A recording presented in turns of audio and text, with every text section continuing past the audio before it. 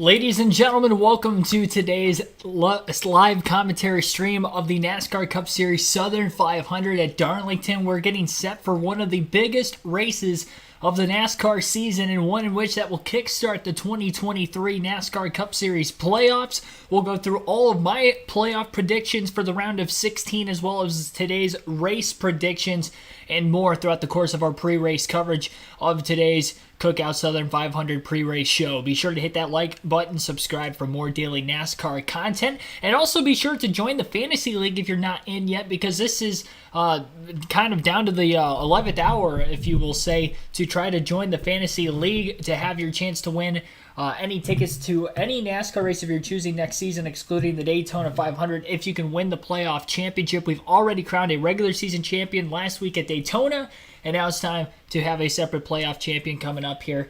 And we'll see if Inside Uranus could get the sweep this season as well by winning both the regular season and the playoff championship. So, again, all those predictions and more coming up over the course of the stream. As far as the Fantasy League goes, you can go to the NASCAR mobile app or website. There should be a quick links tab on the NASCAR.com website where it says Fantasy Live. There will be 3 bars at the top left-hand corner of the NASCAR mobile app, and you could also click on that. There will be a Fantasy Live tab to click on. Sign up with your email. It's free to join, and you'll want to search for KRC League when you're going to join a league. I'll put it in the chat real quick. KRC in all caps, space, and then a capital L on league. So that is what you're going to want to join there. But yeah, it should be a fun race today. Very interesting Xfinity Series race yesterday at Darlington, and Darlington usually doesn't disappoint, especially in recent years, no matter the series that races here. So I'm sure we're going to have a pretty fun 500 miles of action throughout this evening's race, starting in the daytime, ending in the night, per usual for the Labor Day weekend events. Before we get into the actual race predictions, I think we're going to go through the playoff predictions first. So, with that being said, there's a NASCAR playoff grid challenge. I'm literally going to fill this out as we go, but I'm going to make it kind of quick with my points, and we're going to go round by round. So then when we get to the first race of the next round at Texas, I'll have my predictions for that, for the round of 12, and then the round of 8 at Vegas, and of course the championship 4. So we'll go round by round. So today we're going to break down the round of 16, who I think the 12 drivers will be to advance to the next round. First 3 races of this round, of course, tonight, Southern 500 at Darlington. Next week they will be racing at Kansas, and then a Saturday night Bristol night race for the elimination race of the round of 16, as it has been the last handful of years. We're going to go in driver order here based off of how they are seeded going into the playoffs, 1 through 16. And we'll start off with the more obvious picks that I think will easily be able to make it into the next round. And we're going to start off with the number 1 seed, William Byron. I think Byron, and we'll go Truex for that matter. These are the 2 championship favorites this season. Excuse me. These are the 2 championship favorites this season. Now, William Byron has the most wins this year. Martin Truex Jr. won the regular season championship, so they both have a lot of playoff points, which will carry over for them throughout this round. If we look at the track specifically in this round, the Toyotas have been very, very fast on the intermediate tracks this season, and William Byron was very good at Darlington earlier this year, as that was one of his wins this season. So I do think tonight could be a good night for Byron, for Truex. We'll even throw Denny Hamlin in here too, because he's a Toyota driver, and I think he's got a good chance to make it to the championship 4 right now as well. These are the 3 championship favorites based off of the entire regular season. And again, Kansas is going to be good. Kansas was a track Denny Hamlin won at earlier this year. Martin Truex Jr. Has been very dominant as of pretty much this whole season. Now, I will say Truex cooled off just a little bit from where he was in the middle of the summer over the last several weeks, but he didn't really go into a strong suit of racetracks when you consider the fact that Daytona, he's not a great super speedway racer, and he still got a stage win. And then, obviously, the weeks before that, where we were expecting him to maybe perform a little bit better at like Watkins Glen, Indianapolis, and he just really wasn't there up towards the front. Denny Hamlin was pretty pitiful in the road course races. He doesn't have to worry about a road course this round, so I think he'll be A-okay.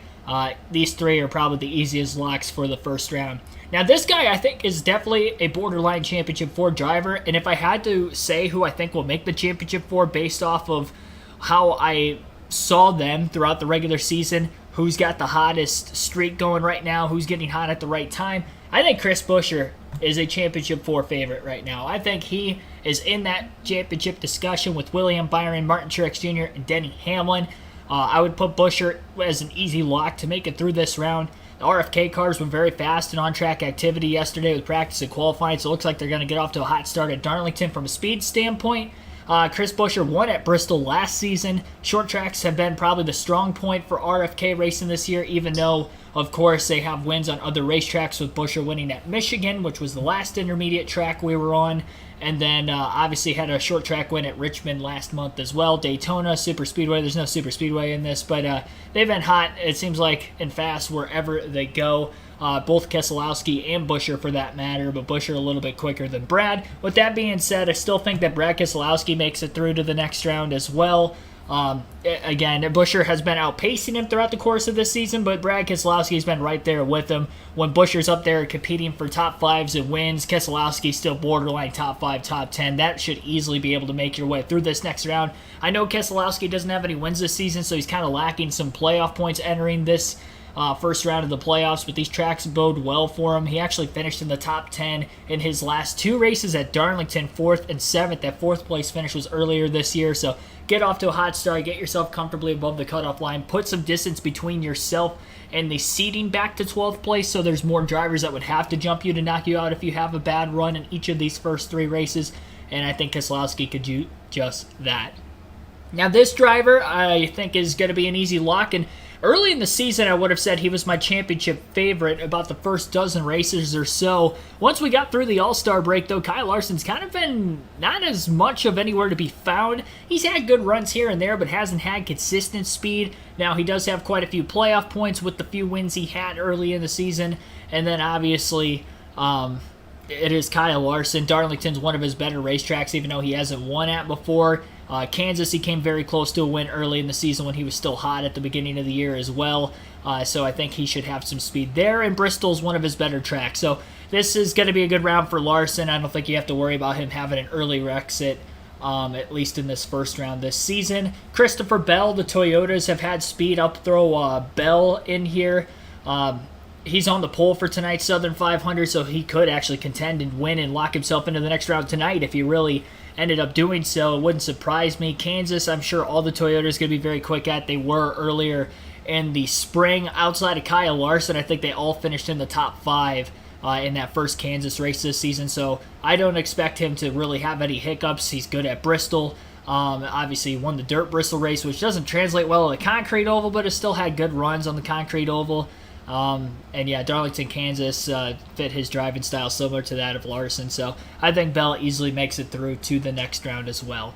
Now, all these other drivers, I will say I'm not as confident about making it to the next round of the playoffs. So this is kind of where I think the tight bubble begins, at least for these first couple races. Now, because I only have 7 absolute locks for this next round, these next 5 could be a lot closer to the cutoff line. They could be maybe 20 points above at the end of the round, but comfortably in because they have so many drivers between themselves and the cutoff line once we get to the end of Bristol in a couple of weeks. We're going to start off with Tyler Reddick. I think Reddick will make it into the next round of the playoffs. Again, the Toyota is very quick on the intermediate tracks this year, and the same goes for Reddick. The thing that scares me with Tyler Reddick is not him, it's his pit crew. His pit crew has been abysmal this year. 2311 in general has been bad with pit stops, and it almost seems like they've been worse with Reddick's team this year than what they have with Bubba Wallace's team. I don't know if that's the same pit crew that Wallace had for most of last year, because Wallace's pit crew last year was really, really terrible. Reddick's has been this year too. You look back to the Nashville race when he dominated the first half of the race, was leading, green flag pit stops. They didn't get the right rear tire on tightly enough, made a mistake there.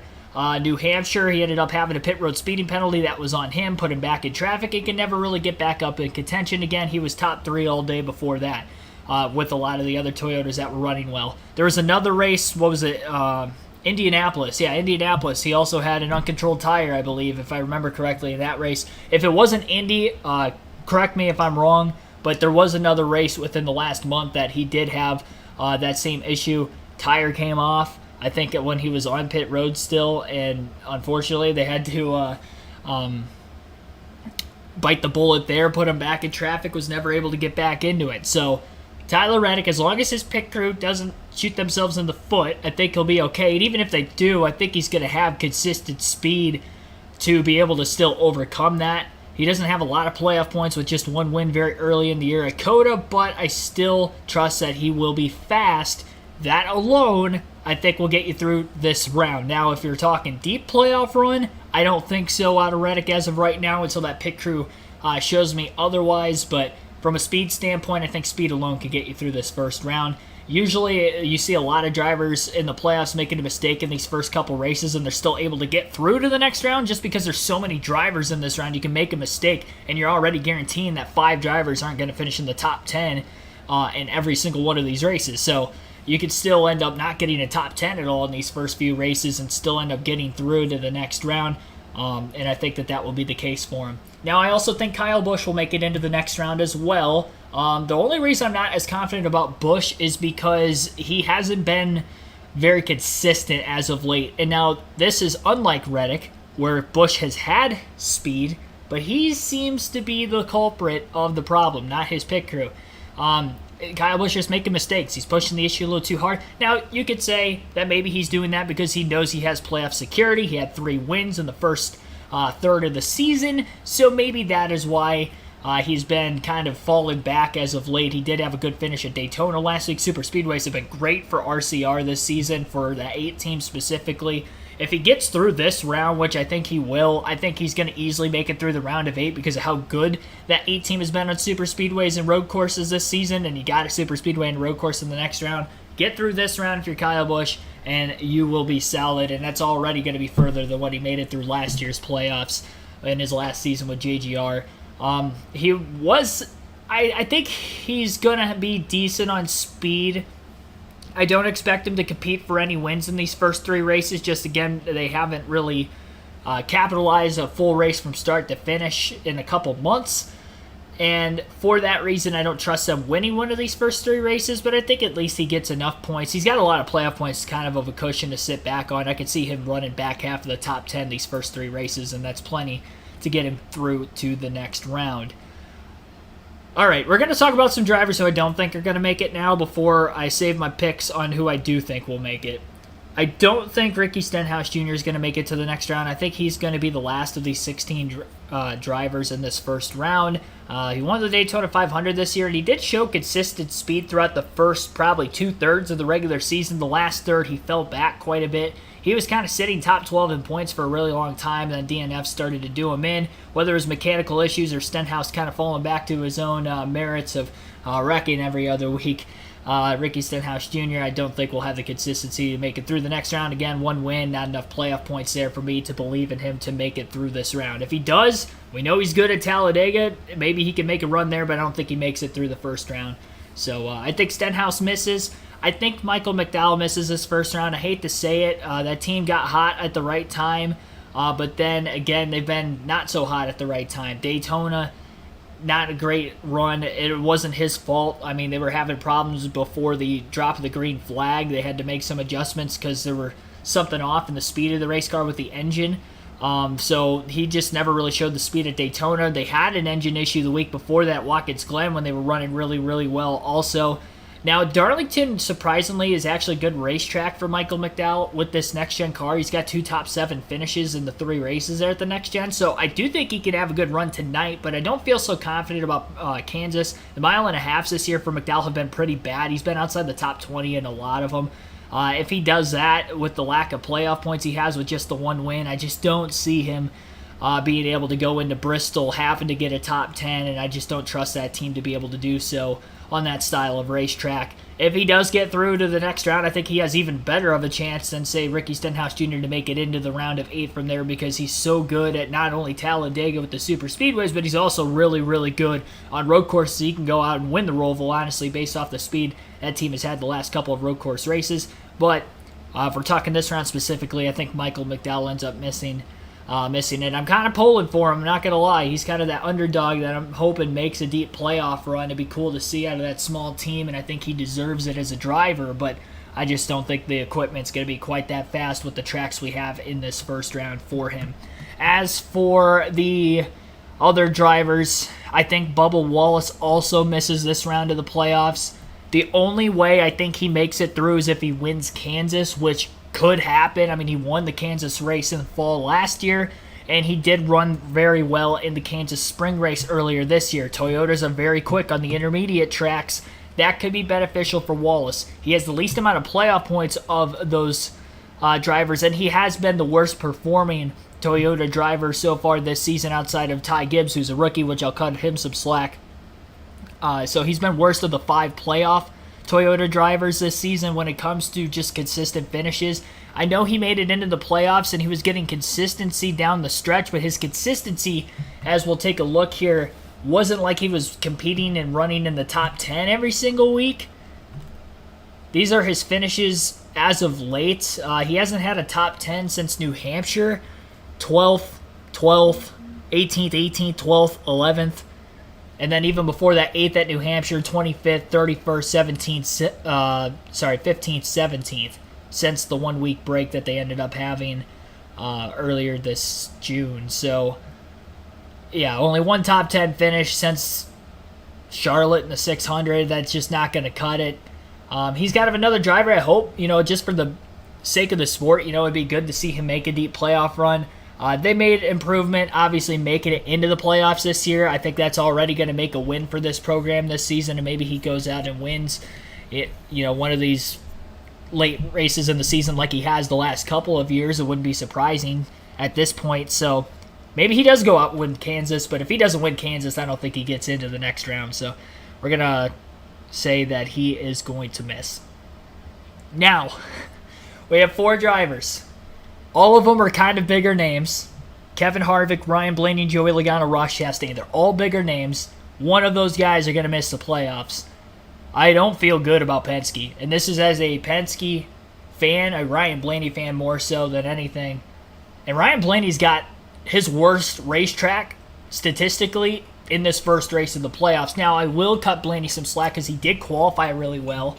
And the first stage is relatively shorter. So with that being said, there is a good chance that he can go out, score a lot of stage points in this first stage, and build himself more of a cushion. He only has 1 win this season, so not a lot of playoff points. Same goes for Logano and really all these guys. All the guys that I still have yet to talk about are lacking playoff points, so they'll be right around each other, I think, for most of these first few races. Penske has not been good on the intermediate tracks this year. Their strong points have been the super speedways, where they've been dominating right there with RFK. I know RFK's got a little bit more speed than those on those tracks, but Penske's like right there behind him. If they get through this round, again, I think that they make it into the round of 8. And that goes for both Logano and Blaney. But they have to get through this round first, and it's going to be a very difficult climb. Now, Ryan Blaney is really good at Bristol. That is the outlier there. He seems to run top 5 there all the time. Whether he finishes the races or not is kind of hit or miss. But if he is up there, that will be one thing. The weird thing with Blaney, he's had more pace than Joey Logano throughout the course of a race, but Logano gets the better finishes, and I think a lot of that has to go to the crew chief of the 22 versus the crew chief of the 12. Remember, Jonathan Hassler, this is his first year crew chiefing in the Cup Series with Ryan Blaney, so that is part of the reason why there hasn't been as much consistency out of that 12 team as what we saw last year when Todd Gordon was crew chiefing Ryan Blaney. Of course, Gordon, the prior crew chief for Logano. Logano won a championship with Paul Wolfe last season, and I think that has gone big for some of those strategy races this season where Logano was running like 15th the whole race and ends up finishing 2nd or 4th in the middle going of the season, and I could see him honestly doing that again over the next few races just because that team knows how to get it done. Logano is probably one of the more clutch drivers in the sport of the current crop of NASCAR drivers we have. So I'm going to say Joey Logano makes it to the next round. We're going to hold off on Ryan Blaney for one quick second. We'll talk about the other 4 driver real quick, Kevin Harvick. And we'll just kind of compare the 3 stats of these other drivers that we still have left. I got Bubba Wallace's stats on right now. I already said he wasn't going to make it. So we'll compare the 3 stats of these drivers. How did they perform in recently, and how have they performed on tracks similar to that of what we have in this round. So for Ryan Blaney, consistency hasn't really been there. He's only had 3 top 10 finishes since that 1 week break back in June. Those 3 finishes were 9th at Watkins Glen, 9th at Michigan, and 9th at Atlanta. That's a super speedway, a road course, which we don't have any of in this round. and one intermediate track at Michigan. But I was there that day, and he didn't run that well. He had a strategy call that he and Harvick stayed out late, and that's how they got good finishes in that race, because otherwise they probably both would have finished like 15th on back. Which is so strange, because the intermediate tracks before that break, Blaney was good. 6th at Gateway, 1st in the 600, 9th at Darlington earlier this year, even though it's not a good track for him, 3rd at Dover. He was having good finishes on intermediate tracks, and then something happened in the middle going into the season where he wasn't getting good finishes. Now, he was outpacing Logano in those races and scoring stage points. Logano wasn't, but Logano was getting the finishes and the 12 wasn't. You have to get finishes this point in the season. You got to get stage points and finishes. Primarily in this first round, you have to get finishes. So we'll hold off on Blaney. And now we'll take a look at Kevin Harvick, who I'm sure a lot of people are probably pulling for to make a deep playoff run with this being his final season in the Cup Series. We know SHR has not been good, but Kevin Harvick has been the outlier in that. 9th at Daytona last week was a top 10. 8th at Michigan, I mentioned he was basically on the same strategy as Ryan Blaney there, so that'll cancel out. 10th at Richmond, 4th at Pocono, 4th at New Hampshire. So as you can see, since New Hampshire, Kevin Harvick's been pretty consistent. The only races he's finished outside the top 10 were road courses at Watkins Glen and Indy. He's not a good road course racer, especially with this next-gen car that's been statistically proven. So I think Kevin Harvick should have the consistency to make it through this first round, just based off of those finishes. Darlington earlier this season for him was pretty good. He finished 2nd. So yeah, I think Harvick's an easy lock. 11th should be good enough to make it through the next round. Kansas, if he does that again, and Bristol he is pretty good at as well. So I am going to say Kevin Harvick makes it through to the next round of the playoffs. So we are talking a toss-up between Ryan Blaney and Ross Chastain. We've looked at Blaney's stats. We have to look at Ross Chastain's stats next. Chastain, much like Blaney, was very good first third of the season, and then the wheels fell off the wagon, so to speak. I don't know what happened. It was weird. It's like Blaney had that win in the 600, went downhill after that. Chastain got the win at Nashville, went downhill after that. They've had such a similar summer stretch of the season. We look at that win at Nashville. He had every finish since Nashville for Chastain: 22nd, 35th, 23rd, 13th, 24th, 7th at Michigan. Same with Blaney, kind of consistent there. And he did have a little bit more speed at Michigan than Blaney did, but 17th at Indy, 18th at Watkins Glen, 17th. He only has one top 15 finish since he won at Nashville this season. He had speed at Darlington earlier this year, but he does not have speed this weekend. We've seen Trackhouse racing this summer, whether it's the 99-1 or both, when they practice and qualify outside the top 20, they pretty much stay there the whole race. And I think that'll be the case for Chastain this weekend. He was 23rd in practice and qualified 27th. That ain't going to cut it. Or maybe vice versa. He qualified 23rd, was 27th in practice. Whatever the case, it's not going to go well for him. No chance it's going to go well for him in this race. Kansas, he finished 5th this year, but that team just hasn't had the same consistency, much like Blaney. So, from a consistency standpoint, I think I'm going to have to go Ryan Blaney over Ross Chastain and say Chastain misses. He made the championship 4 a season ago, but it just hasn't been the same Chastain. It hasn't been the same Blaney either. But Blaney's stats are a little bit better over the last couple of months than Chastain, and that little bit I think is going to be the edge he needs to get in. So that's my playoff prediction. I got Byron, Truex, Hamlin, Buescher. Keselowski, Larson, and Bell are absolute locks, and then kind of those bubble drivers who I think will make it below them: Reddick, Busch, Logano, Harvick, Blaney. So here we go. That is my round of 12. I got to save that, by the way. Save picks. Congratulations, your predictions are in. Okay, so that is my predictions. See what it looks like in the chat if you guys agree with me. Does Chastain or Blaney get more cheers during driver intros? It depends where you're at. When I went to Phoenix last year after the championship 4, when Chastain had that wall ride at Martinsville, Chastain was like almost up there with Chase Elliott as far as cheers. But then the couple races I've been to this year, it's kind of gone like back to normal for Chastain, where he gets cheers for the most part. I think kind of the run-ins he had with popular drivers has kind of diminished that a little bit. So Blaney usually gets more cheers.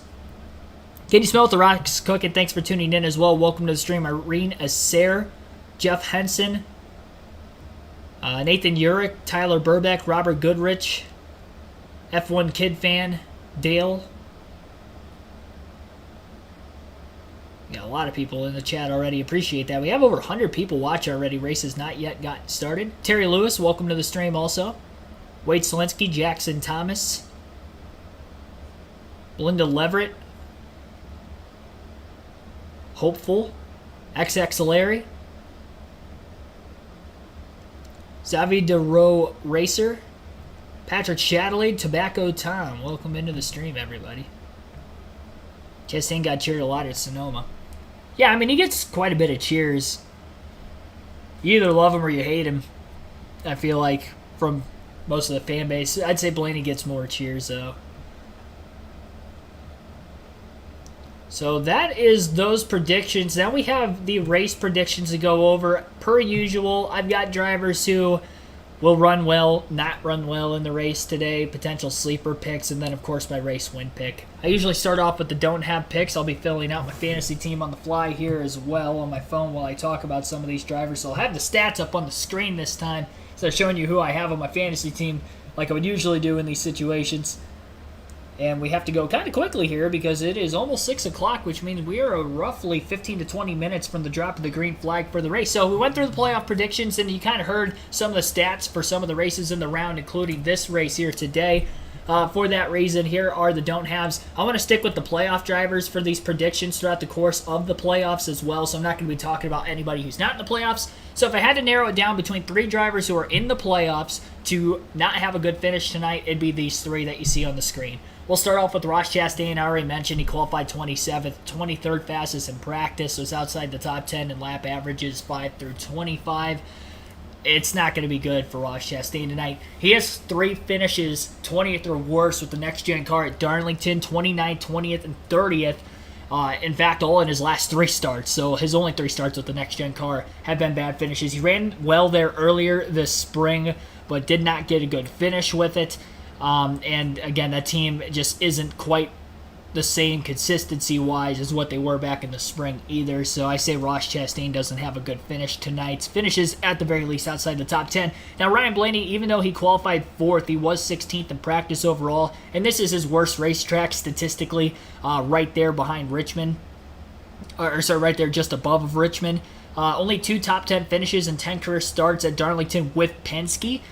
So I'm not going to count the Wood Brothers starts he had very early in his career, but yeah, the last 10 starts, though, with Penske, only 2 top 10 finishes. Now, that does include a 9th place finish earlier this season, but again, much like Chastain, 12 team just hasn't had the same consistency they did early in the season when they were competing for wins, winning a race on an intermediate track versus where they've been on intermediate tracks and other tracks since then. Kyle Busch hasn't had that great of luck over the last several weeks. Most of it is because of his own doing. They did go under power at Indianapolis, a race where Busch did make a mistake, had an engine issue while running in the top 5. That's unfortunate, but Busch has gotten into accidents on a lot of the ovals in recent races that he has been trying to just push a little bit too hard. Can't afford to do that in the playoffs. This is definitely not a track to push the boundaries at all. It's already the track too tough to tame as it is. And he wasn't that great yesterday in on-track activity. He qualified 11th, 15th in practice. Now, he's going to be, I think, the closest of these 3 drivers to get a top 10 finish, so I wouldn't be surprised if he was running basically 8th to 13th the whole race. But if I had to flip the coin and choose what side it landed on, I would land on the side that Kyle Busch is not going to finish in the top 10. So that is my don't have predictions for this weekend. Kyle Busch, Ryan Blaney, Ross Chastain, I have finishing outside the top 10. Sleeper picks for this weekend, again, based off playoff drivers. We're going to have Tyler Reddick up there. The Toyotas have been very fast on the intermediate tracks. Again, I know I already mentioned some of this stuff, but I had to go through the playoff predictions as well as this, so you might hear me reiterate myself a couple times. Toyotas have been very good on the intermediate tracks. Tyler Reddick last year, even though it wasn't with the team he's racing with now, is with RCR, finished 3rd and 2nd in both Darlington races, including 3rd in the Southern 500, and qualified 3rd for today's race, so he's starting up towards the front of the field, 12th in practice, so a little bit outside the top 10, kind of similar to that of Kyle Busch, but overall I would trust the Toyotas more so than RCR, specifically at Darlington, so I think Tyler Reddick's a good sleeper pick. I think he gets a top 10 finish at the end of the day. I don't think he gets anything special. I don't think he's going to compete for the win, but maybe under the right circumstances, right strategy calls, he could be there late. If you're up towards the front, you get yourself in contention to do something like that, more power to you. Michael McDowell, I think, is a sleeper pick for tonight. Now, I know I don't have him making it through to the next round, but I think this will be his best race and his best finish of the round. He actually qualified 9th and was second fastest in practice. Darlington has been good for McDowell with the next-gen car. He finished 6th and 7th in both races here in 2022, including 6th in the Southern 500 last fall. So, with that being said, I got Michael McDowell getting a top 10 finish. His lap averages were pretty quick, specifically on the short run versus the long run. If we do have a lot of long runs in today's race, maybe that could hurt McDowell. I don't think he's going to be up there competing for a win per se, but 6th, 7th place finish I think could be a solid day for him, especially for that organization, and I would not be surprised if he is above the cutoff line going into the next round of the playoffs. As for the must-have predictions for this weekend, we've got both RFK Fords on here. They've been hot as of late. How could you not have them on here? When you consider their track success individually at Darlington as well, you have to have them on this list also. As for Chris Buescher, he has 3 top 10 finishes in his last 5 Darlington starts. He qualified 8th for today's race and was 13th in practice. I don't think he competes for a win in today's race like he has the last several weeks, but I do think he has a solid finish and runs in the back half of the top 10 throughout the course of the day. And that is probably going to be basically the same expectations I have for his teammate, Brad Keselowski. Keselowski was 4th and 7th last year in both his Darlington starts, in his last 2 Darlington starts, 4th earlier this season, and then 7th in the Southern 500 last year. This team overall is just a lot better than what they were both last season and early this year. Again, they're on fire right now. Qualified in the 5th place position today, 10th in practice. I think he has a better shot of winning the race today than Chris Buescher, but I do think that both of them will not win the race, but have solid runs at the very least. I'm guaranteeing top 10 finishes for both those Fords. Must-have picks for today's race continue on. We'll talk about Kyle Larson. Anytime we come to Darlington, I always consider Kyle Larson one of the favorites. I know he doesn't look quite as fast based off of the on-track activity yesterday. He qualified 18th, but he was 7th in practice, and his lap averages were pretty good in practice as well, both short and long runs, so I would not be shocked if he's up there in contention. I could see him basically running today's race similar to that of yesterday's Xfinity race, where he was like 2nd, 3rd, 4th for most of the race. I don't think he's going to be the fastest car, but under the right circumstances, late race restarts, he could be up in contention late in this one. He has led 712 laps combined over his last 9 Darlington starts. He has 5 top 3 finishes in those last 9 starts at the Lady in Black as well, so look out for Kyle Larson today. Solid pick for your fantasy lineups, and this is the guy I have picked to win the race today. Easy pick for me at least. If it's not him, I think one of the other Toyotas will win just because overall they'll have a lot of speed, but I'm going to go with Denny Hamlin. This is only the second time I picked Hamlin to win a race this year. The first one was Kansas in the spring. Well, he won that one. The guy he had to beat, Kyle Larson. Who else did I have in the must-have pick today along with Denny Hamlin? Kyle Larson. Picking Denny Hamlin in today's race. He won the Xfinity race yesterday. I think he goes and gets the sweep. I predicted him to win the race yesterday. Predicted him to double down with a win today. Starts in the 2nd place position. Was 8th fastest in practice. I think noticeably he had probably the best lap averages of anybody in practice yesterday. Both short run and long run combined. He had the 2nd fastest 5-lap average. The 3rd fastest 10-lap average. In the middle of the run, 15 and 20 lap averages, 7th and 5th, 7th for 25, and then at the end of a 30-lap stint, he was back up to 2nd on the grid once again. So, with that being said, I got the Denny Hamlin. I was going to say Mr. Darlington himself. He has won 4 Cup races here. He has not won a Cup race with the next-gen car here of the 3 that we've had. His last win was the 2021 Southern 500. He's a 3-time Southern 500 winner. And then again, had one of those COVID race wins at Darlington in 2020 as well. One of those shorter races, the rain short race, in fact, but he was up front for most of that one. 10 times he's finished in the top 5 in his last 16 Darlington starts. So if he's not getting the win, he's getting really solid finishes. He will definitely be in contention all day.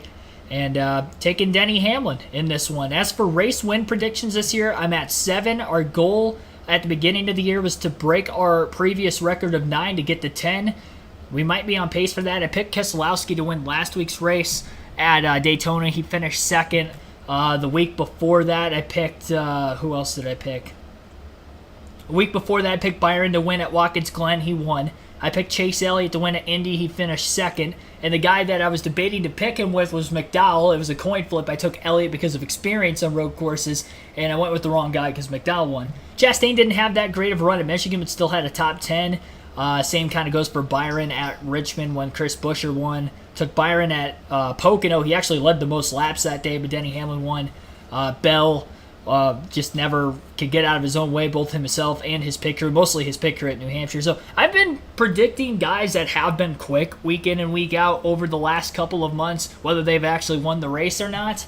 So I do feel very confident that Denny Hamlin should have a solid run today. I think there's only been 5 times this season I've predicted somebody to win a race and they didn't finish in the top 10, and only 3 times that they actually finished, 3 more times than that, that they finish outside the top 5. So I do think Hamlin is going to easily be up in contention for most of the day if he doesn't win. Like I said, if he doesn't win, I could see somebody like a Truex winning or a Bell who's on the pole, winning the race. Another Toyota driver, if Reddick's got similar speed again today, maybe he goes out and wins it. He finished top 3 both races here last season. So if he gets beat, I think it's going to be by one of his Toyota teammates. So that is that. I'll pull the chat up, see what you guys think. Lovey Barkley, thanks for tuning in. He's hoping it's Truex getting the win. Byron won Darlington. Yeah, Byron did win Darlington earlier this year. Maybe he can go out and win it again. I still lean towards Toyota, though. But he's probably the favorite non-Toyota to win the race.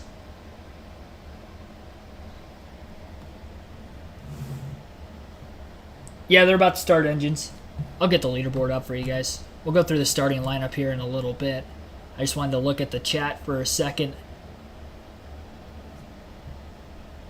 I still got to get my fantasy team in. I'll leave the chat up for a quick second so I can kind of glance back and forth. Dark Crypto, thanks for tuning in. Who's ready for some racing? I know I'm ready. Next question is, are you guys ready? Also, for the playoffs in the fantasy league, you can only take the same driver up to 5 times. So you might want to be leery of that.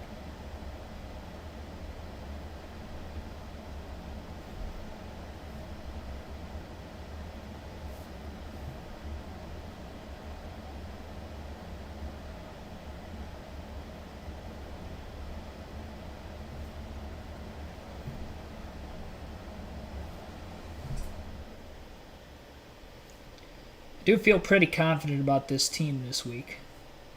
First week, so you got all the starts for everybody again.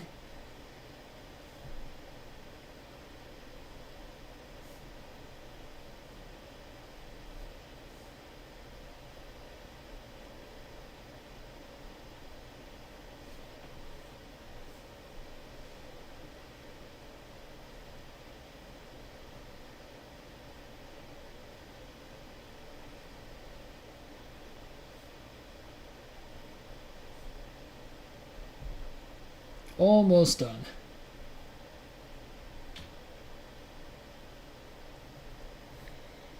Anthony Prey, thanks for tuning in. Another Truex fan in the chat. Toyotas provide a lot more support in terms of staff than any other manufacturer. That's why they're competitive. I think just they're competitive from top to bottom compared to any other manufacturer. I think a lot of it has to do with how few teams there are, so they're able to put more focus into just like 6 cars every week versus putting more focus into, like a third of the field with the Chevys and the Fords, over a third of the field, Chevys and the Fords. And there's more Chevys than anything else. That's why outside of Hendrick Motorsports, last year you saw them competing very well as a whole from top to bottom. But this year it's pretty much just been HMS, and specifically just basically the 24 and the 5 for most of the year. And even the 5 has kind of been lackluster over the last couple of months. But the 24 still had speed.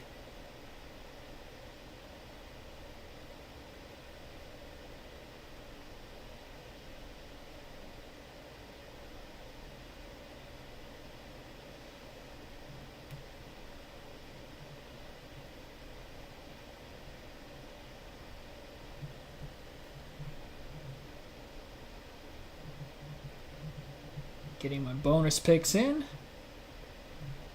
All right. Got that to go. Now I got to get the race up on my phone. Yep, engines just started. Legacy Motor Club going to Toyota next year. Yeah, and they'll only have 8 cars still, even with those two. So I can understand why it would be a good move as an organization to do that. Surprised nobody else had, made the change earlier, to be completely honest, considering there were only a few of them. I think teams were scared because of what they saw with, getting help from Joe Gibbs Racing with Furniture Row having to shut down, and they were probably scared that they were going to get ran out of business. So I can understand why there was some hesitancy there, but Jimmy Johnson, Richard Petty, they ain't going to get ran out of business. They'll have the funding. Susan Greenland, thanks for tuning in also. Kathy Smith, welcome to the stream.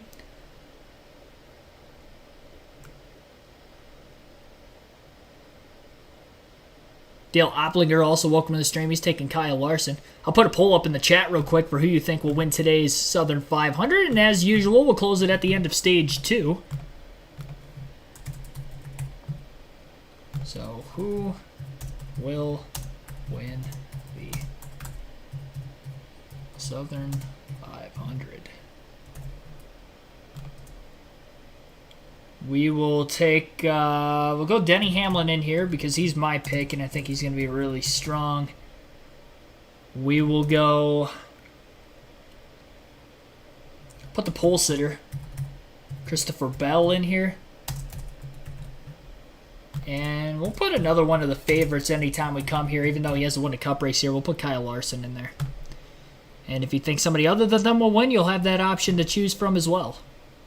Patty Rumney Creations, welcome into the stream also. Hamlin is not my favorite driver, but I wouldn't mind seeing him win a championship.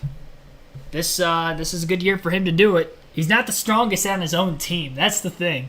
It's like he's a championship favorite, but he's not even the best guy at his own team this year. Truex has been that good. 150 people watching. Our goal is 150 likes for these live commentary streams for the Cup Series. We didn't get to our goal of the Xfinity Series yesterday, so let's try to get that to 200 today and kind of make up for yesterday not hitting our goal. So we'll up it. 200 likes is our goal for today's stream. David Farmer, thanks for tuning in also. And he's taking Kyle Busch. Sean Murphy, welcome to the stream. Yeah, we had like 200 people watching yesterday. We didn't even get to 100 likes. That was concurrent viewers. That wasn't total. I think total we ended up with a couple thousand. We're over not 100,000. We're over 1,000 views total already as well. So again, appreciate everybody that has already tuned in. So we'll take a look at that playoff grid. I know we dissected the playoffs in general already, but of who I think will make it to the next round. But this is the way of the standings to start things off. So we'll rank this real quick. Number 1 seed, it's kind of a tie between William Byron, Martin Truex Jr. for the most playoff points, each having 36 apiece. Truex, of course, winning the regular season championship, but Byron does have the most wins by 2, with 5 wins on the season to Truex's 3. As far as other drivers with high playoff points, Denny Hamlin, who finished second in the regular season standings, also finished with 2 wins, and he did have 5 stage wins as well. Also, Byron and Truex also have the most stage wins this year. Byron with 8 stage wins, Truex with 6. But Hamlin right there behind him. 25 playoff points for him, 21 playoff points for Chris Buescher, all basically within the last few weeks, getting 3 race wins in the last 5 races of the regular season. We'll see if he keeps that hot streak alive today. 19 points to the good, or 19 playoff points, for Kyle Busch. He'll be the number 5 seed. Kyle Larson, also with 2 wins on the season, is coming in as the number 6 seed. And then everybody else behind him in the points all have 1 win. Only 1 driver starts above the playoff cutoff line without a win, and that would be Brad Keselowski. So Bell with 1 win with 14 playoff points, 11 playoff points for Chastain, 10 for Keselowski based off of his 4 stage wins, and then finishing 6th in the regular season standings, so that's where he gets those 10. 9 playoff points for Reddick with 1 win on the year, and 4 stage wins. 3 stage wins apiece for both the Penske cars of Logano and Blaney, also with 1 race win, tying themselves with 8 wins overall. They both finished, I think, outside the top 10 in the regular season standings, so their only playoff points were based off the 3 stage wins they had early in the year and each of their 1 race wins early in the season. 4 drivers below the cutoff line to start, minus 1 point, Michael McDowell. Qualified top 10 today, we'll see what he can do. Ricky Stenhouse Jr., minus 3 points. Kevin Harvick, minus 4 points. And Bubba Wallace, the only playoff driver with no playoff points, no stage wins, and did not finish top 10 in the regular season standings. No race wins, obviously, either. So he is minus 8 points. So this first round, he's not down by much. As we get deeper into the playoffs, if he can't get any wins here these first few races and keeps advancing, that differential will be more and more race by race. Pull up the leaderboard now, and we'll go through the starting lineup for today's Cookout Southern 500.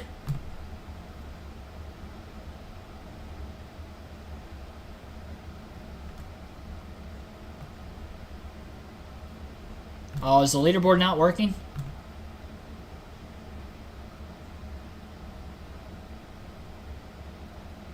No, it is. Okay. I was just on the wrong page. I got scared for a second. We've had that a few times this year.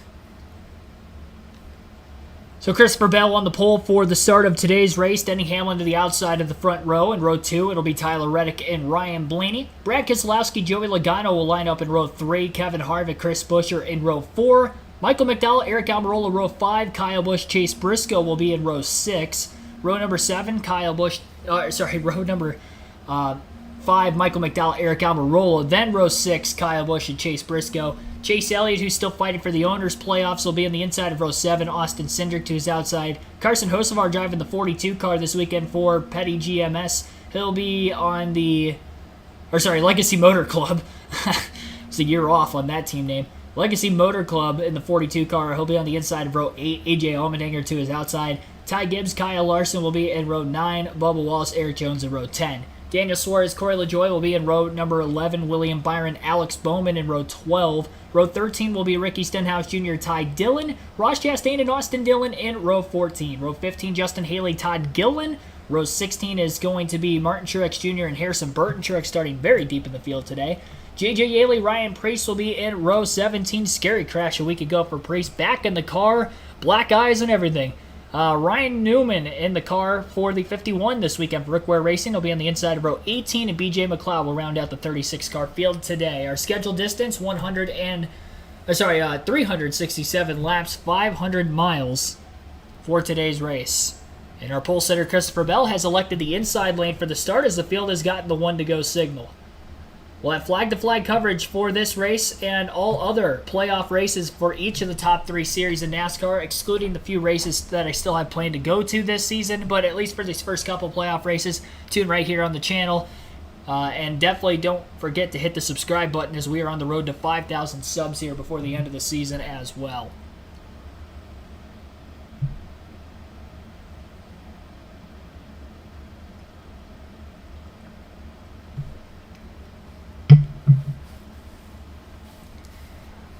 Willie Bowen, thanks for tuning in. Mike George, welcome to the stream also. Stage splits will be 115 in the first 2 stages and 137 laps in the final stage. So each of the stages is actually pretty even in length. Different from the spring race, where the spring race was 100 miles shorter of a distance, and the first stage was also very short compared to the other 2 stages. Fuel window 70 to 75 laps, and the pit road speed is 45 miles per hour, but because of the tire fall off, I'd imagine that most of these teams will be pitting twice per stage, and maybe even 3 times in the final stage, with that being just a slight bit longer in length. Of course, depending on how the cautions play out, they'll probably be pitting every single caution, but under green flag conditions, we can expect them to at least pit twice in the stages as well. About a second of fall off per 6 laps in the Xfinity race yesterday. We'll see similar fall offs with these tires for the Cup race as well. Just getting off of pit road after checking some pit road speeds and times through those scoring loops. Making sure that all their tachometers are equipped and ready to go. Thought they got the one-to-go signal already, but I guess not. I do believe Bell will still take the inside lane for the front row. If not, I will tell you guys otherwise. The race tonight is also on the USA Network. For anybody wondering where you can watch the race, each of the round of 16 playoff races will be on the USA Network this season. So they will get the one-to-go signal this time by. Track's going to change quite a bit. The only other race that's similar to this in long length and starting in the day, ending in the night, is the Coke 600. on Memorial Day weekend, and here on this Labor Day weekend, we will be seeing very similar day-to-night change.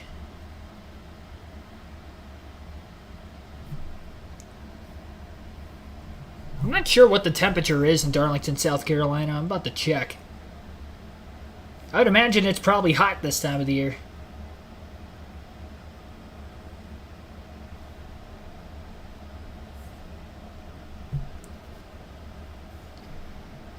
"88 degrees, feel like temperature 91. Darlington, South Carolina. So it is going to be a hot start, both in and out of the race cars. Drivers are probably already baking and just want to get this race started. But it will cool off a little bit into the night, and that may create some even more treacherous track conditions with an already slick racetrack for about the first third or so of this race until the nighttime skies come upon us. 16 drivers, 10 races, and we will crown one champion over the next month and a half. 2.5 months, I should say. Which one of them will it be?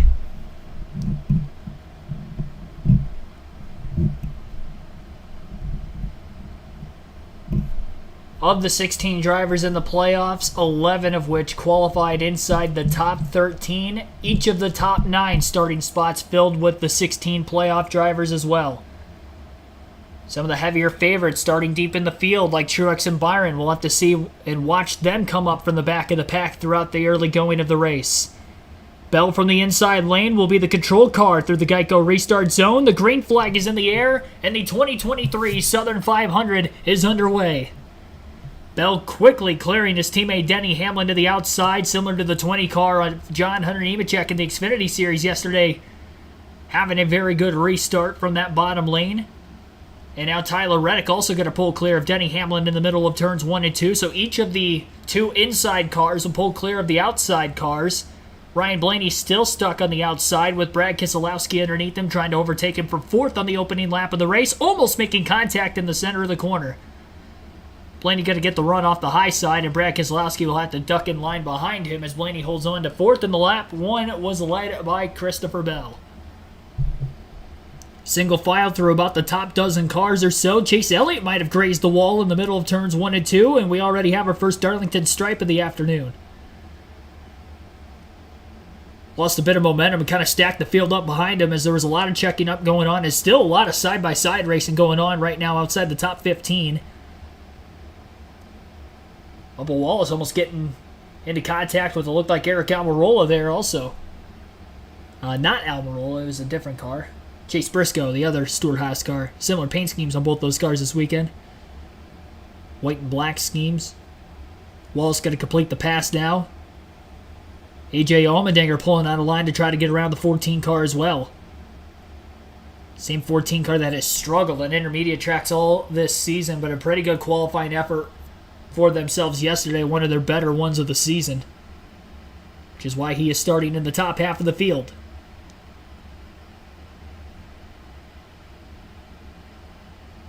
Will Joy with a big slide as he drives it in deep in turns 1 and 2, battling the defending Southern 500 winner Eric Jones to his outside. That battle goes on for the 19th place position in the middle of the pack. Daniel Suarez and William Byron trapped in line single file behind those 2 cars. And still single file for the most part as they work their way off turn 4 on lap 5 for about the top 10 positions. Then you go back to AJ Allmendinger and Ty Gibbs, and they're side by side for the 15th place spot. Gibbs, who barely missed the playoffs on points, still trying to have a strong finish to his rookie campaign. Technically, he would already have the Rookie of the Year locked up with Gragson out for the remainder of the season, or at least for the indefinite future following his suspension a couple weeks ago.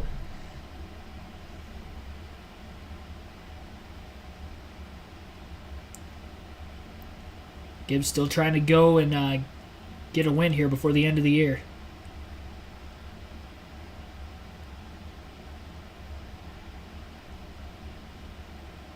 Contact and nearly into the wall was the 42 of Carson Hocevar.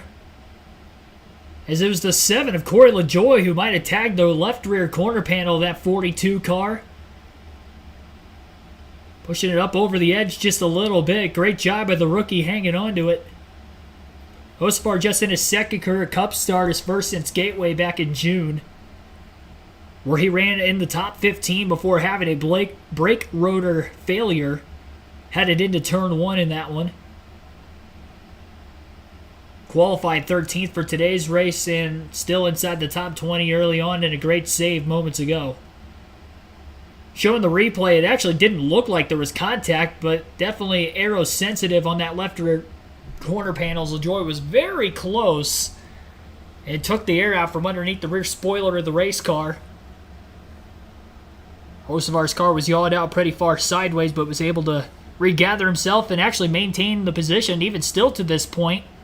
On lap 8, he remains in front of LaJoie. Hocevar still battling for the Truck Series Championship as well. 5 races to go on that side of things. Has 3 wins already this year.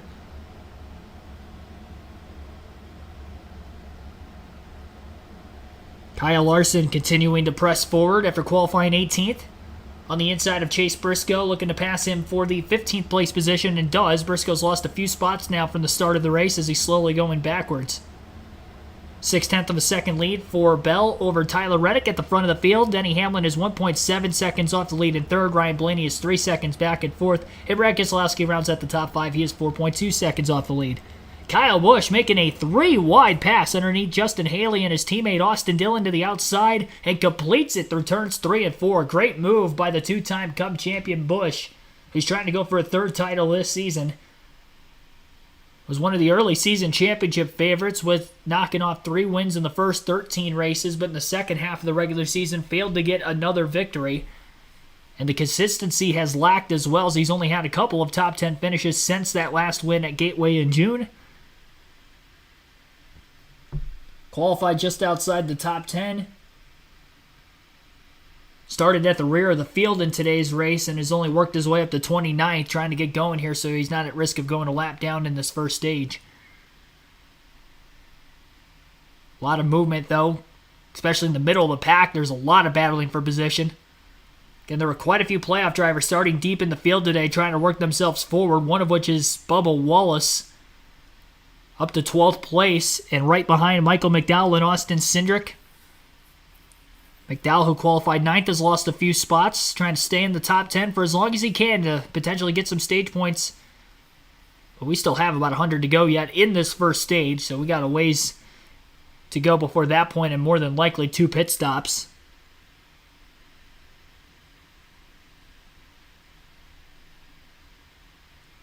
Chase Elliott trying to get himself in contention as well. Now, the 23 team didn't make the owners' playoffs. It was the 9 of Chase Elliott that was able to make it. Not the 9 of Elliott specifically as a driver, but the 9 car, the 9 team, making the owners' playoffs due to the consistency that was ran with Josh Berry filling in for Elliott when he missed 6 consecutive races earlier this season with that snowboarding incident. Was it a skiing incident or snowboard? I think it was skiing incident. He was in the snow when he got hurt. That's all we know. That we know for a fact. And Corey LaJoie also running 1 race at Gateway. For Chase Elliott, who was suspended also for 1 race following an incident with Denny Hamlin on the front stretch in the Coke 600. No Chevys in the top dozen in the field right now. All Toyotas and Blue Ovals filling out the top 10 currently, as they are under the first commercial break of the race. We'll go through the full field running order rundown on lap 13 as Christopher Bell has now a 1-second lead over Tyler Reddick. Denny Hamlin's 3rd. Ryan Blaney, the highest running Ford, in 4th. Brad Keselowski 5th. Joey Logano 6th. Kevin Harvick 7th. Chris Buescher in 8th. Eric Almirola 9th. And Austin Cindric rounds out the top 10. Michael McDowell in 11th. Bubba Wallace in 12th. Kyle Larson in 13th. Chase Elliott 14th. Ty Gibbs 15th. Chase Briscoe in 16th, AJ Allmendinger 17th, Carson Hocevar 18th, Corey LaJoie 19th, and Eric Jones is 20th. Daniel Suarez in 21st, William Byron 22nd, Ross Chastain is actually making that Alex Bowman now up to 23rd, Ross Chastain back to 24th, Martin Truex Jr. at 25th, Ty Dillon 26th, Kyle Busch 27th, Ricky Stenhouse Jr. 28th, Justin Haley 29th, Harrison Burton is 30th, Ty Gilliland at 31st, Austin Dillon 32nd, 33rd, Ryan Preece, BJ McLeod 34th, Ryan Newman 35th, and JJ Yaley rounds out the 36-car field. And through the first 15 laps, every car is still on the lead lap. Zachary Wall, thanks for tuning into the stream. And thanks for everybody who has been watching throughout the course of our pre-race and now in the early going of the actual race itself. Silent Al Scribe, welcome to the stream as well. I'll let you guys listen into some of the USA Network broadcasts when they come back from the commercial break here in the early going of Stage 1. You're listening live on KRC, the YouTube channel. Be sure to like and subscribe if you have not done so yet.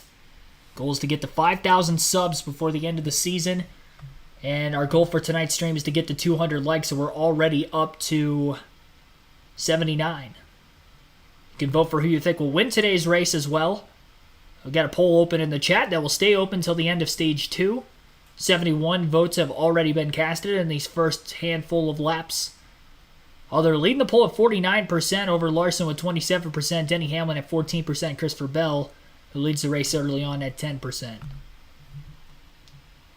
Download for free and start using it today. We'll get ready to turn heads in 2024 Ford Mustang GT Premium Fastback with Performance Package. Scan the QR code now, or you can visit NASCAR.com/Ford Playoffs promo to enter for your chance to win. Ford's had a great qualifying effort. Of the top 11, 8 of those driving the Blue Oval. Yeah, they were great last week at Daytona Super Speedway. We have seen that before, and I didn't predict it. And, a tip of the hat to Ford. We had talked a lot about not being where you need to be and trying to find speed. We throw those around like it's easy. It is an absolute grind. And for a manufacturer to find speed when everybody's bringing their best in the playoffs, it's an impressive time to do it. But what we kind of saw at Daytona was the Fords were fast on the new tire and a late, colder racetrack. As the tire wore, the Toyotas got better. And when the handling came into play, it seems like Ford still has a little work to do with those cars. And you're seeing it again right here with 3 Toyotas out front. The Fords are behind. A little more work there, but they have made some huge gains in the last 6 races. You see Truex, Kyle Busch right here. They both started in the back of the pack. Truex has gotten up to 24th. Kyle Busch up to 25th. Remember the 19 of Martin Truex way loose in qualifying. Almost hit the wall in turn number 1. So after he saved it, gathered back up, he knew he was going to start in the back. Talked to James Small, his crew chief, about how they would set him up to start the race. And Steve, you know this. You got to set him up a little free so he can work through traffic. He'll be expecting some mid-race adjustments if he gets out front in clean air eventually. Absolutely, Dave. You got to have the car turn. You can't just be sitting there waiting for the front tires to work. We talk about, hey, what's the goal for the guys in the back? 115-lap stage. And this is going to sound silly when you're talking about Busch and Truex, but I think it's lead lap.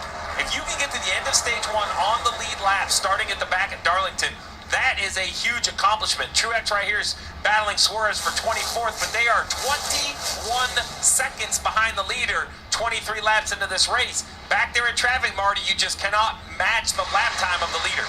Yeah, Kyle Busch in a very similar situation, except his contact with the wall happened in practice, so they knew they could get it fixed before qualifying, and they wanted the pit stall selection. Qualified well, got the great pit stall, but had to start all the way in the back. But I talked to Randall Burnett and Kyle Busch this morning. They felt very confident, though, about the speed in the car, especially the long-run speed for Kyle Busch, who only has 1 Darlington win. But Steve, from atop the pit box, I'll go back to you and say, hey, are there any plays in the playbook for Randall Burnett and maybe some of the other guys who are quick to play tonight to be able to get some track position here at Darlington? Well, I mentioned earlier that your fuel window is well over your tire window, so let's talk about this. It's a 115-lap stage. If you pit just once, you would run to maybe lap 55 or 57. Now, math would say you want to pit a couple times, so you probably come mid to late 30s, mid to late 70s. The big question is risk versus reward. A couple pit stops makes your car drive better. You have fresher tires for more of the run. The negative is during that pit cycle, you perhaps could be a lap down here or there. So to answer your question, Marty, I do think there are options, but if you are making headway, you don't want to ruin the first race of the playoffs by being aggressive early. Kim, what about former champion Brad Keselowski? How's he doing? Well, this race is challenging for a lot of reasons. We talk about 500 miles at Darlington that start when the sun is out and end in the nighttime. So what does that mean? That means changes to the track, but it also means changes in visibility. Take a listen to what Brad said on his radio. Visibility into 3 is going to be a problem here for a little bit, TJ. So just know that if there's a wreck or something, I'm going to not be able to see it for a while. Yep, I got it, man. So you heard Brad give his spotter TJ Majors a heads up. As the sun continues to set, he's going to need help if there's trouble on the racetrack. And we know sunset, 7:43 is when the meteorologists are telling us when sunset will be here at Darlington Raceway. But that's the view. Look at that. As they go into turn 3, right into the sun. That Toyota onboard giving us that view for Reddick, who's running second right now to Christopher Bell. Once again, your top 10 to this point through the first 27 laps. Christopher Bell has the race lead over Tyler Reddick, who's now cut that gap down just a bit. 0.4 of a second off the lead is Reddick. 1.2 seconds back is Denny Hamlin in third. Ryan Blaney 4.8 seconds off the lead in fourth. Brad Keselowski in fifth place is 5.3 seconds off the lead. In sixth is Joey Logano at 8.7 seconds back. Kevin Harvick in seventh place, 9.3 seconds back. Chris Buescher in 8th place is 10.5 seconds off the lead. 12.8 seconds off the lead is Eric Almirola in 9th, and Kyle Larson now has just cracked the top 10, passing Austin Cindric, and he is 13.6 seconds behind Christopher Bell. Average race speed with no cautions in the early going at 155.53 miles per hour. And the tire fall off, we've seen a lot of it already. About 1.7 seconds slower the last lap for Christopher Bell than his fastest lap of the race, which was dropped of a 29.259 back on lap 2.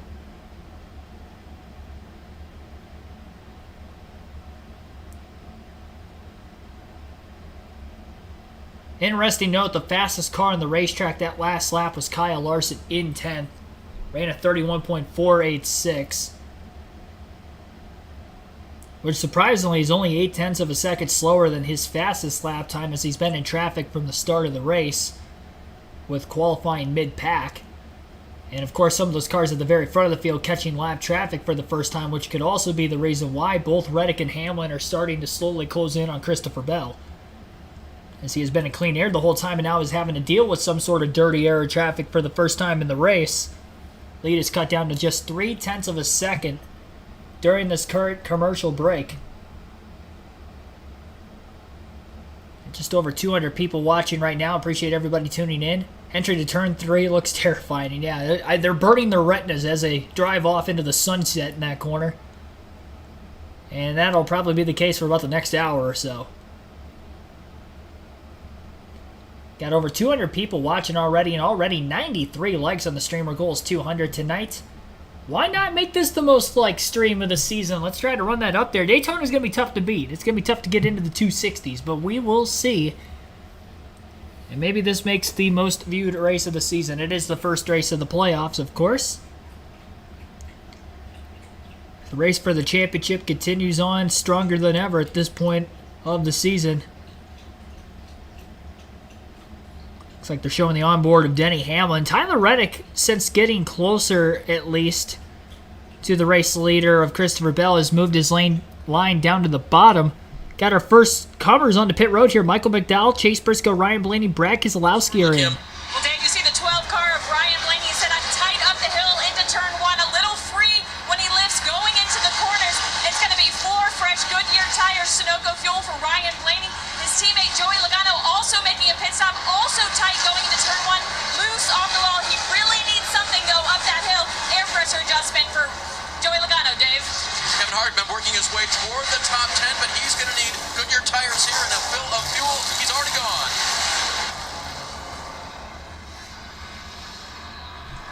And more coming to you, Marty. Yeah, coming in a little bit early. You kind of want to make it to lap 38. Like Steve said, Christopher Bell said his car started out a little bit tight, but got better the longer they ran and came to him, which is what they worked on this morning. Denny Hamlin also on pit road said his car was bottoming out early in the run. And also Tyler Reddick here on pit road. And Steve, I have heard a couple of crew chiefs talking about maybe trying to do this on one stop. We'll see if they do that, but these guys clearly fitting here here. They'll do the stage 1 in 2 stops. Well, much was made about the crew swap for the 20. First pit stop, not good. Very slow. 15. 5 seconds slower that stop than that of some of the other drivers that were on pit road. 6 seconds slower than certain drivers. Taking a look at the replay of exactly what went wrong for that 20 team. Pretty deep in the box. I don't know if the angling was there. It definitely seemed like they were just late to get the jack up. I don't know if the jack man was having some sort of issues with the jack. Whatever the problem was, they were very slow to jack up the right side of the race car, and that is a costly first pit stop for the at-time race leader, Christopher Bell. And as a result of that slow pit stop now, he is going to fall behind Reddick, Hamlin, Keselowski, Blaney, and Logano. And Bell is in danger of being back in the 6th place position now after leading the first 33 laps before pitting. J.J. Yaley out to lead a lap on the racetrack as he stays out a little bit longer than everybody else. There you go. How about J.J. Yaley getting a lap led in there? So Tyler Reddick is going to take over the race lead. The entire field is already pitted for the first time, so it doesn't look like anybody's going to try to make this first stage on one stop. Pit road penalty for Ricky Stenhouse Jr., first playoff driver to have an issue here in the race, as it was too fast entering pit road for Stenhouse. It's one of the more difficult pit roads to get onto in all of NASCAR. And I would not be surprised if we have more green flag pit stops throughout the course of the night, that we see more drivers speeding on pit lane. So Reddick's current lead is 0.8 of a second over Denny Hamlin following the green flag pit stops. Brad Keselowski's now in 3rd, Ryan Blaney 4th, and Joey Logano rounds out the top 5. Christopher Bell is now back to 6th. Kevin Harvick has moved up to 7th. Chris Buescher at 8th. Eric Almirola 9th, and Kyle Larson rounds out the top 10. So that's your top 10 following our first wave of green flag pit stops in the race here tonight at Darlington. It's back, Steve. Well, a 15-second pit stop. I mean, we expect sub 10 seconds or around 10 seconds, and you see the gap. Bell, the entire front stretch now behind Reddick, and you see on the left side of the pylon back in 6th. Now, it's still early, but if you're Bell, you have to be asking yourself, man, why me? Why is it, what am I doing? Or is there something I need to do? Now, if you're going to have a bad pit stop, better you're first than you're last. I will say that. And watch this 45 right there in front of him. Chastain in the 1 car in danger of going a lap down. That will be interesting to see how hard he can push his car. It's not a situation where you can run 90% or just run hard enough to keep the car out of trouble. He's going to have to give it everything he's got over these next several laps, hoping for a yellow flag, Kim. And talking about Chastain, and we're talking mistakes that you cannot make during the playoffs. Already won for the number 1 team on that pit stop. Chastain slid over the line a little bit in his box, had to back it up before the crew could service the car. So mistakes already aplenty for the playoff drivers. That little lap traffic behind Ross is giving him a little bit of time to be able to drive away from Reddick, the leader. Reddick getting held up just a little bit right there. And now he's clear. Denny Hamlin lurking back there behind the 2 lap cars in 2nd place. He's going to the top of the racetrack. He wants to clear them both right here. We might be 3 wide on corner exit. He's not going to get that luxury right there. He's going to have a good run down the straightaway. Right in the back of the 38. Gilliland got the big push there, and thanks to Coke Zero Sugar and the onboard camera of Hamlin, we saw it up close and personal. He'll run this high exit, keep that car in clean air, try to create some momentum down this straightaway. Looks to the inside here, hoping that the 38 is going to lift early and let him have it. He does. Clear, all clear, all clear, all clear, half, quarter. Hamlin will set his sights now on Reddick, see if he can reel him in, but it is a second gap between 1st and 2nd. 20 car here of Christopher Bell making his way back forward, passing Blaney for 4th position. And his frustration level, Steve talked about it. He's very frustrated with his pit stop because he's had them so bad this year, but he cannot let that get in his head. There is still a ton of laps to go right in this race, and you just cannot get too excited. You cannot try to make it up all in one run. You got plenty of time to make it up. Do not let emotions get in the way of success. Marty. And Jeff, it's been a pretty sore subject inside the walls of Joe Gibbs Racing about the 20 pit crew. They really felt like if they had a better pit crew for much of the year, they could have way more wins. So I too, to your point, Jeff, very interested to see how Christopher Bell reacted. Here was a radio conversation. Still in really good shape here, man. Deep breath, long day. worries one bit. T5. So that, in essence, was Adam Stevens saying, hey, sorry about that pit stop. Bell saying, hey, no worries at all. A terrific answer from the young driver to say, hey, we're in it together. Early here in the Southern 500, we can recover from this. He knows he's got a great race car, and you see the four-tire pit stops, best crews this season. Ty Gibbs, that 54 team, that's the one now that is pitting the 20 team. So they were third best throughout the season, and they have now moved over to pit for Christopher Bell. Ty Gibbs not in the championship hunt. Also, that calm demeanor from Christopher Bell, let his pit crew know, hey, I'm with you. It's okay. I know we're new together. This is our first race together. I trust you. I believe in you. I'm not going to panic. We're going to fight our way through it. We talk a lot about the pit stops. I mean, you can see having a conversation about the jack, what happened, trying to figure it out. I mean, it looked like it was a pretty clean set. So either the handle itself wasn't tight. That's good coaching, and with the roster situation, each pit crew used to have their own coach, each car specifically. With the roster situation, now these coaches are kind of spread, right? So if you're the coach for Gibbs, you have to go to multiple teams, check in. You're going to get, 9 or 10 more shots at it. So figure out what went wrong and just try to improve. Bell lost. Hamlin is about a half a second behind Tyler Reddick now for the race lead, and Christopher Bell, who fell back to 6th following the green flag pit stops, is already past the 3 Fords that were in front of him and has put himself to P3. He is now 5.1 seconds off the race lead in 3rd. Brad Keselowski in 4th place is 5.3 seconds off the lead now after Bell just passed him. Ryan Blaney is in 5th place. He is 5.7 seconds off the lead. Joey Logano 6.3 seconds back in 6th. Kevin Harvick in 7th place is 7.1 seconds back. Chris Buescher in 8th place is 8.6 seconds off the lead. Kyle Larson 9.3 seconds back in 9th. And 11.7 seconds off the lead is Eric Almirola in 10th. So that is your top 10 right now through the first 47 laps of the Cookout Southern 500. We'll take our first ad break of the race. You're listening live on KRC on the YouTube channel. Be sure to hit that like button, subscribe for more daily NASCAR content as our flag-to-flag coverage continues. Hope Scott, thanks for tuning in to the stream. A lot of other newcomers that I've noticed in the chat here recently. Bruce Buckner, also welcome to the stream. Dennis Zeck, Not Cup. Welcome everybody that is watching this one, new or not. Tyler Bonifant, thanks for tuning in. First thing I do every time, catch one of your streams and hit like. Well, I appreciate that. We're up to 109 likes. Our goal is 200. I don't want to jinx anything here, but this, based off of where we're at viewership-wise for the early going to the stream, where we're at likes, we could have the most watched race on the channel this season, beating, the Daytona 500 at the beginning of the year. I don't know if we're going to do that or not. If this is going to be sustainable into the nighttime, we might have people falling asleep at 9 o'clock or so. But for right now, appreciate everybody tuning in here in the early evening hours on this holiday weekend in the U.S.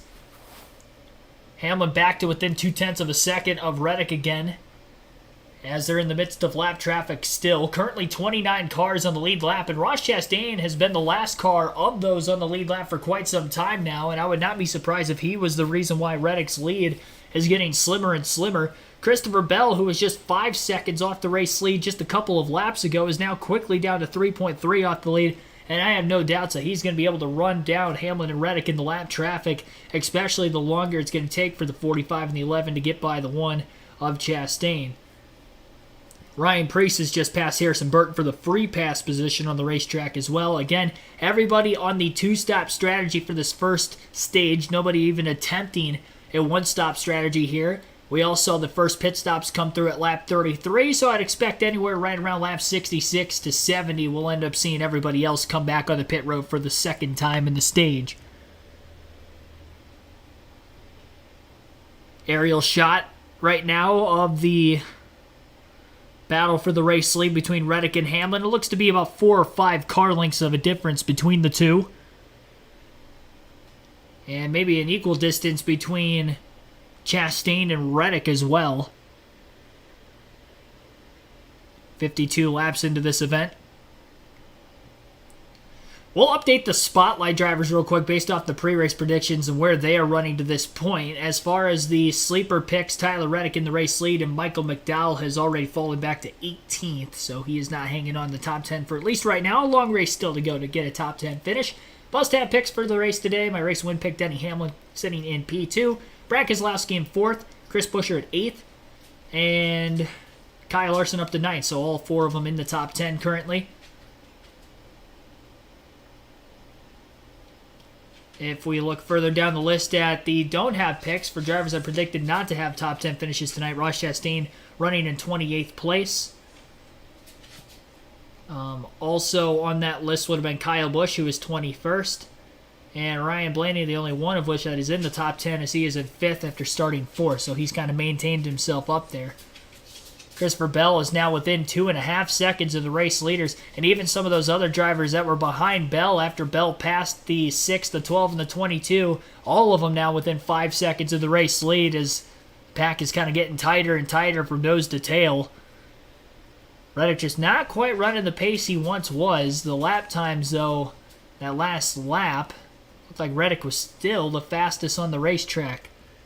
So a lot of that has to be just the dirty air and the lap traffic. Slide job maneuver off turn 2 for Kevin Harvick as he passes Joey Logano for 6th place. Harvick on the move now as he tries to press forward.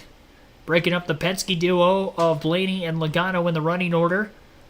Still have 5 consecutive Fords running through 4th and 8th. And finally have 2 Chevys into the top 10 of Larson right before the green flag pit stops. And now Chase Elliott making a pass on Eric Almirola now to move himself in the top 10 for the first time tonight as well. Wow, interesting stat there for Blaney. 4 top 5 finishes this year, but no top 5s in his last 12 races. His last one was the win of the Coca-Cola 600 back in May. We talked about Blaney's lack of consistency in our pre-race coverage and why I think that he is going to have some struggles here in this first round, but so far so good tonight, knock on wood. I did predict him to make it to the next round, but not by much. And the guy I had beating him was Ross Chastain, and Chastain currently in 28th, last car in the lead lap, so I know it's just the first race of the round, but proving myself correctly, I guess, right now.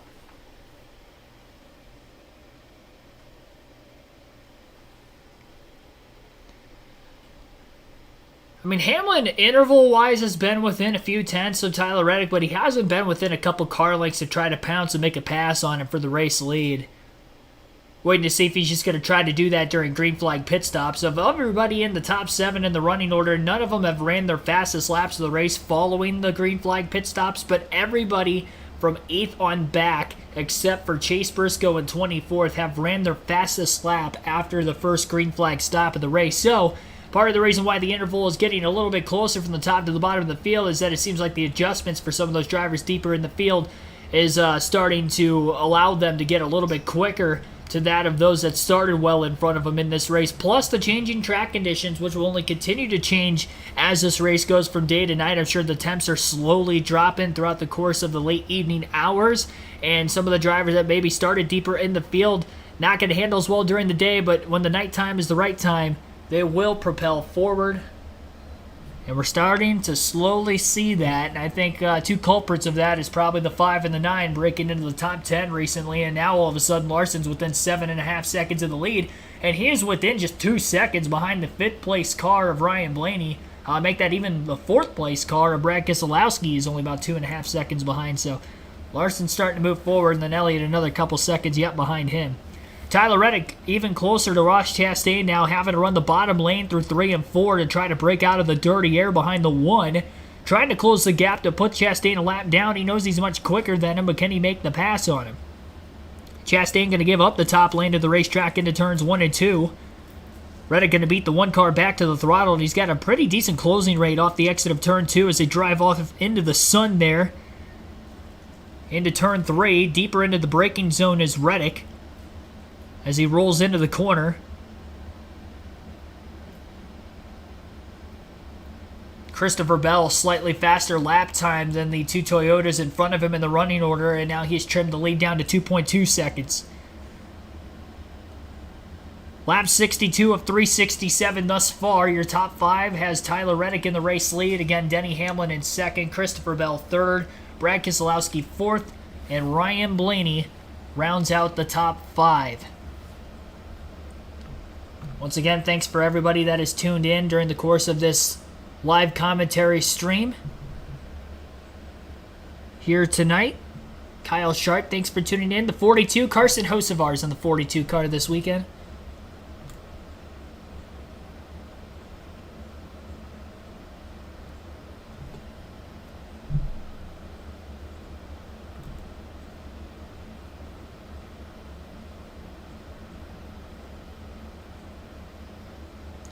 Yeah, the flatter tracks is where the Fords have been at their strongest this year. Flat ovals and super speedways, but here today at Darlington, they're showing up. Quite a few of them, too. The guys that we haven't seen up there really at all this year, like Eric Almirola, Austin Cindric in the top dozen at the start of the race today. Still hanging on. Those are 2 guys outside the top 20 in points.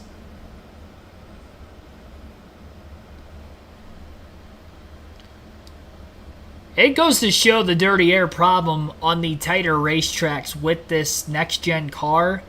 The fact that Chastain is still right in front of the race leaders. He has held up Reddick enough, though, that it looks like Denny Hamlin during the commercial break has taken the race lead away from Tyler Reddick. So Hamlin now out in front for the first time tonight. And Christopher Bell now just 1.7 seconds off the lead in third as he closes after that battle for the lead. Had to tighten up there just a bit. I'd not be surprised if Reddick maybe got into the wall or had a loose moment of some sort trying to pass Chastain, which is the reason why Hamlin was able to overtake him for the race lead. We'll have to wait and see when they come back from the commercial break exactly what might have transpired there. But again, during the commercial break, as you see on our leaderboard, Denny Hamlin is now the race leader. After Tyler Reddick has led 28 laps after green flag pit stops, Bell led the first 33 from the pole. For losing the lead through the cycling of stops, fell back to 6 after having a 15.5 second very slow pit stop, 5 to 6 seconds slower than that of those that were cycled out in front of him. But again, he has gotten to third. Denny Hamlin, fastest car on the racetrack that last lap. Maybe he was just getting held up by Reddick too long, and now he's going to try to pass Ross Chastain to put him a lap down. Kyle Larson will be the first car to pit road for the second time in Stage 2 at lap 67. Good run for him, but he's going to start it here with 4 new Goodyear tires. As well, Michael McDowell, who was the guy who started it last time. McDowell's car, for his part, the 34, still very tight. They made an adjustment last time, hoping that would fix it, but the driver reporting that the 34 is still too tight. They're going to go again. Steve, I don't know if they can make it to the end of the stage on this set of tires. I think you're going to have to try. 48 laps is longer than they want to go, but I just don't think you can pit with, 10 or 15 laps to go in the stage. I think they're going to try to stretch it, Marty. Chris Buescher on pit road. Also, Tyler Reddick is here as well. Interesting comments from Reddick a moment ago. He said it's too free in turns 1 and 2. That's where the sun is shining. It's too tight in turns 3 and 4. That's where the shade is. That was Reddick's only complaint, who lost the lead to Denny Hamlin. Now Hamlin is here on pit road as well. His teammate Martin Truex Jr. is on pit lane as well, and so the 19 after the first run wanted rear grip. He said more of the same, so they're going the right direction. Just need to keep giving that little bit of rear grip to Truex. See the 11 car for Denny Hamlin on pit road. He wound up leading 5 laps before he came to pit road. Dave said the car was just a little bit too tight. Overall, fairly happy with the race car. And interestingly, Christopher Bell will stay out on the track a couple of more laps, kind of making that run a little bit longer with 47 to go here in stage 1. There's Bell up front. So Bell remains on the racetrack running a bit longer than a lot of the other cars around him. It looks like Denny Hamlin just now entering pit road, giving up the race lead to Bell for the time being. Reddick had already pitted, trying to leapfrog back out in front of the 11. Bubba Wallace is now on to pit road of one of the playoff drivers. Ty Gibbs, Eric Almirola, Kyle Busch, William Byron in as well. On the first set of new tires and the first fill of fuel, they're going to have to do a little bit more for him this time, but the 23 going in the right direction. Wallace brings it to a stop in his pit lane to the attention of his crew. As for the 24, William Byron, crew chief told him, I need you to keep digging and get a little bit more. That was when he had clean air.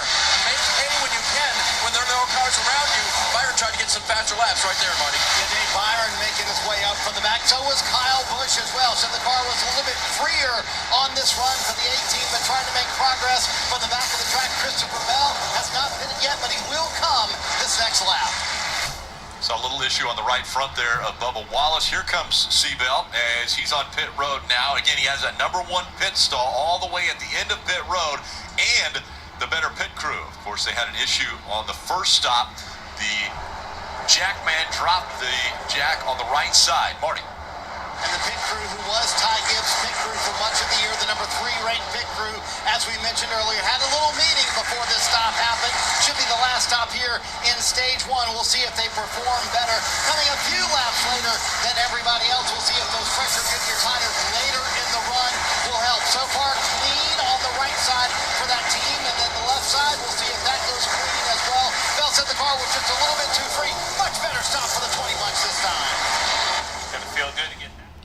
Problem is they pitted well after a lot of the leaders, so they're still going to end up losing more track position, as it looks like Tyler Reddick will cycle back out to the lead again following green flag pit stops. Corey LaJoie still yet to hit pit road as well, and it looks like he just came in that last time with the 20 of Bell, so Tyler Reddick is back out in front. He's got a 1.4 second advantage over Hamlin. Hamlin pitted about a lap after Reddick, so that's why Reddick has cycled back out in front of the 11 team there. All playoff drivers running in the top 10, and Bell, who is the last of the leaders to pit, goes from 3rd before pit flag cycling started, now back to 10th. So I'm kind of curious as to why they waited so long to pit, make that 9th place for Christopher Bell, but he's 10 seconds off the lead, and we'll see him try to attack on a couple lap fresher tires, which will help, but very surprised that they stayed out as long as they did still.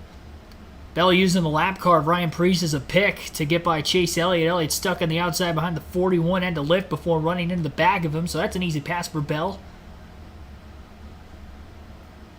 Gets one of his positions back quickly. Kyle Larson cycled all the way up to 3rd after being one of the first cars to pit road during that cycling. We still have 42 laps to go in stage 1, but he has gone from 18th to 3rd in this first stage. Larson, the biggest mover of the race so far.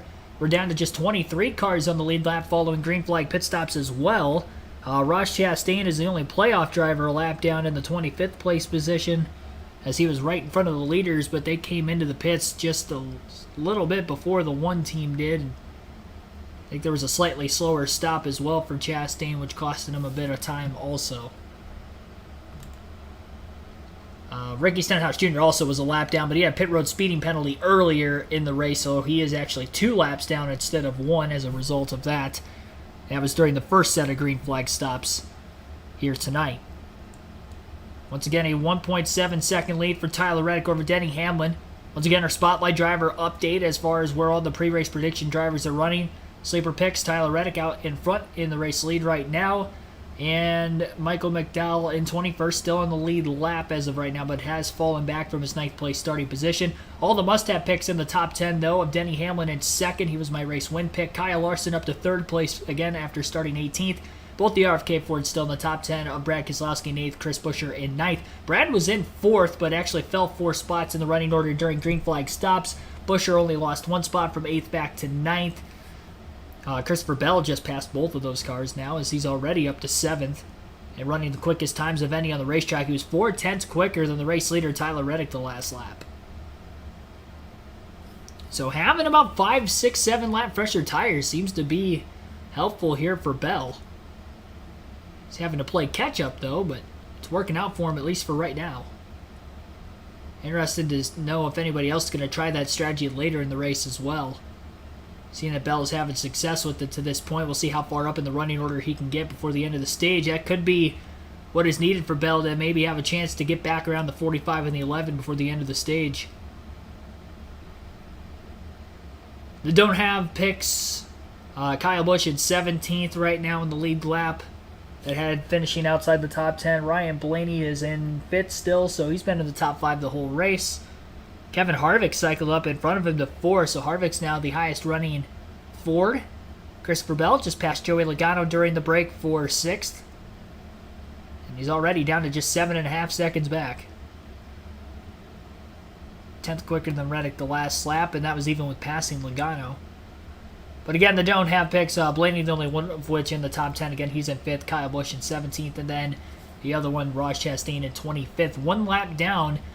It'll be interesting to see if Chastain can get that free pass spot before the end of the stage. As of right now, he needs to pass Austin Dillon. Last cars on the lead lap are Chase Briscoe and Daniel Suarez. They're still a few seconds ahead of Reddick at this point. Considering the lap times for the leader that last lap, 31.1s. And the lap time at the tail end of the field, or at least the differential between the first and last place car in the lead lap, is 29.2 seconds. So still about a second and a half to 2 seconds of interval time that Reddick has to catch Daniel Suarez at the tail end of the lead lap. But there is enough time to do it, as we still have 35 laps to go in stage 1. Bonnie Blankenship, thanks for tuning into the stream. Esteban Tobar Sosa, thanks for tuning in as well. We're up to 125 likes already. Appreciate that, everybody, as we're in stage 1 of tonight's Southern 500. Presented by Cookout.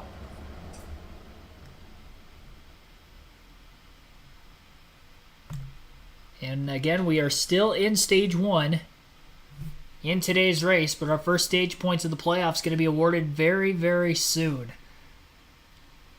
Kevin Harvick has ran his fastest lap time of the day following green flag pit stops. In fact, that last lap, Kevin Harvick, faster than the 3 cars in the running order in front of him, had a 30.9. 31.3 for Reddick that last lap. And then 31.1 for Hamlin, 31.0 for Larson. Next lap at the line, Kevin Harvick, the only driver to run a sub-31 second lap time that last lap. Look out for Harvick as he is charging to the front of the field. A second behind Larson and closing for third late in stage 1. Hamlin a little bit quicker than Reddick the last lap once again as well. Playoff standings as we run right now. First update on that in the race. Kyle Busch is the last driver above the cutoff line at 12th, is 16 points ahead of Michael McDowell. Ross Chastain is also minus 16 points. Bubba Wallace minus 18. And Ricky Stenhouse Jr. minus 30 as we run.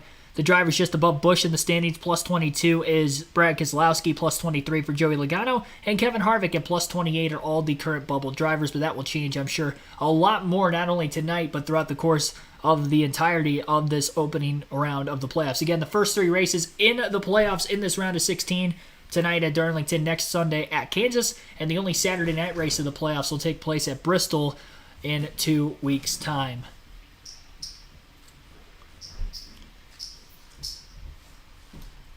Harvick's lap time slowed up a little bit that last time by. Maybe caught a lap car in a weird spot, or maybe he is catching Larson and getting into the wake of his dirty air, slowing his times down just a bit. Ryan Blaney was actually the quickest of the top 5 that last time by.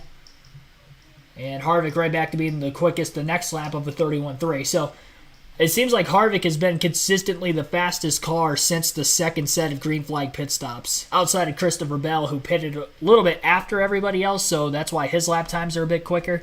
But even Bell's lap time that last lap was slower than Harvick's too. So credit to that Ford team of Harvick. They maybe have him hooked up for later in the race as we get closer into the nighttime and the track temps cool off, because Harvick's just slowly getting faster and really has been the only Ford in the running order that I've noticed lap time-wise to actually consistently get quicker throughout the course of the race and maybe have something for the Toyotas at the front of the field. And of course, Kyle Larson, who's propelled himself forward from the 18th place starting spot. Up to 130 likes. Also, if you haven't voted in the poll yet for who you think will win today's race, be sure to do so. We'll close that at the end of stage 2, so you still have over 100 laps to get that vote in. Christopher Bell back into the top 5 as he passes Ryan Blaney for that spot on the racetrack. That last time through turns 3 and 4, I believe, is where he would have made the pass. And Daniel Suarez now right in front of Reddick. So even if Chastain gets by Austin Dillon, he still won't be in the free pass position. If Suarez and McDowell go a lap down, McDowell the next closest playoff driver at the tail end of the lead lap, so that's maybe the next driver we have to watch here.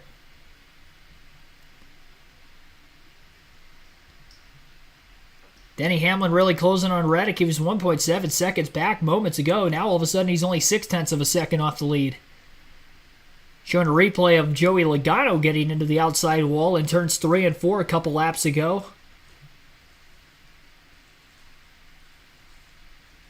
He's fallen back to 10th. That's how Chase Elliott got around him.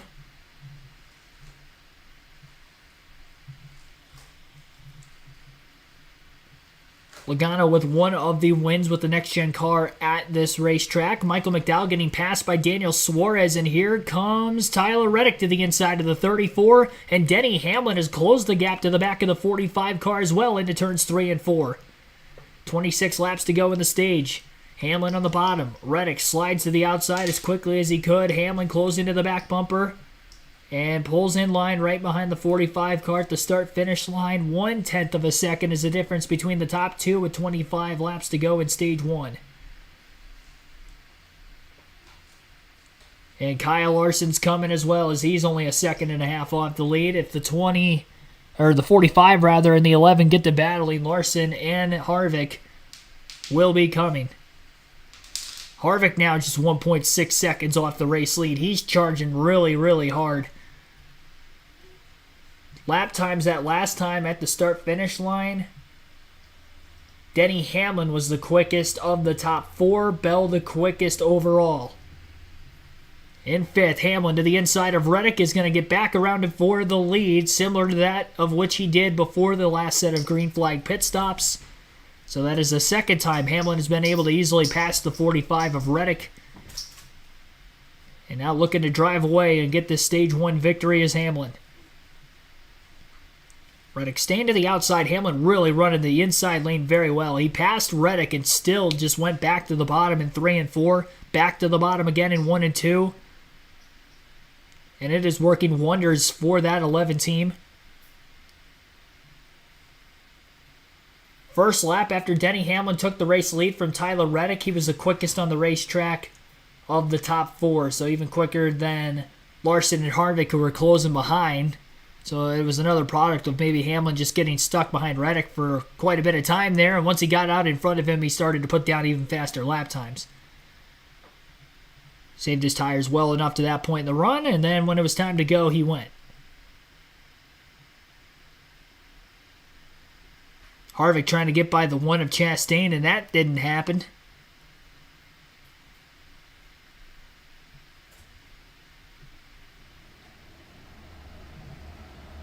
Showing a replay, and it actually looked like the two cars made contact off turn 4, and not Harvick and Chastain. It was Larson and Chastain who actually made contact off turn 4.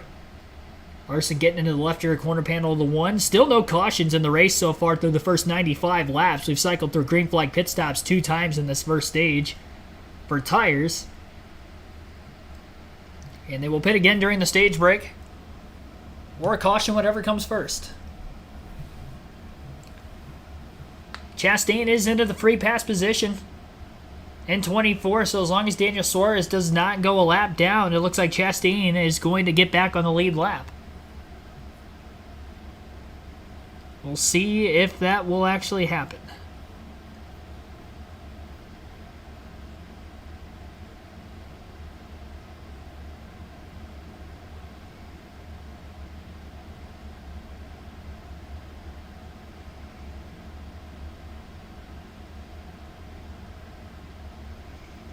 Larson all the way against the wall on the outside of the racetrack. Reddick actually moved to the bottom that time in 3 and 4. He was running on the top pretty consistently, but now he is running the inside lane. He's actually closed back up to Denny Hamlin again by doing so. Maybe saw what Hamlin was doing once Hamlin got around him and started to do the same. And a little bit more grip from the Toyotas on the inside.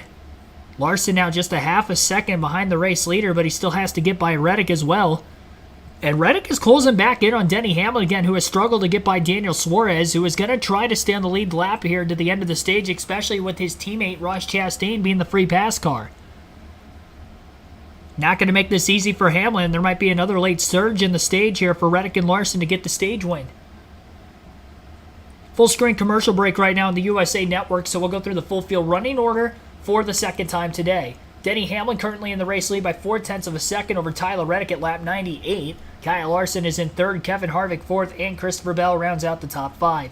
Ryan Blaney in 6th, Brad Keselowski 7th, Chris Buescher at 8th, Chase Elliott 9th, and Joey Logano in 10th.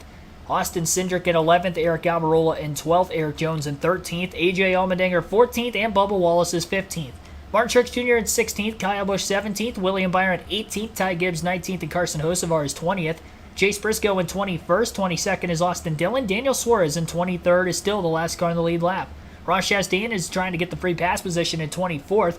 Corey LaJoie in 25th, Justin Haley 26th, Michael McDowell 27th, Harrison Burton 28th, Ryan Newman 29th, Todd Gilliland is 30th.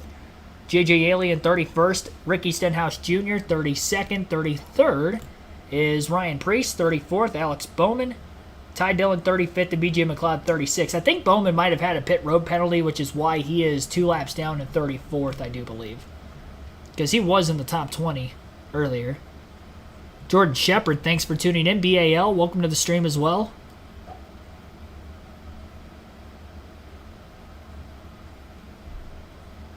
And for anybody who I haven't shouted out throughout the course of the stream that may be in the chat, appreciate each and every one of you tuning in and watching this live commentary of the Southern 500 on the channel here tonight.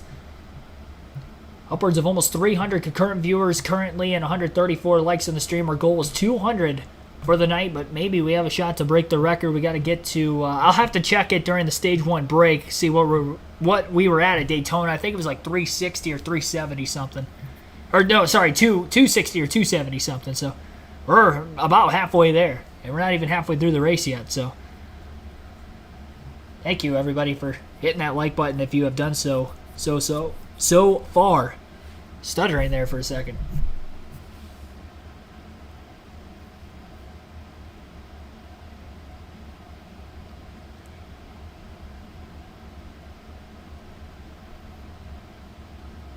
Hamlin gets by the 99. I think he starts to drive away from Reddick and Larson again, but the longer it takes for him to pass Daniel Suarez, Reddick and Larson are still going to be right there.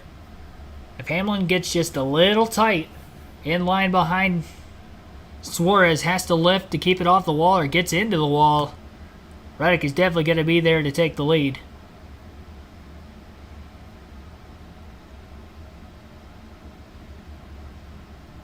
Top 10 hasn't really changed since the pit stops. They've changed amongst the positions within the top 10, but no newcomers into the top 10 since about lap 70-ish. Just over 100 laps complete now, and again, still no caution. Chase Elliott trying to get by Chris Buescher for 8th place on the racetrack. Chase started in 11th, has worked his way up just a couple positions from his starting spot, and Buescher stayed right about where he did qualify in 8th as he runs right now. Once again, all playoff drivers in the top 10. Now, Chase Elliott is running for the Owners' Championship with the number 9 team, so that's why you still see a playoff emblem next to them. But not in the running for the Drivers' Championship. The 23 driver of the 23 car, Bubba Wallace, is in for the Drivers' Championship and not the Owners' Championship, so that was the only cars that were flip-flopped there for that 16th seed.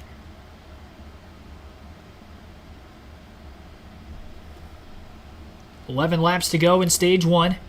Oh, almost a kiss into the wall for both Austin Cindric and Eric Almirola as they ran nose to tail, and Cindric might have gotten more of the wall than Almirola as he slipped back a little bit further than the 10. Eric Jones up to 13th after starting deep in the field as well. One to look out for after winning this race with this very team a season ago, and obviously getting a win in the Southern 500 for his second career win back with Joe Gibbs Racing in 2019 as well. His probably best track. I think undoubtedly his best track. And he is definitely looking to have yet another solid finish. He had a top 10 in Michigan just a few weeks ago as well, so that 43 team's kind of picked it up on the intermediate tracks as of late. Just didn't get themselves in position to have a shot at the playoffs before that. Bubba Wallace sliding way up the racetrack in turns 3 and 4, and it looked like AJ Allmendinger might have cut him a little bit of slack as it looked like he let out of the throttle to keep from those two making contact. Wallace gets the spot for 14th. not looking for stage points in the position he's running in right now, but just trying to get himself more track position before we have the upcoming pit stops with the stage 1 break on the way in 8 more laps.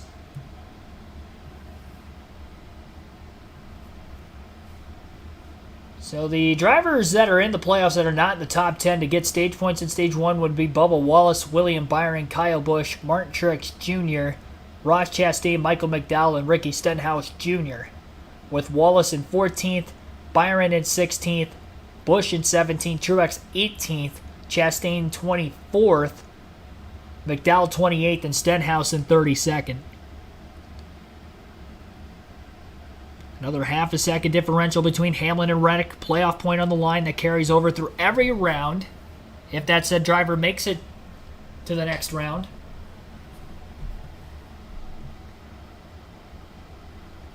Hamlin to the inside of Daniel Suarez now. Showing the replay of Cindric getting up into the wall again. It looked like the 10 did keep it off the wall, but the 2 definitely didn't. Earns a Darlington stripe, as has many. And Logano's in danger of falling outside of the top 10 now after Almirola sweeps to the inside of him. Logano almost bounces off the wall off turn 4, now goes down to block the 10 on the front stretch. Trying to hang on for that last stage point here in the closing laps of this first stage. Is mirror driving right now basically with the 10. Almirola gets his car to cut in the center of 1 and 2. Still can't quite get to the back of him, and Bubba Wallace is starting to really close the gap on those cars in front of him, and maybe he's got an outside chance to get back into the top 10. He's got to get by a few other cars first. He's dealing with Eric Jones right now for 13th. And then he has Cindric, Almirola to get to Logano in 10th. They are all under a big blanket.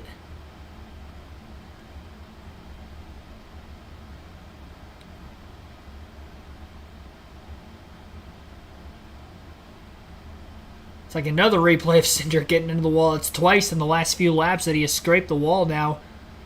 I think it was on both ends of the track, too. I think the first time it was in 1 and 2, and it was in 3 and 4 the second time he got into the fence. Larson may be closing more on Reddick than Reddick is on Hamlin for the race lead.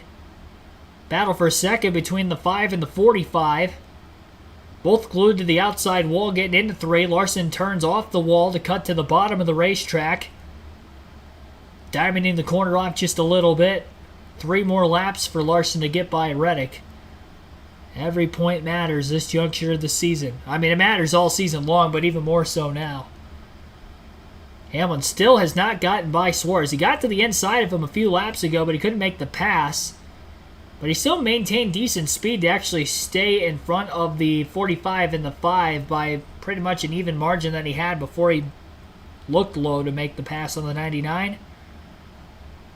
Again, if Suarez hangs on to that spot on the racetrack in front of Hamlin, that means that Chastain will get his lap back with the free pass during our first caution for the stage 1 break here in 2 more laps.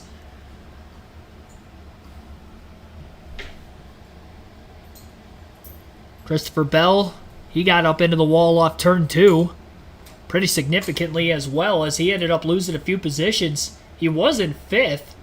Got up into the wall. Now Blaney, Keselowski, and Elliott have gotten by Bell. Bell falls to 8th in the running order.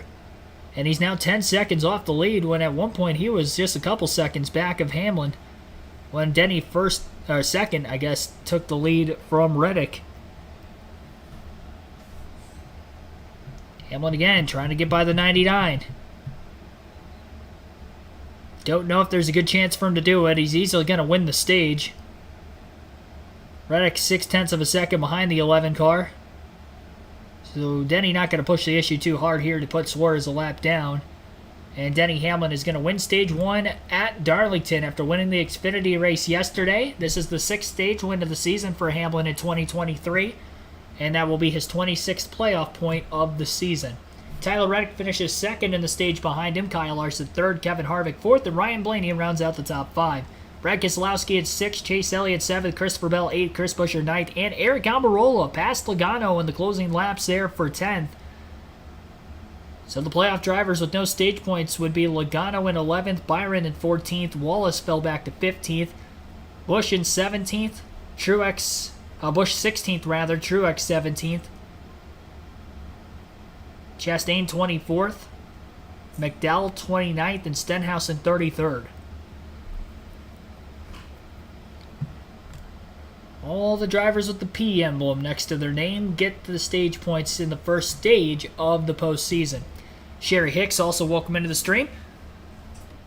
Appreciate everybody tuning in here today. We'll take our second break of the race. You're listening live on KRC to the Cookout Southern 500 at Darlington.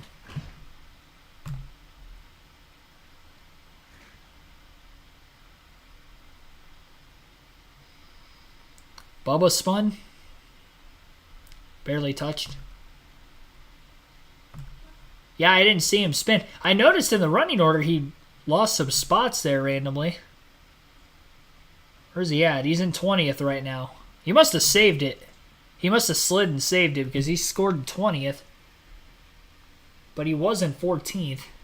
I was wondering how Byron got around him because I thought he was right behind Cindric and those guys that were battling just behind Almirola and Logano for 10th. Took over an hour of racing, but we finally have our first caution. Again, it is a stage 1 break. Drivers probably having a handful. Their hands are probably cramping. Get to rest and relax here for a quick second before they get back at it again to start stage 2.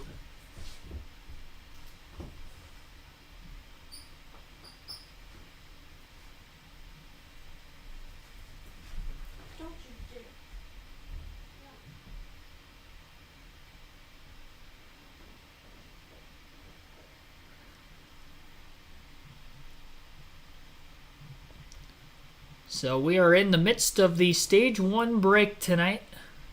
You'll get to listen in to the pit stop reports coming up, with this being the first caution. And this will be the third pit stops overall in the race already, as we usually see many of them at Darlington.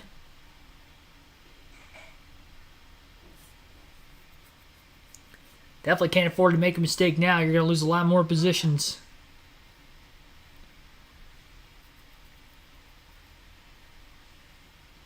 Curious to see how aggressive drivers are going to be with not having to restart earlier and the pace of the race being what it's at right now. They might realize that they don't have many opportunities at restarts in the race if it keeps going the way it is.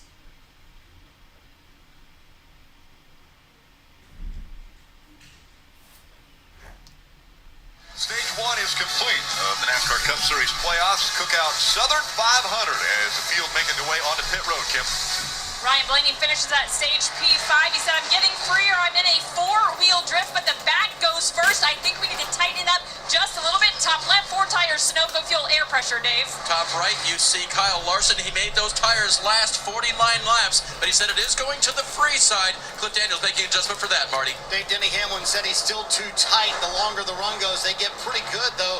But then Chris Gabehart said, I think the track is going to free up, so they decided, leave it alone for the 11. Hamlin did want more water. 115 straight green flag laps there in stage 1. Tyler Reddick said car was a little bit too tight on the entry of 1. Looser, longer they ran. The 20 car, Christopher Bell here on pit road, said he got on the marbles. That's what made him hit the wall. And the 20 loses a few spots on that stop, Rick. So you see the top 5 holding position, and then a little track gained on pit road for Chase Elliott, Buescher, and Almirola. Under the hood of the 22 car of Joey Logano, so problems for Joey. We haven't seen any playoff driver having any sort of a mechanical issue to this point, so I'm not sure what they're doing. Maybe they're making a major adjustment, but he was in 11th there at the end of that last stage. Started in row 3, fell back some. And no stage points there, as you saw he got passed by Almirola in the closing laps of the stage.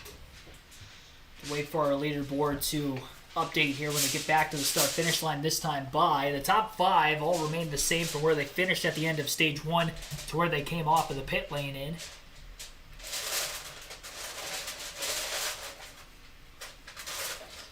Albert Wilson, thanks for tuning in. He's predicting 4 more cautions. Is that counting the stage 2 break also? He's saying 5 cautions overall. That's actually not that many in a 500-mile race at Darlington. Jim W., thanks for tuning in. Who spun out? Somebody said Bubba Wallace, but I didn't see it. There were a couple people in the chat that mentioned that. He's back at 22nd now, so I mean, I believe it. I didn't see it, though. We're under caution because of the stage 1 coming to an end. Again, it's the only caution so far. Tyler Reddick led the most laps in the first stage with 48 laps led. Hamlin won stage 1, leading 33 laps, and the pole sitter Christopher Bell has led 37 laps so far. J.G. Ailey has 1 lap led during green flag pit stops, so those are the only 4 drivers to lead 1 lap today. And amongst those 4 drivers that have led, we have had 7 lead changes. Average race speed, still at a pretty fast 144.73 miles per hour. It only gets slower with more cautions that we receive over the course of the race. Stage 2 will be 115 laps, just like Stage 1 was. And the free pass again went to Ross Chastain during that stage break.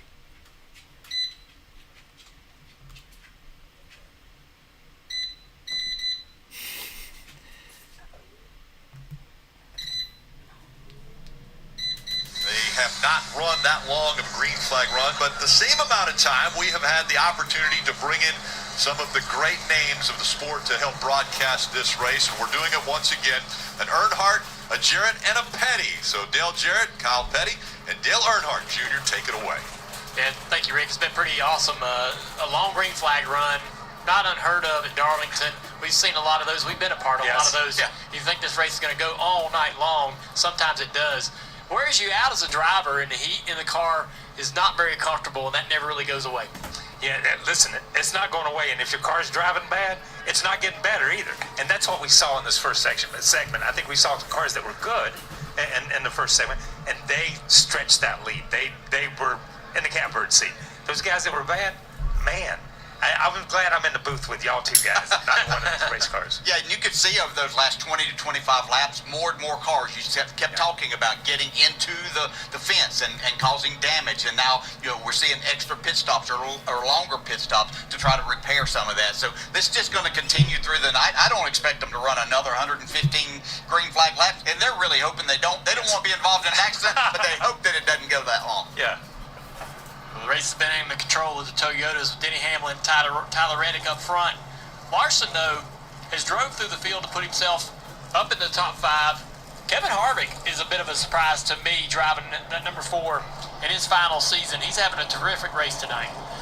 He is having a great race, and Kevin Harvick is somebody that knows how to get 500 miles out of his car and himself here.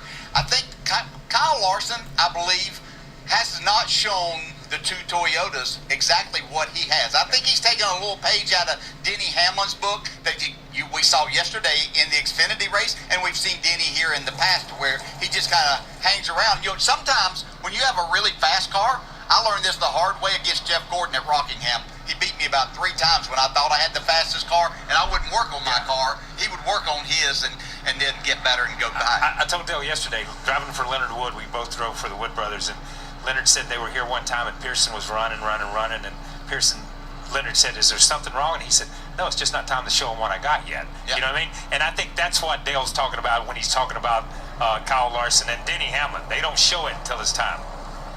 Pit road's been a place with a lot of action tonight. Watch Brad Keselowski come on the pit road. He's going to slide through his pit stall right here. It's a little bit too far in there. They have to back the car up before they can start work. The 22 car is working on a toe of the front end here, checking that toe in. He's gotten in the fence a couple times. Mainly, got into it with the right rear earlier, and then contact with the 23 there at the end of the stage. That has dropped Logano back to the 23rd place position, but he is still on the lead lap as we begin stage 2. Denny Hamlin on the outside of row 1, being the control car as he easily takes the lead into turns 1 and 2. Tyler Reddick, who is on the inside of row 1, trying to hang alongside Larson as they're still door-to-door off turn 2 for second. A lot more side-by-side on the opening lap of this portion of the race of what we saw in the initial start. 3 wide back further in the field. Christopher Bell, Austin Cindric. Couldn't tell who that was quickly to the outside of those 2 race cars as well. Larson barely edges by Tyler Reddick on the front stretch as he almost got squeezed between Reddick's car and the wall. Reddick maybe lifted to let the 5 in front of him as he did not want to make contact. So Kyle Larson, highest he has been in the running order now tonight, up to second place, and we could have a little bit of a repeat of what we saw here a year ago, or 2 years ago, with Hamlin and Larson duking it out for the win.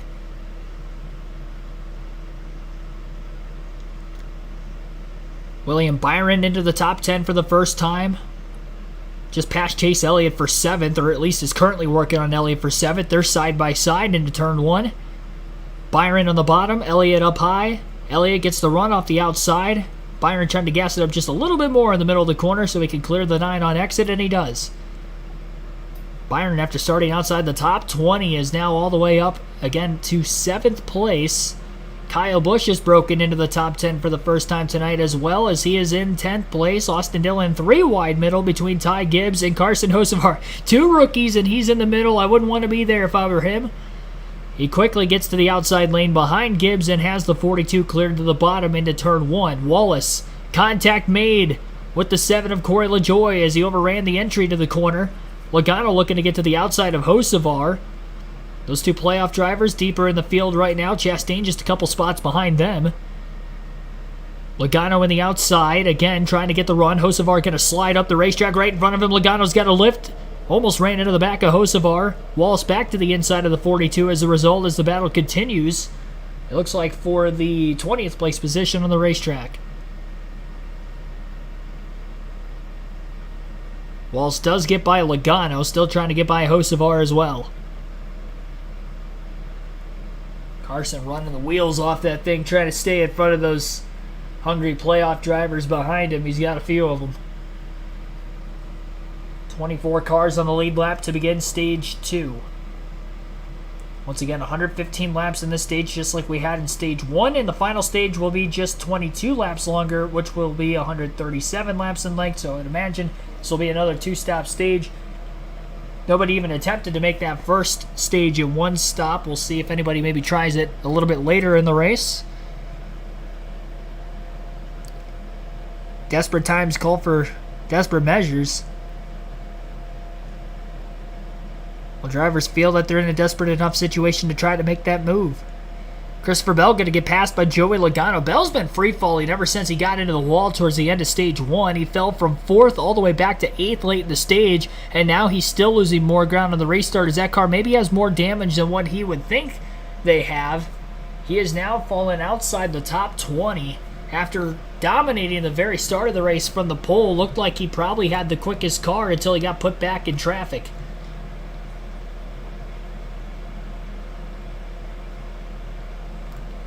At lap 129 in this race. 100 laps to go yet in stage 2. Hocevar looking to pass the 20 of Bell as well, and he'll do so. So Christopher Bell struggling with his race car right now. If we look at his lap time, that last time he ran a 31.395. That was the slowest lap of anybody in front of him on the racetrack. And it looked like it was the 23rd fastest time on the racetrack that last lap. So Bell is struggling mightily. He is not... can't be happy with his race car, and it definitely isn't the same car that he had at the very start of the race. Changing track conditions only further amplifying maybe the damage to the right side of the car and the handling to the 20 as well. Very few drivers that actually qualified all the way towards the front of the field are still running there, with Denny Hamlin in the race lead. 0.6 of a second out ahead of Kyle Larson, but just taking the guys that qualified up at the front of the field that are still there. Hamlin, Reddick, Harvick qualified kind of back half of the top 10. Blaney qualified top 5. He's still up there, but that's really about it. Chris Buescher stayed put basically where he started, 7th, 8th place. He's been there the whole race. They mentioned also that Brad Keselowski had slid through his pit box, which had dropped him from 5th at the end of, or 4th rather, at the end of stage 1, all the way back to 14th for the restart. He still remains in 14th to this point.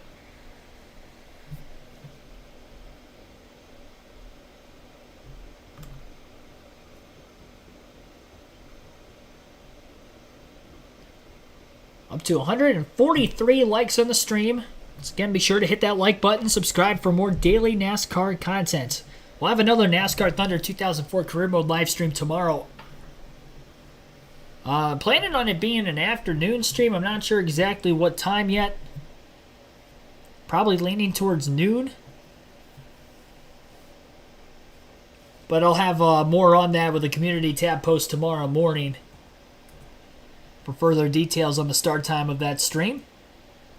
We'll finish off our rookie season, and then we'll run the Daytona 500 as well for Season 2 on that stream tomorrow. Half a second off the race lead is Kyle Larson from Hamlin. Very similar lap times to each other. Larson was about 300ths quicker the last lap than the 11. The 11 car, I don't think, is getting into lap traffic quite this early in the stage yet. Took until really about after green flag pit stops the first set earlier. Because we had some caution laps ran there, I would probably imagine that we're not going to see our first wave of stops till about lap 40 to 45 in this first stage. We're already to lap 20 though. Second stage rather, but we're already to lap 20 in stage 2. So the laps are clicking on pretty quickly once again. Another full screen commercial break. At this point in the race, again, your top 10. Denny Hamlin in the lead. Kyle Larson is second. Tyler Reddick in third. Kevin Harvick fourth. Ryan Blaney fifth. William Byron 6th, Chris Buescher 7th, Chase Elliott 8th, Eric Almirola 9th, and Kyle Busch is 10th place. Spotlight drivers and where they're running right now based off of the pre-race predictions. Your must-have picks, Denny Hamlin, Kyle Larson 1-2. Hamlin was my pick to win the race. And the others, Chris Buescher in 7th, Brad Keselowski. Again, that mishap on pit road has dropped him back to 14th, so he's the only one outside of the top 10 of those drivers. Sleeper picks, Tyler Reddick is in 3rd place, and then Michael McDowell fell way back in 30th, and he's actually last of the playoff drivers as Ricky Stenhouse Jr. just passed him for 29th on the racetrack. So tough day here for Michael McDowell despite being fast in practice yesterday and qualifying in the top 10. Doesn't seem to have anywhere close to the same speed here tonight. Of course, though, you got to factor in that the practice and qualifying was during the daytime yesterday, and the majority of this race is going to take place during the nighttime, so the track conditions going to be much, much different. Maybe similar to how the race started, but definitely not at the very middle to late going of this race. It'll be completely different. Still be a treacherous racetrack, but maybe not quite as slick. You can see how the drivers get to navigate. Lap times at the beginning of the runs will probably quicken up just a little bit, which is why we still continuously see drivers running their fastest laps of the race. The more and more they get fresh tires. 4 of the top 7 ran their fastest laps since this most recent restart. Lap 124, 125, that'd be Larson, Harvick, Byron, and Buescher. Byron also just passed Blaney moments ago for 5th, so will he be up into the top 5 as he tries to get the Darlington sweep this season? Won the Goodyear 400 throwback spring race, and now trying to win the Southern 500 as well. That'd be big for Byron if he can get his 6th win of the season. And then also, I didn't update the don't have drivers that are predicted not to get top 10 finishes tonight. Ross Chastain is in 23rd, got the free pass at the end of stage 1 for being a lap down. Kyle Busch is in the top 10 now in 10th place, and Ryan Blaney now just fell back to 6th. They're still in the top 10 for right now, but again, we are still far from the finish of this one as we have yet to get to the halfway point of today's action. NASCAR Super Speedway, the first 500-mile race. The 3 longest races in NASCAR history here. Pretty incredible things have happened at this racetrack as well. I think your dad, Ned Jarrett, won by 14 laps here one time. He did, yes, yeah. I think, we always talk about records are made to be broken. I don't know I don't foresee that one ever getting broken. Yeah, Ned still swears that's the greatest race ever run here. Greatest race ever run here. NASCAR Fan Rewards is free to join. Earn points by watching races, answering trivia, playing fantasy, buying race tickets, and more. Save your points to trade them in for free tickets, autographed merchandise, exclusive gear, and one-of-a-kind race day experiences. Visit NASCAR.com/fan-rewards. Riding on board with Tyler Reddick. Look, that's what we want. I know he doesn't want that, but that's why we put that camera right there so we can see what it's like, how close they get to the wall, and what it's like when they actually do make contact with the wall. Very brief, but running inches away from it. That's where the speed is. Sometimes you're going to have that contact. And you know how loud is in the car. That was just a little bump right there for what we hear. Yeah. But in the car, it's like, man, it just makes you cringe, just makes you draw up. Marty? Reddick sitting in third right now as we ride on board with him. And a moment ago, under that last caution at the end of stage one, he had a very long conversation with his crew chief, Billy Scott, about his line on the racetrack. Listen in. The first one, you were really good. So just keep more of that, lost a half second on the second cycle on that entry point. A little bit of room to gain on exit of getting pointed straighter to leave turn 2 a little bit sooner. All right, DJ and KP, so all that information is coming from live telemetry that Billy Scott sees, and he sees what everybody else does. You guys didn't have all that information when you were behind the wheel. Would you want that much detail or not? No, that's about time that I turned my radio off whenever they started. Yeah, their job during my time of driving a car, the crew chief job was to take information, try to make my car better, and I'm not wasn't I couldn't take criticism, but don't tell me how to drive a race car when you haven't done it. You have no idea. I understand they're seeing a lot there, but no. That is one of the interesting things about today's NASCAR is that the teams do see so much of what your competitors are doing. Yeah. And yes, you would want to know some of that information, but it would be so hard as a driver not to take it the wrong way, right? As, hey, he's doing this better than you're doing it. And that would be tough to handle sometimes, especially when the car's not doing what you want it to do, and you're like, hey, it's not me. That's my point. I'm gonna say, why didn't you fix it so I could drive it? That's right. You know what? And that's the whole point. We're watching, as you watch Tyler Reddick here, and that shot is a great shot up against the wall with the split screen with the driver's hands inside. You see how little he makes a movement on the steering wheel. Look, and he's running inches off the wall. We didn't have that advantage. We had manual boxes. We had about a round and a half of play in it. It felt like it was a totally different feel. And I listen to what goes on today, and the spotters tell the guys how to drive the cars. The engineers tell the drivers, the crew chiefs, but they have so much more information than we had. The computer in the car was Dale Jr. The computer in the car was Dale Jarrett.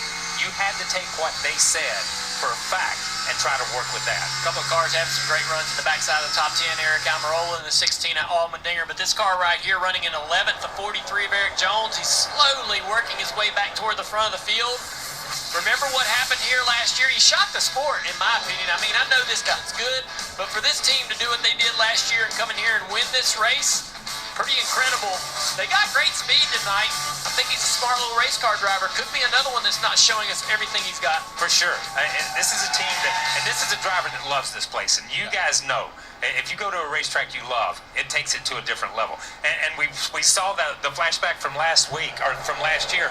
It's the 11 car running up front and the 8 car at that time of Tyler Reddick running up front. So it's the same guys back again this year. Eric Jones just moved around. Kyle Busch, another strong car for that 11th position. Got a couple cars down on pit road. Kim. And Brad Keselowski looking for a good stop after he slid through his box on the last stop. He said, I'm not as good as I was during the first part of the race. I need more rear security, 4-tire Sunoco fuel air pressure for Brad Keselowski. Brad will start the cycle. Should bring a lot more cars back to pit road. Kim, what you got here? Eric Almirola said, I'm trying to take care of it a little bit more. This run's still a little bit tight, but as the run goes on, building more free. So looking for just more rear security as the later the run goes for Eric Almirola. There's the 5-car Larson from second place, Dave. That tricky pit entry, he hits it just fine under green. So Kyle Larson giving little bits of information to the crew as he goes through that run. Little free here, little tight there as the laps wind down. He'll get 4 Goodyear tires here and fuel, Kim.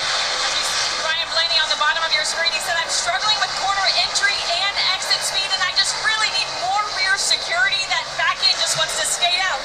4 tires for Ryan Blaney, Marty.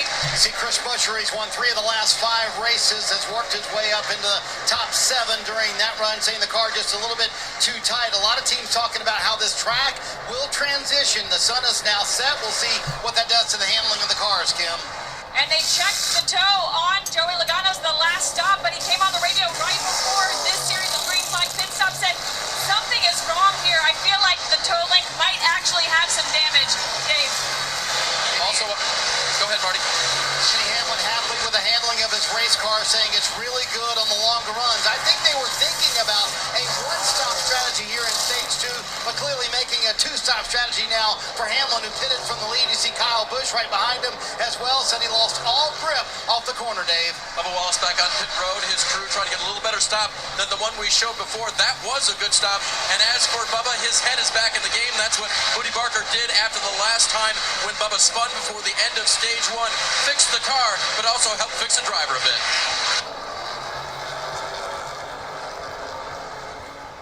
Here comes the 45 of Reddick on the pit road from the lead.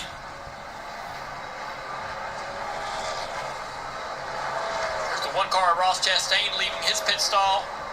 Marty, what you got?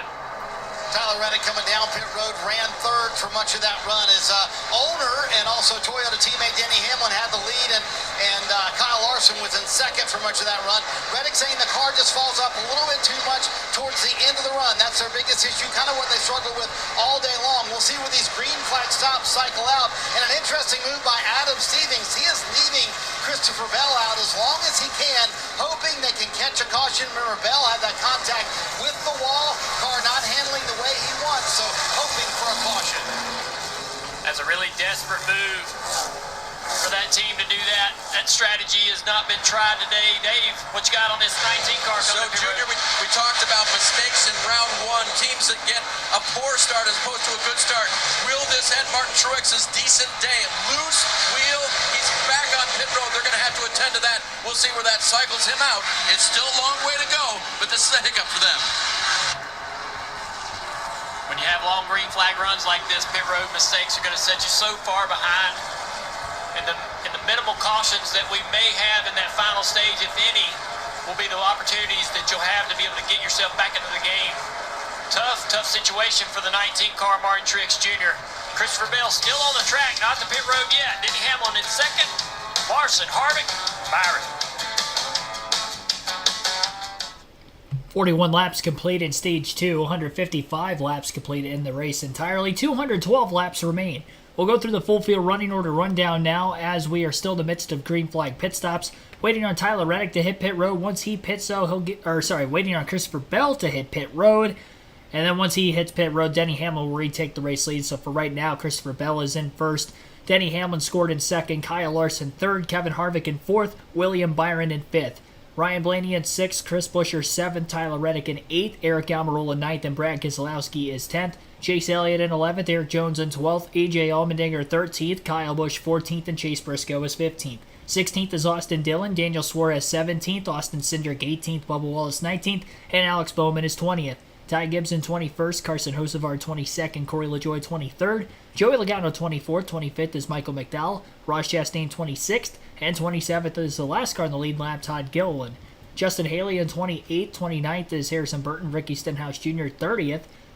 31st, Ryan Newman. Martin Truex Jr., after having to make that extra pit stop with the loose wheel, is 32nd. J.J. Yeley, 33rd. Ryan Preece, 34th. Ty Dillon, 35th. And B.J. McLeod rounds out the 36-car field. Everybody's still in the race. And again, 27 cars on the lead lap.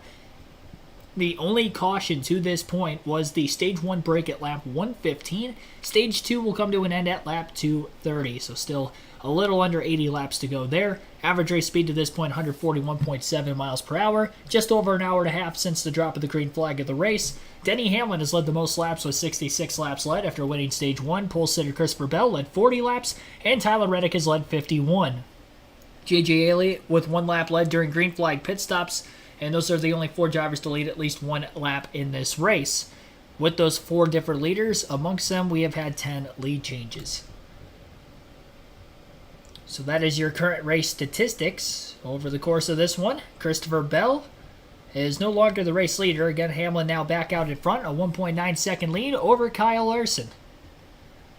Kevin Harvick is about to get into third once he gets by Bell. Byron in 5th, and then Blaney will be back in the top 5 as well.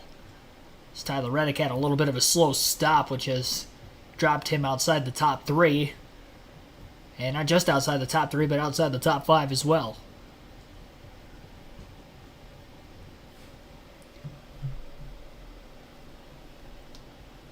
Hosting Detroit Lions. Coverage begins at 7 p.m. Eastern on NBC and Peacock. Back at Darlington, riding on board with Denny Hamlin, the leader. When we went to commercial, Christopher Bell was leading. He is now came to pit road. Actually, he's not gone to pit road yet. He's dropping back through the field, actually being passed by the leader, Larson, Harvick, and Byron as well. There's the 20 car on the racetrack. Trying to find him in the lineup there. But they're staying on the racetrack, hoping for a yellow. And I don't know how you recover from this if this does not work, right? You're going to lose so much track position when you actually do come to pit road. Yes, you'll have a fast car. Marty, what you think? Well, I think Adam Stevens felt like this was his only play, Junior, to be able to leave Bell out, hopefully get a caution and see what happens. They were about to go down a lap anyway on the racetrack. He said, "How can I help you?" Bell responded by saying, "Loosen it up a bunch. It's way too tight with that toe not in the right position." So, I want to talk about this, Junior. Bell came into the playoffs, and we talked to him this week saying, we cannot have any mistakes. Much of that focus was on the pit crew, but Bell will admit he's made a few mistakes this year. You can't have mistakes in race one of the playoffs, and you got to wonder, Junior, how that's going to affect their psyche moving forward in these playoffs. I don't know. He's moving to the inside of the racetrack right here. I don't know if that's a sign to the cars behind him that he's thinking to come to pit road. It looks like it is. He's going to finally come to pit road now. 49 laps into the stage. So if he splits the stage in half, he has to go 65 laps. Yeah, he's going to come close to being 2 laps down by the time he finishes this, Marty.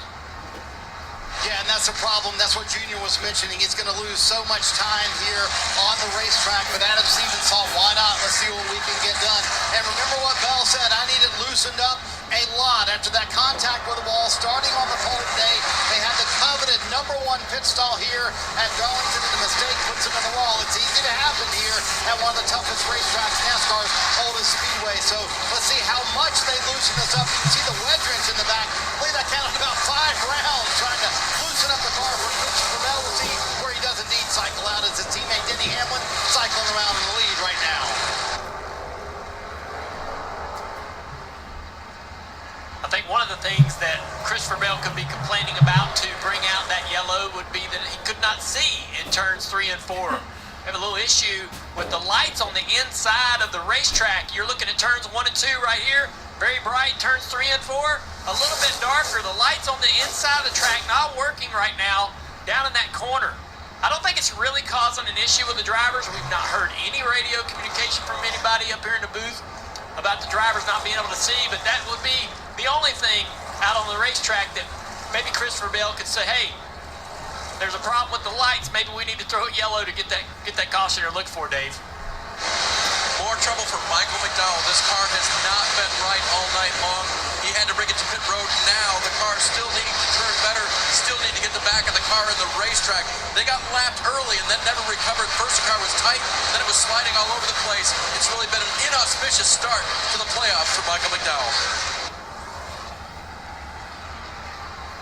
The battle right here, the 17. Busher looking underneath Blaney down in turns 3 and 4. Busher slowly is working his way up into the battle here. Well inside the top 10. Busher is putting in the same efforts they put in every week. They're just a workhorse. They just put their head down, they run their laps, and if they're in a position, or they can put themselves in a position to capitalize that after the last caution, they've won 3 races. And that's the reason why, because they put themselves, but they never take themselves out of a race. And that's what we're seeing tonight with some of the other championship contenders, is they're putting themselves behind the 8 ball early in this stage. Watching him behind the wheel here, work that steering wheel, and you don't see a ton of movement. Car really comfortable. Not chasing the back of the car much at all, just kind of turning to the left, holding some wheel in it. Car's got good comfort in the back end. And it sounds like it on the throttle. I mean, he's confident when he goes back to it. He's not feathering a lot. He goes back to it and then goes hard.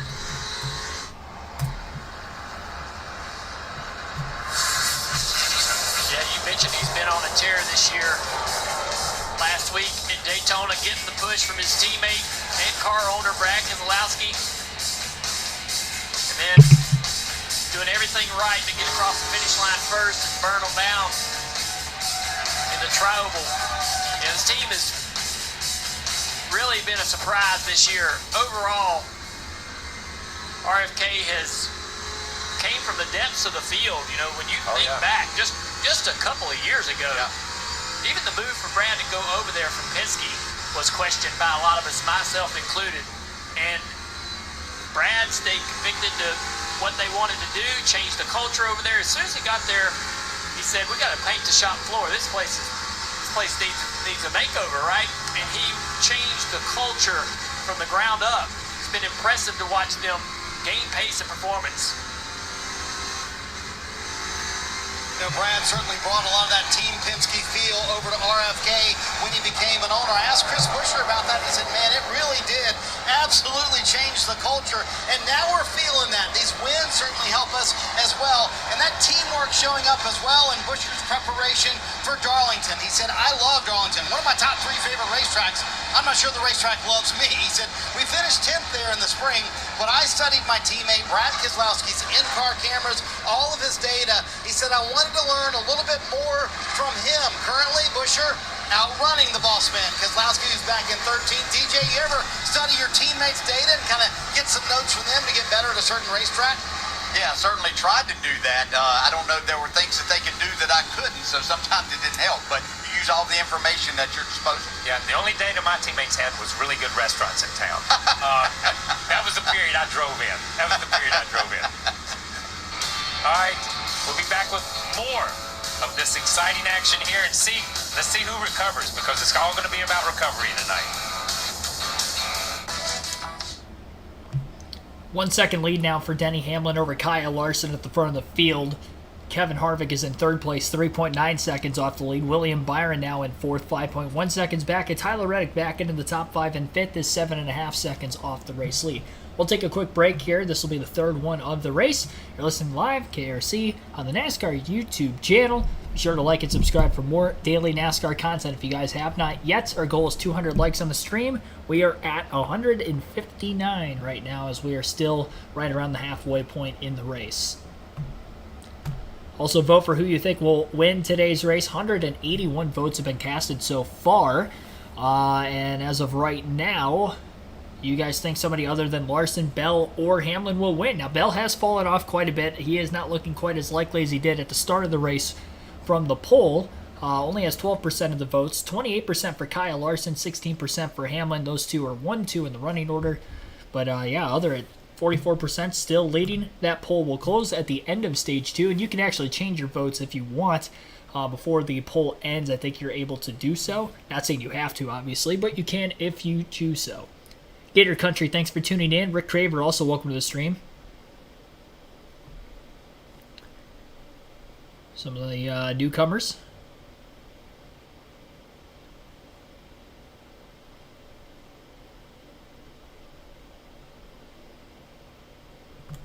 Yep, the only caution so far is the stage 1 end. Still have one more green flag pit stop to get through yet before the end of stage 2, which could shake the running order up a little bit more. Eric Jones is charging through the field right now, trying to go for back-to-back Southern 500s with that 43 car.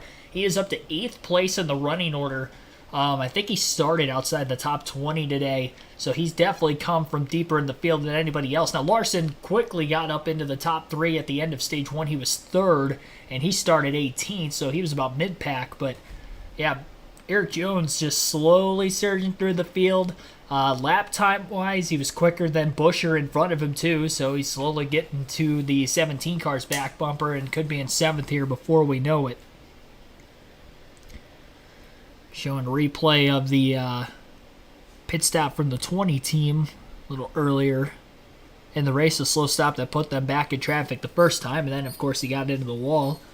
Just put Bell back a little bit further. Bubba Wallace with his pit stop, a little bit of a slow stop, I guess, for them. He's still on the lead lap at 17th. Bell is not. He is in 23rd. And yeah, they did show the replay of Wallace spinning. I didn't see it for the longest time until just now. You guys in the chat spotted it out. We are under caution, by the way. Not sure what for.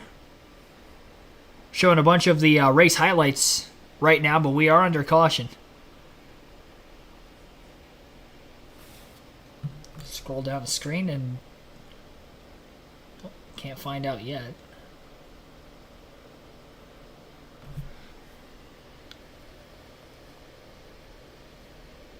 So it looks like the first caution for incident today. Maybe some drivers are chattering about being able to see there in that turn. It is pretty dark, especially up against the fence there. Yeah, it is. It does appear from our camera angle that it is getting darker up against the fence, and we know that's where they run. They're running up there, so you can't see the debris. You can't see things that might be up there. Let's listen to Kyle Busch and see what Caution he has for to say the about lights, it sounds like. Missing lights down there, 3 and 4, like the bottom lights aren't on. Steady dark over there for a while, last 40 or 50 laps or so. Well, they just haven't come on yet. I've noticed it for a while, but figured somebody would do something about it. Yeah, NASCAR's been working to try to fix this issue. Hasn't been able to remedy the problem. Marty, what do you have down there? Well, so the NASCAR Tower asked crew chiefs to ask drivers their thoughts on it. Denny Hamlin, the leader right now, he said, I've noticed that they are not on, but it doesn't bother me. I know it's not going to be there, so I'm fine with it, and it doesn't affect my vision on the racetrack. So that's the vote for the leader. He says, let's keep racing. Yeah, it kind of reminds me a lot of how a lot of our racetracks looked in the 80s. A lot of them, like Bristol and some of those just lights on the outside of the racetrack shop. But it's always fascinating. So Denny's leading. Anytime a leader's leading and they don't want a caution, they say, but let rain come past the halfway point, and every leader in the world is screaming for a caution. Well, it's a big break for Joe Logano. He's the first car lap down. He'll get the free pass. Christopher Bell was just behind him in the number 20 car on those new tires and wasn't able to really make a battle to get that position to be able to get the free pass. So good break for the 22, bad break for the 20 car. They'll get another opportunity maybe later in this race. It does give them a chance to come to pit road, check the toe on this race car, start making the real adjustments they need to make.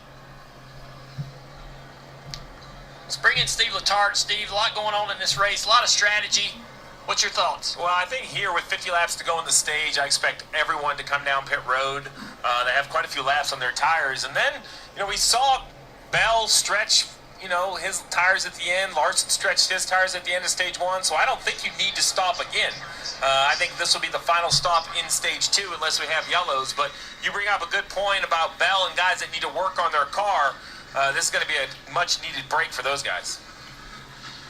And I would expect Logano and his team to be working on that car again once the pit cycle starts there, because they're going to be at the back anyway and be on the lead lap, but they still have some work to do with that. And Bell certainly has got a lot of work. He still, even on his fresh tires going out there, he still wasn't even up to pace that he needs to be. Yeah, they talk about how that car had improved in balance for Christopher, but still wasn't seeing the lap time that he was able to make earlier in the race. Looking right now at where the points are for the first round of the playoffs. Gano right there, -4 to Chastain. Think about Chastain early in the race fighting to stay in position for the free pass in stage 1, coming to the end of that stage and be able to get that.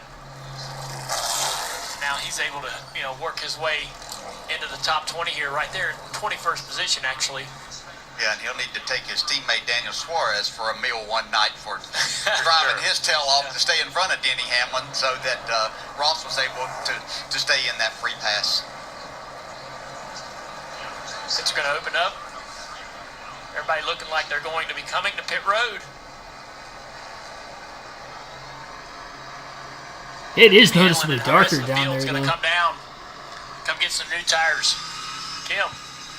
And Ryan Blaney's still asking for help on that race car. He said the front end still is not spectacular. Tight through the center, then tight against the wall, but then free off as he exits the turns. It's going to be an air pressure adjustment on those 4 fresh Goodyear tires. Sunoco fuel, Dave. Second and third nose to tail pitting together. Larson says I'm a little tight, but I could be a little bit tighter on landing actually in turn 1. As for Kevin Harvick, going to plan. Just a slight air pressure adjustment for Harvick. Marty. Denny Hamlin says the car is too tight to run the wall the correct way. It's not ideal, but he said it does work for me. A very small adjustment to free him up just a little bit. Probably get the green with about 45 to go. Junior, this is going to be a long run here to the end of stage 2. Hamlin, full serve here on pit road. Hamlin, Byron +2. Eric Jones up to 6. Great stop by that team. Kyle Busch into 9th place. For Busch. Oh, His team man. have a big surprise. A lot of fire right there. They all get away. Huge fire in the 17's pit box right when they were fueling it. Drove right out of it. Wasn't it Buescher that had a fire in this race last year? There was quite a few drivers. I know Harvick had one.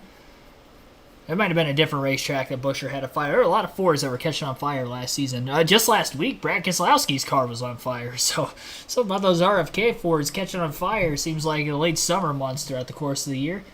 Whatever the case is, we're under caution for the lights on the inside of the racetrack in turns 3 and 4. It does look noticeably darker on that end of the track. Now, here's what I don't like about the caution personally. If we're going to restart the race and the lights aren't back on, what was the point of throwing the caution? To spice the race up a little bit, some people could say. I feel bad for Denny Hamlin, who was just kind of in control of the race, and now the caution's back out. Now, if he takes control in the restart, it's not going to matter for him. But this could change the complexity of the race if we see more cautions following this restart. But caution is out for, again, the lights, the inside of the racetrack. You would think that because they throw the caution for the lights not being on the inside of the racetrack in turns 3 and 4, it looks like towards the entrance of pit road as well a little bit. I noticed that they were off. If they end up coming back on before they get back to the restart, then I think it makes sense to throw the caution. But at the same time, the lights have also been off, like Kyle Busch stated over the radio, for 40 to 50 laps. So why do we throw the caution now to try to fix it not 40, 50 laps ago when it was dark outside? I don't know. I don't make the rules. Nor do I want the stress to be in charge of making the rules.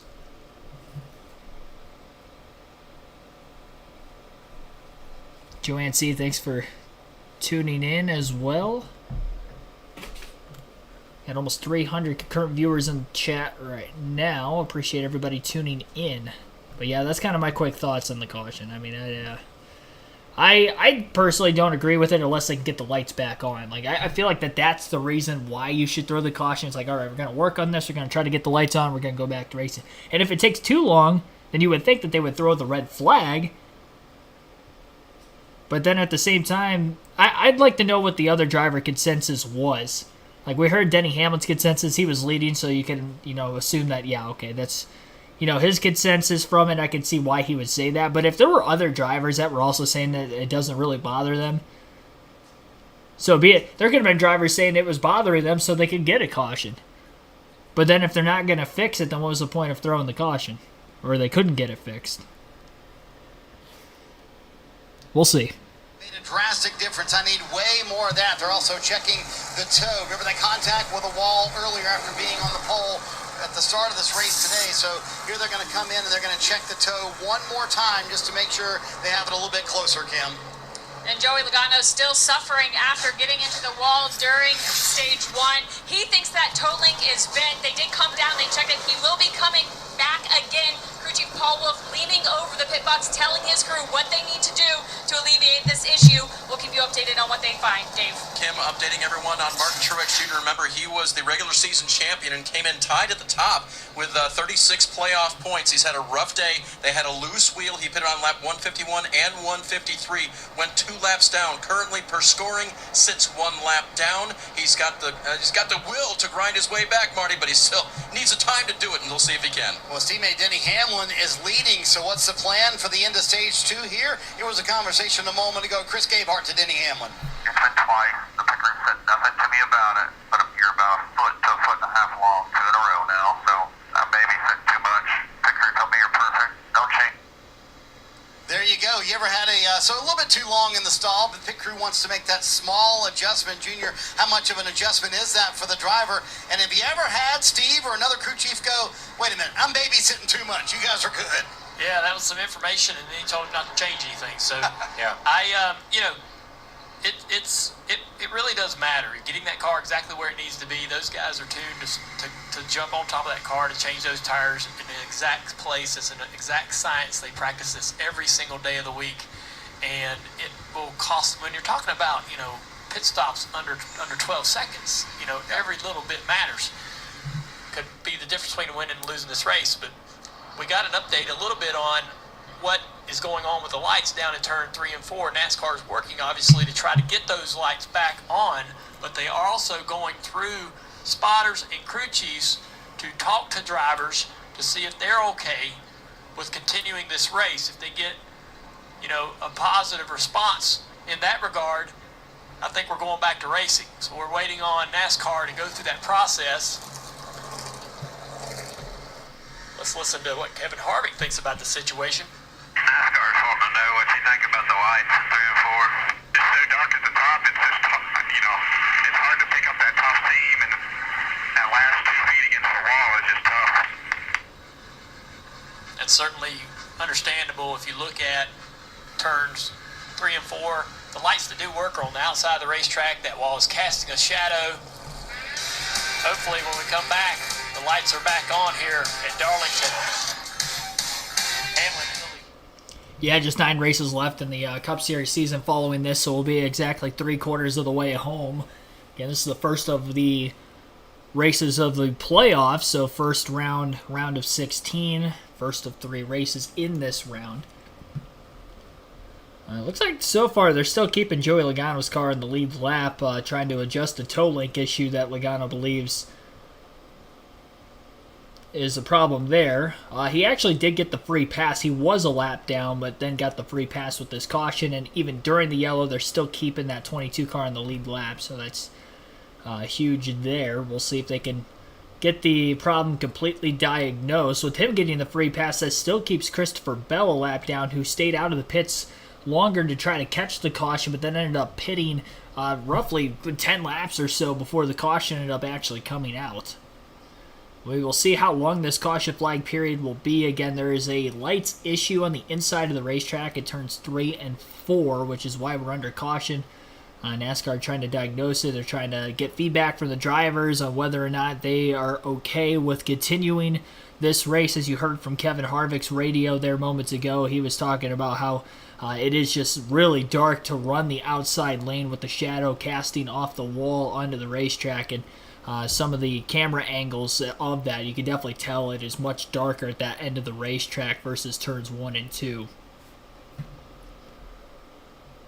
So it can be difficult for them out there, as if things weren't already difficult enough at the speeds that they run. That is why we're under caution.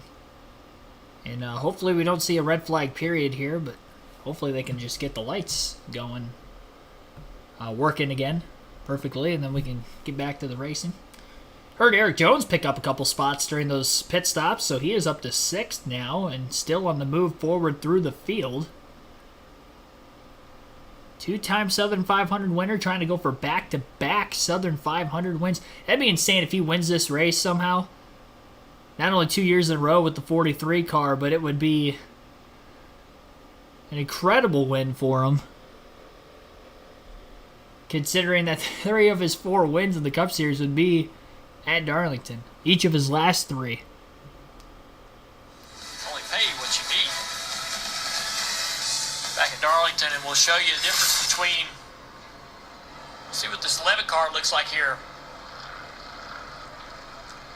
So we look at how dark it is in the corner, and this is on board at speed.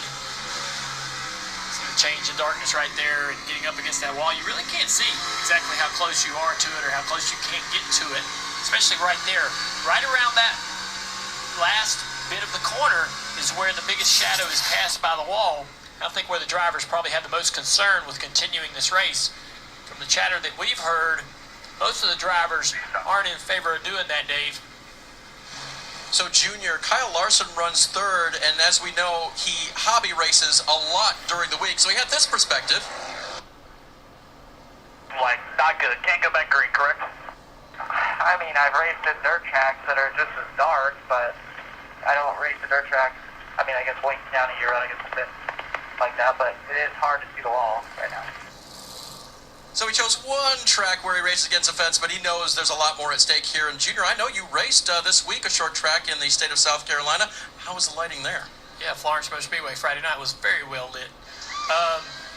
Yeah, I think if I was a driver right now, I would be a little bit, I'd be a little bit cautious. I mean, I know if Denny wants to keep racing, he's happy about his car. He understands where he's at. He's really good at this racetrack. But there's some other drivers out there, I think, that probably think, hey, man, maybe it's not in our best interest to continue. Hopefully, this is not a long-term issue. I don't really know what the problem might be down there in turn 3 and 4. But hopefully, NASCAR is going to be able to get the remedy here shortly. I think it makes it tough too because the drivers use, with these cars in particular, they use that air and that pack to make speed, and the closer they can get and know where they are there, the better off they are, the better their cars drive. Yeah, I mean, you enter the wall, you enter the turn 3 on the fence, you run the fence through the middle and exit of the corner. I mean, anywhere else, I think we could probably get away with this. Yeah. But since that's kind of the top lane is the preferred line for a lot of the drivers, it's probably just too treacherous. Too much on the line with the playoffs and all the playoff contenders. You wouldn't want something like this to affect your playoff performance in round 1. Kim, what you got on the 22 car? Yeah, let's get you an update on what the issue is there. So during that caution, they came down, they stopped, they looked at it. They were going to bring it down a second time, but crew chief Paul Wolf said no, stay out. As they ran under caution laps, Joey said, I am not going to be able to hang on. How many laps we have left? At that point, there was about 45 left. Paul said, it is up to you. If you do not think you can make it, that 45 laps, bring it to us. Joey said, I can't do it. They brought it down. They do think a toe link is bent. However, crew chief Paul Wolf said if they fix it, they are looking at losing 2 laps. So instead of fixing that bent toe link, they just lifted up the front of the car to tighten it up a little bit to give Joey what he needs. Marty. So, Kim, it's been interesting with all these caution flag laps. Christopher Bell and Adam Stevens were able to make a ton of repairs, and they took advantage of every caution flag lap. You see Chris Sherwood, the car chief, under there taking pictures. Now he's going to walk his phone back to Adam Stevens and show him exactly what's going on underneath the car. Bell said whatever you did on that first stop made the car way better, and there you see the phone going up to Adam Stevens to sort of make a decision on repairs they can make once it does go back under caution. But under the red flag, obviously, they cannot make any changes here to the 20 car, but they did, Junior, take advantage of every caution flag lap and every opportunity to adjust on it while they could. And it's going to be a heck of a battle for that free pass as well. You have 4 playoff drivers right now who are 1 lap down. Ricky Stenhouse Jr., Martin Truex Jr., Christopher Bell, and Michael McDowell. That's going to be fun to watch. With how hard this 20 car hit the wall off of turn 2, I'm surprised they're even in this position to have a chance to rebound. That was a really, really hard shot.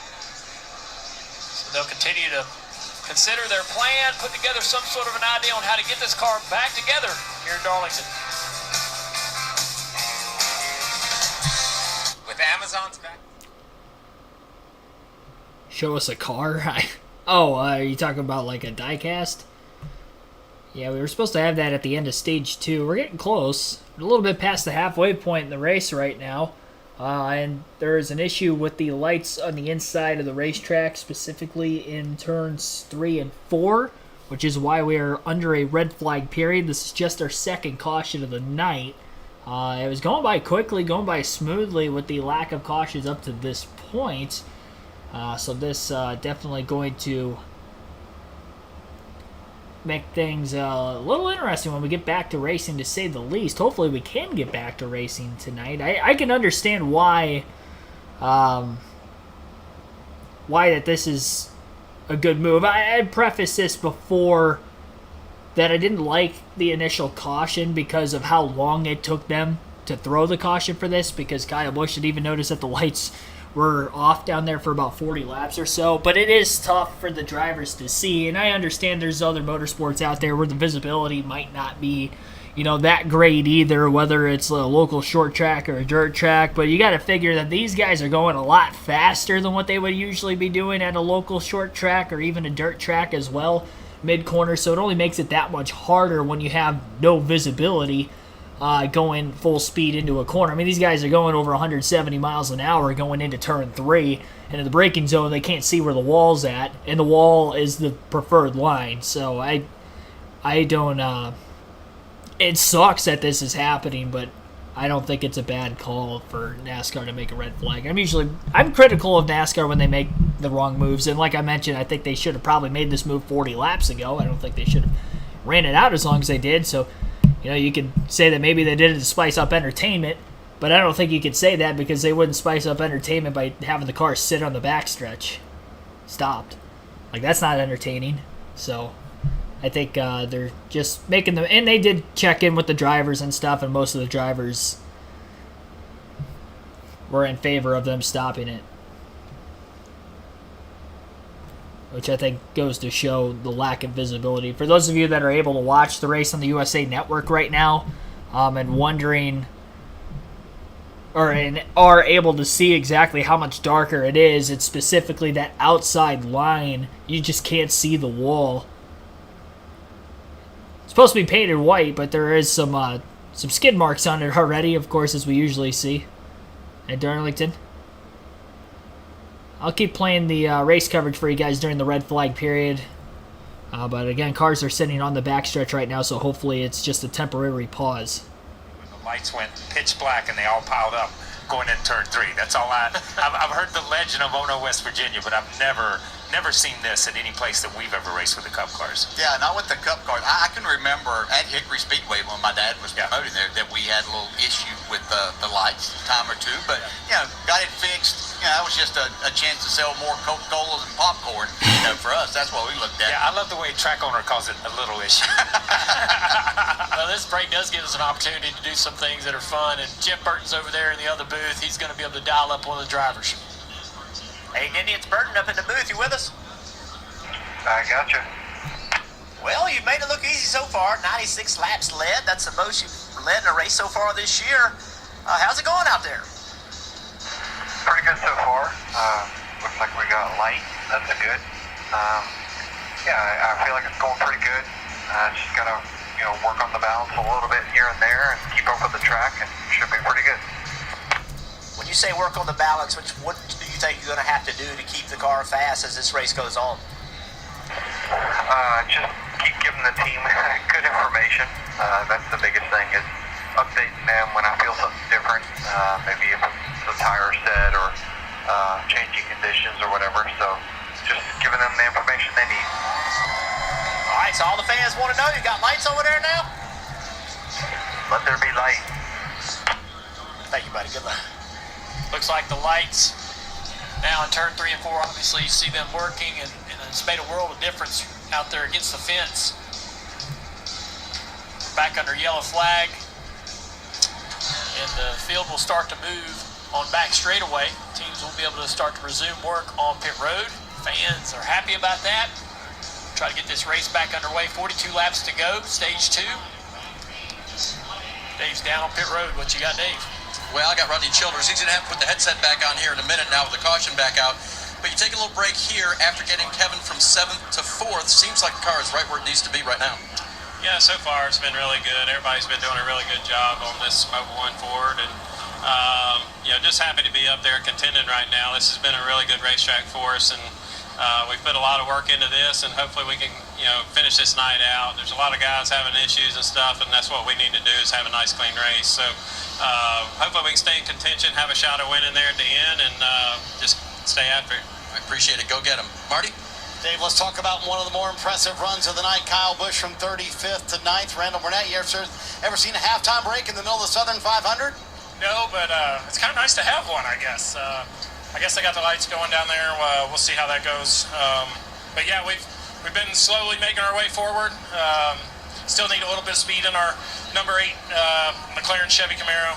Kyle's been doing a great job all night, nice and patient and steady, and just kind of been picking them off one by one. Pit crew's got us some too as well, so everybody's doing their part. Just got a few more to go to get up there and try to battle for this win. Kim, as Randall pointed out to me, it's just past halfway, a long way still to go in the Southern 500 tonight. Yeah, so let's ask what this stop does for the team. Does this break up your rhythm, or is this a good reset, catch your breath, and what does Ryan need the second half? Yeah, I think it was timed pretty well. It's right about the halfway point in the race. So yeah, I think everybody will kind of grab their, reset and have a nice little 40-lap run. That is Jonathan Hassler, crew chief for Ryan Blaney. See the 22 car, Joe Logano, back on pit road, continuing to try to make repairs to this car. Joey had some contact with the wall, both front and rear tire on the right side made contact, and then more contact at the end of stage 1 with Bubba Wallace. That was contact to the left rear, but also that sent him into the wall a second time. Both light contact, but this car suffering as much suspension damage as maybe possibly the 20 car, Christopher Bell, who had a much harder contact into the turn 2 wall. They continue to work on Christopher Bell's car as well under this yellow and hopefully making gains there. Yeah, the difference would be that where Bell got his damage was coming off of turn 2, where you're wide open back in the middle of 1 and 2, and he just got a little bit on the high side up in what we'll call the marbles, just a little bit, or where there's just not much grip, and slammed the wall from there, where the other contact for the 22 and a few others was down in 3 and 4, where you have slowed the car down to get your entry right and just rubbing up against. So much more severe for Bell, but they continue to work, and hopefully it's better for them. It's been a tough day for Christopher Bell. Came in with high hopes. They dropped the jack on this first pit stop. Not able to finish changing the tires and go over those issues. And then on the racetrack, up out of the groove, in the dirt, into the wall. Big damage to the right front. They've been working on this car, trying to improve it. He's lost some time on the racetrack. Now 1 lap down to the leaders in 26th place, Marty. Yeah, Dale Jr., it was an unlucky break on the racetrack, but I think this caution actually worked out perfect for the 20 team. They took 4 separate stops. They were able to slowly, under the red flag, take pictures of the damage on the 20 car, so they have a real image of what they needed to do to make the car better. Now Bell has to get back on the lead lap, and I want to take you back to Michigan. Remember, he wrecked at Michigan. They had big damage at Michigan, came back to finish 13th, so don't count out Christopher Bell yet. If he can get back on the lead lap, they might be able to get a top 10 out of this race. Yeah, while it looked like he might have a fighting shot at getting back on the lead lap earlier, now he's also going to be battling that 19 of Truex Jr.'s teammate, also a lap down. There's the front row after the choose. William Byron on the inside, the control car, Denny Hamlin on the outside, Larson out there on the outside of row 2.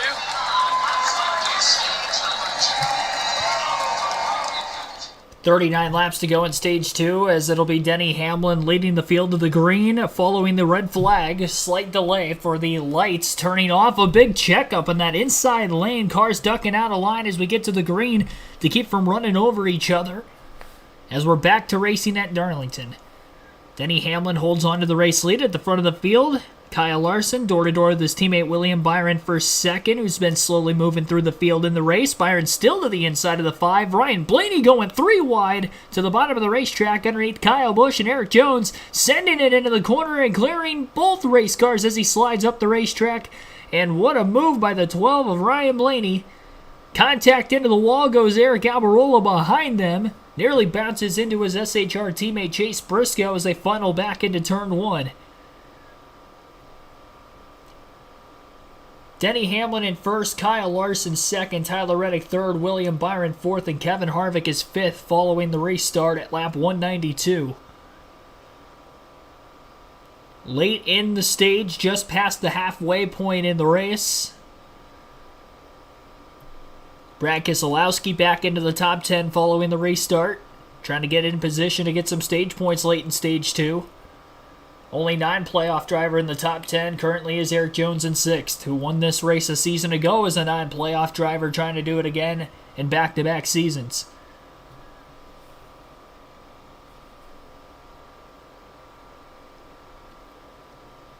Martin Truex Jr. trying to get into the free pass position,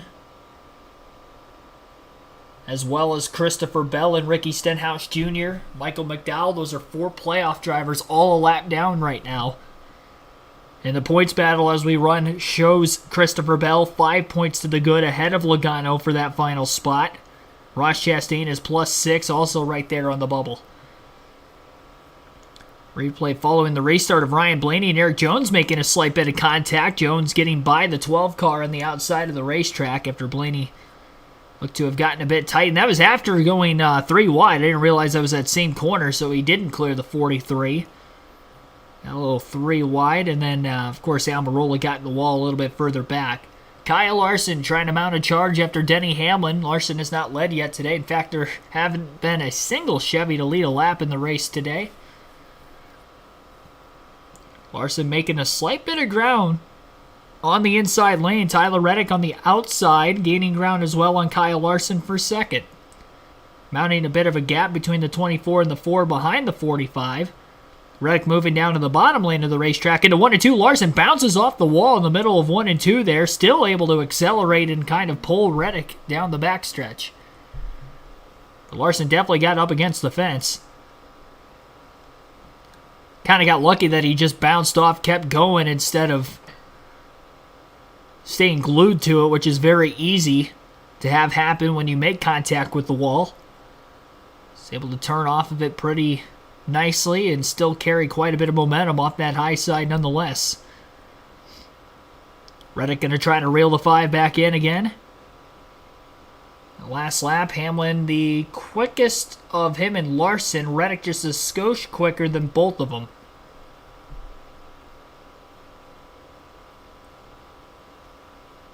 .241. Fastest lap of the race for Reddick back on lap 2. His last lap was a 30.371, a little over a second off that pace.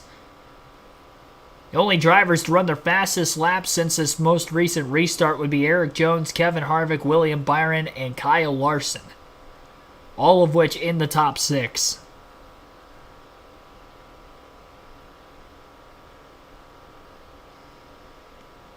Shouldn't have to see any more pit stops in this stage unless we get another caution late in the stage.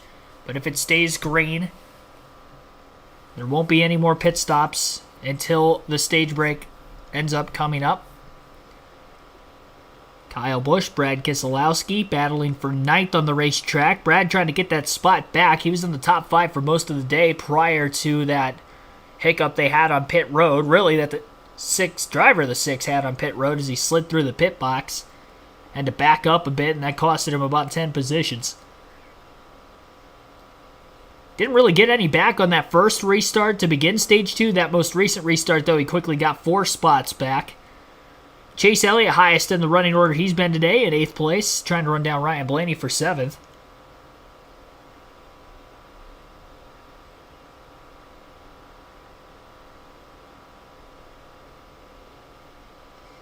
Larson a half a second behind Hamlin, ran about a 10th quicker than the 11 the last lap. Reddick a 10th slower than Hamlin, which would have made him 2 tenths slower than Larson the last time by. He was making ground on the 5 until he ended up cliffing a few laps ago, and now there's almost a 1 second difference between those two cars once again. 29 laps to go in Stage 2, full screen commercial break right now on the USA Network. Thank you for those of you that have tuned in for this live commentary stream tonight. We will stay right here with our action. Be sure to hit that like button if you haven't done so yet. We are 29 likes shy of 200, which was our goal. We have over 300 concurrent viewers watching right now. So be sure to, again, hit that like button and subscribe. Easy Network, True Assassin 86X. Also thank you for tuning into the stream here tonight. Quite a few viewers tuning in. This could be the most watched race this season. We're kind of creeping towards Daytona 500 numbers here. Not necessarily for the concurrent viewers, but total views on the stream, which is crazy that this could even rival that. But once again, appreciate all the support you guys are giving me here, not only tonight, but on a weekly basis. A lot of you probably listened to the live commentary stream last night during the Xfinity race. We have these for Truck, Xfinity, and Cup races every weekend. Next week at Kansas, we'll have a triple header. Truck Series race on Friday night, I believe, at 8:30 p.m. Eastern Standard Time. Next Saturday afternoon at 3:30 p.m. Eastern Standard Time for the Xfinity race at Kansas. And then at 2:30 on Sunday, we'll go live for the Cup race once again as well. All for Kansas race weekend. It'll be the elimination race for the Truck Series for the round of 10. It'll be the regular season finale for the Xfinity Series, and it'll be the second race of the playoffs in the round of 16 for the Cup side. So a lot of crucial racing going on next week at Kansas. Saw a thriller at Kansas in the spring race, probably the best race of the season in my opinion so far this year, and we'll see if the fall race can rival that next weekend as well. 21 cars remain on the lead lap, make that 22 cars on the lead lap right now, with Logano being the last of which. Ricky Stenhouse Jr. and Martin Truex Jr. still battling for that free pass position. Ricky getting a little bit quicker, trying to come back from a speeding penalty that he had all the way back at Stage 1. He was in the top 20 before that. As far as his lap times go, he ran a 31.50 1:35 the last lap. That was quicker than Truex, who was behind him. And honestly, it was a fast enough lap time that would have been quicker than everybody from 19th on back. So he definitely could get some spots gained there, which would be crucial considering that there are a few playoff drivers behind him in the running order, so that can help him quite a bit. And maybe Stenhouse can somehow make some noise in the playoffs and get out of the round of 16, make it to the round of 12 where he knows he's got a super speedway of Talladega, which he's won at before, to maybe get him even further into the playoffs.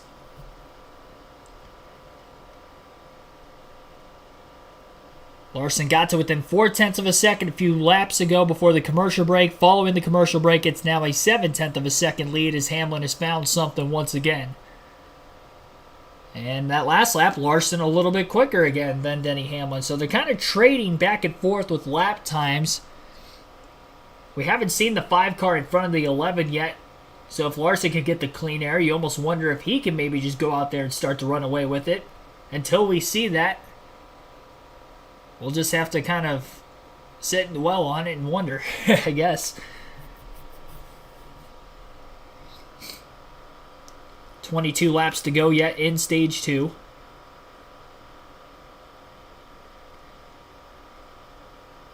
Once again, final stage will be 137 laps. If you're in the NASCAR Fantasy League, be sure to set your fantasy lineups. At the end of Stage 2, they will lock. So in 22 more laps, they will end up locking up, and you'll have your starting 5 set for the rest of the night. Hamlin again quicker than Larson. More consistently now, it seems like Hamlin's quicker than Larson. Larson 0.2 slower than Hamlin the last lap now. That was probably the biggest differential in lap times between the top 2 that we've seen really this entire green flag run. And the positions within the top 10 have not changed pretty much since the beginning laps of this stage. Some passes have been made outside the top 10. Austin Dillon kind of slowly making some noise. Up to 12th place. Been very quiet all night, but haven't really seen him that high in the running order till just now. But definitely making some headway there from the 3 camp. And he's getting closer to his teammate Kyle Busch. Hamlin riding in 4th gear most of the way through turns 3 and 4. Got by their first lap car since the restart. Looked like the 77 of Ty Dillon will go another lap down. Larson has really closed that gap on Hamlin. Hamlin must have caught the lap car in a much worse spot than the 5 did. And Larson now within about 2 car lengths of Hamlin and looking to challenge for the playoff point. Remember, these two have had run-ins already this season with Hamlin getting into Larson on multiple occasions when battling for a race win late. If these are the two battling for the win late, I would have to imagine Larson is not going to cut Denny Hamlin any sort of slack, and nor should he. Haven't talked about that at all yet tonight, but these two have been 1-2 for quite a while in this race. If Larson can get to Hamlin, that could happen. I don't think it would happen this early in the race. But then Larson also has to remember not to be over-aggressive, because that is what costed him the win here at Darlington earlier this season when him and Chastain got together on multiple restarts late in the race until they ended up taking each other out. Chastain making the final blow in that one, allowing for William Byron to go on and get one of his 5 wins he's had so far this season. Speaking of Byron, still in the top 5. He doesn't seem to quite have the same pace as teammate Kyle Larson has, but up in the 4th place position. Just looking to keep that consistent run going. With as many playoff points as Byron has coming in, a solid top 5 day, you can pretty much already guarantee that he's going to make it into the next round. Racking up some stage points in this one. Although he didn't get any stage points in stage 1. So getting a top 5 finish here at stage 2 is pretty vital. Quite a few of the higher numbered seeds are the ones having problems right now, like Truex back a lap down in 25th. He just lost another spot to Bowman, so I don't think Truex is going to get the free pass here at the end of the stage. So he's just slowly falling back. He also had a pit road mishap. It was his pit crew that did not get one of the lug nuts secured tightly enough. Now, the tire didn't come off, which is good. But unfortunately, having to make that extra green flag stop in stage 1 when there was no pit stop, or no cautions. That is why he is a lap down and has been for quite some time. Caution is out on the speedway once again, and it looks like the 78 car up in a lot of smoke right now on the backstretch. Like there might have been a fire, perhaps, underneath B.J. McLeod's race car, and he'll be the first one to retire from the race today as he climbs out under his own power. Seen some smoke coming out of the pipes or underneath the race car there. Well, this caution comes at an interesting time. It sure does. I mean, wow. Everybody's probably bringing their cars to pit road for tires. It's been quite a while since if you run 5 laps on tires, you're coming to get them. But it's certainly going to set you up for a hustle to the finish of this stage. They'll be all out and trying to either maintain or gain track position in the few laps left. See here, B.J. McLeod down on the inside of the racetrack. Smart, having issues, get out of the groove, get off the racetrack, down on the apron. And it's a big break for one of our playoff contenders. Ricky Stenhouse Jr., the first car lap down. So he was able to maintain that track position over Truex, over Christopher Bell. Neither one of those were able to get around Stenhouse. Stenhouse will get back on the lead lap.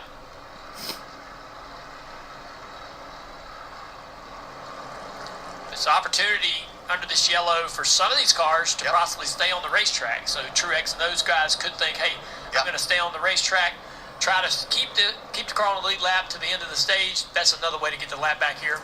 Yeah, absolutely.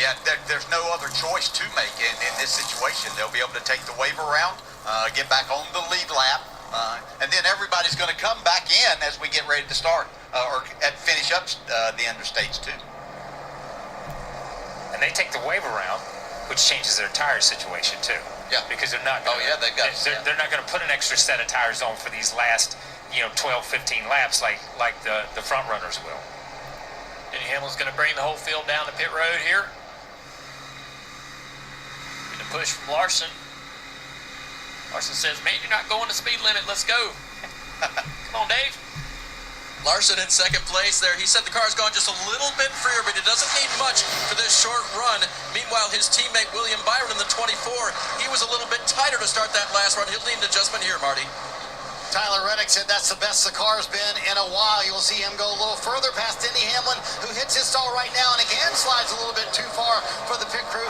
Hamlin said he needs to be a little bit tighter. That was his biggest problem, too free on that run. Reddick said that's the happiest I've been with a car in quite a while. So Reddick, very good, especially on that long run. Now a drag race off pit road. Reddick's going to lose a couple spots, but Hamlin in the 11 team will hold serve. Eric Jones gains more spots on pit road, continues to climb the leaderboard in the 43 car. Pretty incredible. Denny Hamlin on pit road 4. There's that 43. Might be in this thing after all.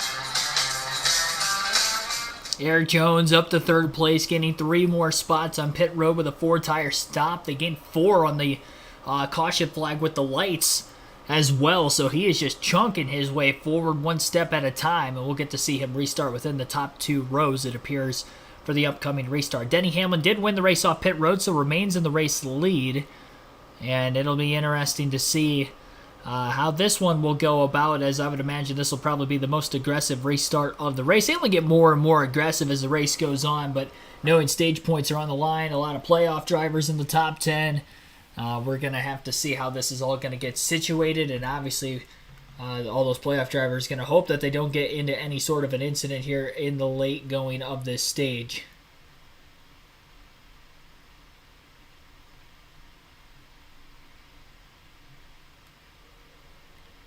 We're going to take a quick break, and then we will get back to the action.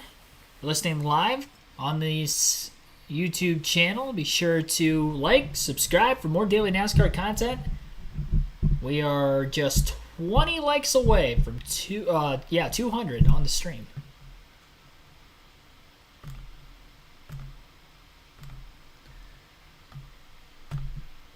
I'm got to make sure my fantasy team is going to be set and ready to go here at the end of this stage. So we are getting closer to the finish.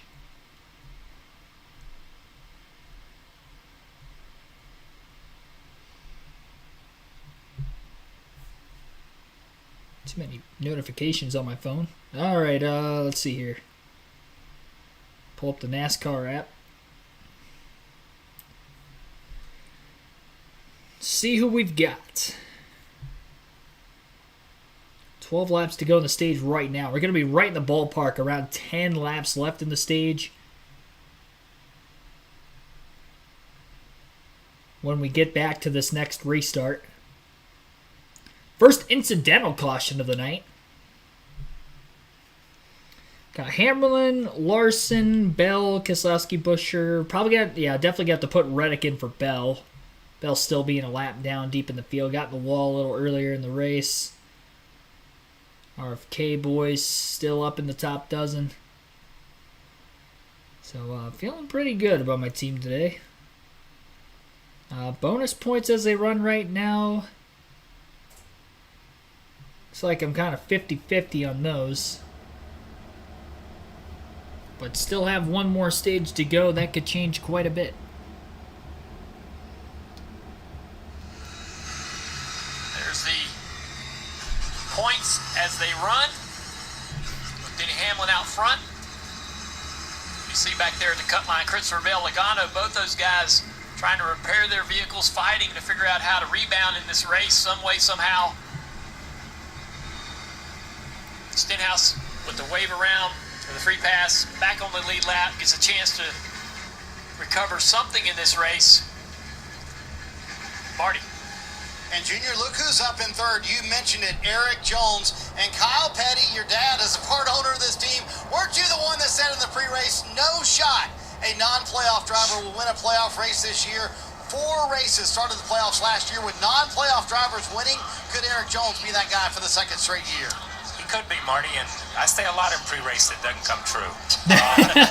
That's why we clean it up in post, Marty. That's why we clean it up in post. See the stage points earned so far. Hamlin trying to double down on the stage wins. Larson to the inside of the front row. 9 laps to go in stage 2 as the green flag is back in the air. Hamlin going to get the launch and is easily going to have the 5 cleared going down into turn 1. We'll see if the 43 can get to the outside of the 5. The 24 pushes the 5. 5's going to slide up the racetrack and he is clear for second as Jones lets him in. Jones stays in third as he was leaving pit road. Side by side for fourth with Byron and Reddick. Off the exit of turn 2, Reddick going to have Byron cleared from the outside lane. Most of the top 10 quickly single file. Chase Elliott going to jump back down to the inside, trying to make a pass on Ryan Blaney. Slipped up in the middle of the corner. Blaney's going to have that position held up as he gets to the outside of Kevin Harvick as they nudge and make slight contact off turn 4. Blaney barely keeping it off the wall. Harvick charging hard back to the bottom again, but he's not going to be able to keep up with Blaney yet. Reddick is going to have the 24 car cleared for the 4th place position, so Byron loses 1 spot following the restart. And the field still works their way now back off turn 2 again. All those drivers that took the wave around would include Michael McDowell, Todd Gilliland, Carson Hocevar, Christopher Bell, Harrison Burton, Alex Bowman, and Martin Truex Jr. All on older tires, 2 seconds off the pace of the leaders right now, but looking to just stay on the lead lap to the end of the stage. Ty Gibbs almost gets, did get ran down the racetrack, I guess, by the 14 of Chase Briscoe trying to pull off a late block.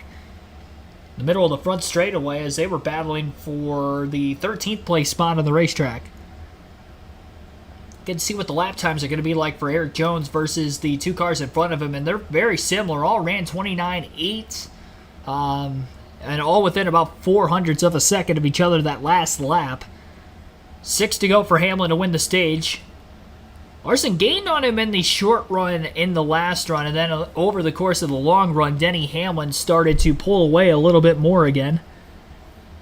Caution is out on the speedway. Trouble. Austin Cindric and Ty Gibbs have crashed in turns 1 and 2.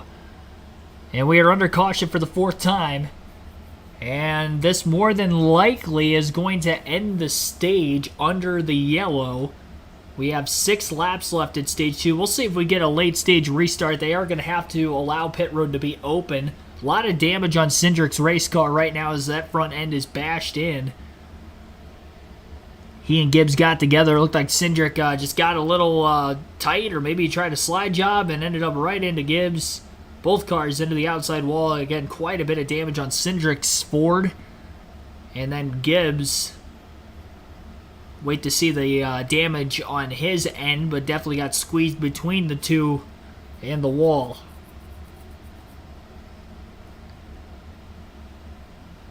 Caution starting to breed cautions all of a sudden.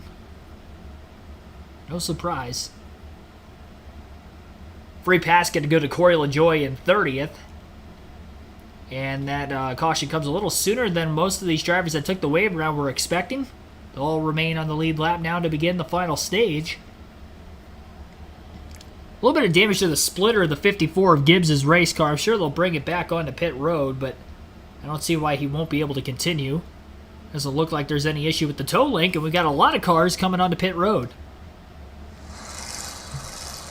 You don't know if this is the end of the stage, will get restarted or not. Pit road is open. And the one thing we got to remember, there were no cautions in the first stage for these guys to come in and put on 2 or 3 extra sets of tires. Kim. And a last-minute decision by crew chief Paul Wolf to bring Joey in, give him 4 fresh Goodyear tires. The front end of that race car still not right, though, after early contact with the wall, Dave. Kevin Harvick gave up 8th position. He was called to pit road, so they changed tires here. We'll see how that works out. Marty. Chris Buescher on pit road as well, so an interesting call by these teams, just kind of around the top 10 mark and maybe just a little bit outside. Buescher says the car a little bit too tight, takes him a long time for that car to come in, so maybe an adjustment for this short run here to the end of stage 2. That was your pit road updates following the caution flag that took place moments ago between Austin Cindric and Ty Gibbs. We are down to 4 laps to go in stage 2 right now.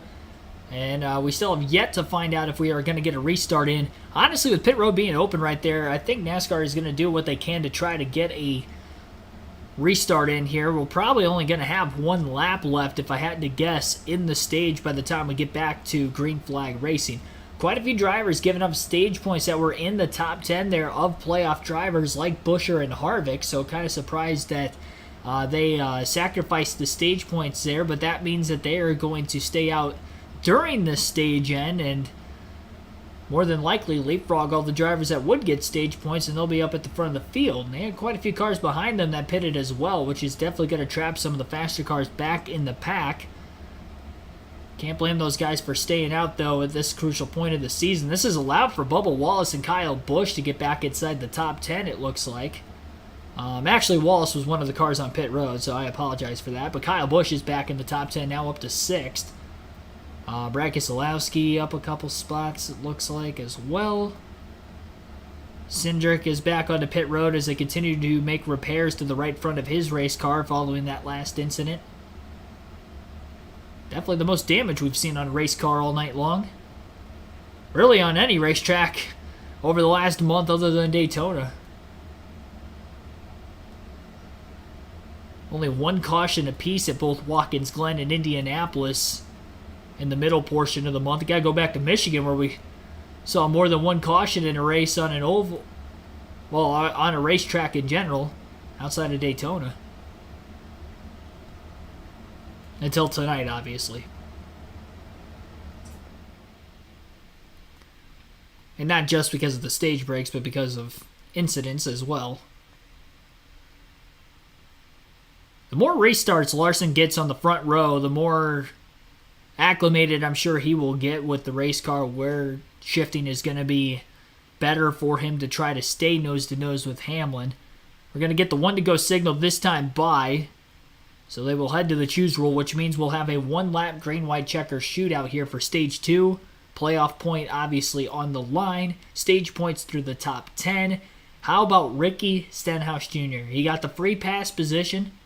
He's up to 11th place now in the running order with a lot of cars pending in front of him. He stayed out hoping he can get to the top 10. He's 1 spot out of it, but could get in the top 10 here on the final lap of the stage. He'll be on the inside of row 5, it looks like. So, how about that? Points as they run right now. Stenhouse +1, Chastain +1, Bell -1, Bubba Wallace -10, Joey Logano -12 points, And Michael McDowell also minus 12 on the cutoff line. 1 lap green-white checker here late in the stage. All those drivers on fresher tires behind them. About 6 to 7 green flag lap fresher tires. That will be almost a second of fall off, so we'll see. Kevin Harvick is the first of those on fresh tires, and he's in 12th, so he really only lost about 7 positions. In 1 lap, I don't think he's going to get all of them back, especially being in the outside lane, and he might get boxed in here. Buescher, who's on the inside of row 6 of Harvick, might actually be in a better position than Harvick with slower cars in front of him. Pace car pulls to pit road. Hamlin cleaning his tires to the very last second here. He'll be the control car into the restart zone, again taking the outside. He's taken both the bottom and the top and has had success in both lanes so far tonight. Green flag back in the air again. Larson spins the tires on the bottom. Eric Jones easily going to get to the outside of the 5. It's going to be a drag race for second, I'm sure, down the backstretch if Larson can hang on. Larson gets into Jones just a little bit. Great job by Jones keeping it off the wall. Larson did not give him a lot of room. Jones is almost clear of the 5 down the backstretch into turn 3. Hamlin is going to win the stage at the front of the field. Larson completes the pass for second as he holds on for now. Jones going to try the crossover, but Larson's going to be able to block him in time. Reddick almost steals third away from Jones as they cross the stripe. Denny Hamlin sweeps the stages in tonight's Southern 500 at Darlington as he picks up his 6th and 7th stage wins of the season tonight. John Hunter Nemechek in the Xfinity race yesterday won the first 2 stages, but didn't win the race. It was Hamlin who won it. We'll see if Hamlin could get the sweep here today and get the race win as well. Get a max points day, which will carry all those playoff points he would earn tonight into the next round with him, which is going to be crucial. As well, of course, a win and you automatically advance to the next round. So, spot in the round of 12, obviously up for grabs here this evening. Behind Hamlin, Kyle Larson ended up second in stage 2. Eric Jones third, Tyler Reddick fourth, and William Byron rounds out the top 5 in stage 2. Kyle Busch finishes 6th, Ryan Blaney 7th, Austin Dillon 8th. Brad Keselowski 9th, and Ricky Stenhouse Jr. stole that last stage point there on the final lap of the stage. Harvick Buescher kind of stayed put there in traffic as they couldn't go anywhere. Just over 300 concurrent viewers still watching. Appreciate everybody that has tuned into this stream so far. Be sure to hit that like button and subscribe for more daily NASCAR content. Road to 5,000 subs. Trying to get there before the end of the NASCAR season. Trying to get to 200 likes on the stream tonight. Maybe there's a chance we end up getting enough likes on the stream to surpass what we had for the Daytona 500 this year. We've got about 70, 80 to go there. We've got enough people watch it, so definitely hit that like button if you guys have not done so yet. We'll take a quick break here. We'll get into the stage 3 action on the other side. A lot of the leaders, I'm sure, going to come to pit road here in a matter of moments.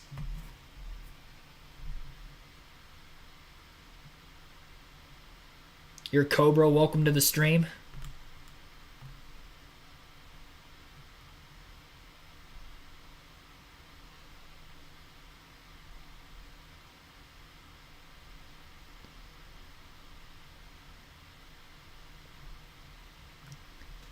Up to 185 on that like counter so far. We're at stage 2 during these live commentary streams. At the end of stage 2, I give you guys my diecast showing. It's the Southern 500, so I have to show off a Darlington race car diecast, and that would be from 2021 when I was at the Southern 500, my only trip ever to Darlington. Here is a Jimmy Johnson number 48 throwback to Richard Petty and Dale Sr. Sorry, this was 2020, not 2021. I apologize for that. 2020 Southern 500. And this was the only Southern 500 or trip to Darlington I've ever been to. This was my favorite diecast of the race weekend. Seeing this car in person, it really popped on the racetrack. And as somebody that never got to watch Richard Petty or Dale Earnhardt race in person before, it was cool to see these colors on the racetrack. So, cool throwback. And the only driver who could do it is another 7-time champion, Jimmy Johnson. So, it's definitely a once-in-a-lifetime paint scheme. Probably never see this car back on the racetrack ever again. And for that reason, I wanted to make sure I got the die cast of it sometime down the line. I actually bought this, I think, at Talladega last fall, if I remember correctly. when I was there for the playoff race last year. So that's where I found this diecast, one of the tent vendors outside the racetrack. I'm like, I gotta buy it. I got it for like $20 off the original price because I bought it like 2 years after the fact. So I saved some money in the process as well. But Jimmy Johnson, Lowe's 48 Chevy Camaro. That is the diecast showing for tonight. Leaders are on pit road as expected. And it was a do what they don't for crew chief Jonathan Hassler and driver Ryan Blaney. Ryan said the track is just tightening up way too much. I am absolutely plowing. You saw the chassis wrench go in for fresh tires, Sunoco fuel, Dave. The 9 of Chase Elliott will come to pit road from 11th. They're going to get a wedge adjustment and 4 fresh Goodyear tires on the 9 car, Marty. Dave, that was interesting. The call was really late for Kyle Busch to get to pit road, so much so that he actually lost a spot to Blaney coming to pit road. Their thought was, if you can't start in the first 2 rows on this restart, let's come to pit road. He said that last adjustment certainly helped me, but the pit crew answered the bell. He lost that spot coming to pit road, but the pit crew got that spot back for Kyle Busch. This is going to be very interesting, Junior. A mix of older tires and newer tires here, even within the top 10. So after that one lap dash, there were a few cars up at the front of the field that decided to come back to pit road. Kyle Busch, Ryan Blaney, a couple of those playoff drivers that did. It's going to put them behind everybody that pitted during the caution before them. So hopefully those few stage points they ended up earning are going to be worth it because they're going to be restarting outside the top 20 now. As for Denny Hamlin, he stayed out of the racetrack, so he will remain as the race leader. He has dominated this race so far today as he has already led 141 laps and counting. He has won the first 2 stages of the race. Toyota as a whole has dominated because Reddick led 51 laps in today's race in Stage 1. Hamlin led every single lap of Stage 2. Christopher Bell, well, every lap except for the green flag pit stop where Bell stayed out on the racetrack a little bit longer. Bell stayed out 8 laps longer than everybody else, trying to catch a caution, never caught it. So he ended up going a lap down, then he took the wave around on the 4th yellow of the race. And then the 5th caution obviously was able to maintain on the lead lap. And Bell is back up to 18th place. The Stage 2 break is our 6th caution entirely tonight. Justin Haley gets the free pass with this yellow, and that will give us 30 cars on the lead lap to begin Stage 3. Listening to the Cookout Southern 500 live on KRC tonight. Average race speed, 122.070 miles per hour, just over 2.5 hours from the drop of the green flag. In today's race, we had a slight red flag for about 10 minutes, give or take, with a light issue on the inside of the racetrack at turns 3 and 4, but NASCAR got that situated there pretty quickly. I will say I was kind of scared we were going to be sitting here for a half hour to an hour waiting for the lights to come on, but it was only about 10 minutes, so not too long of a break there, allowing for drivers to top off on their fluids inside the race car, take a quick little breather on a track that probably puts them through the ringer every time they come here and get back out and do it all over again.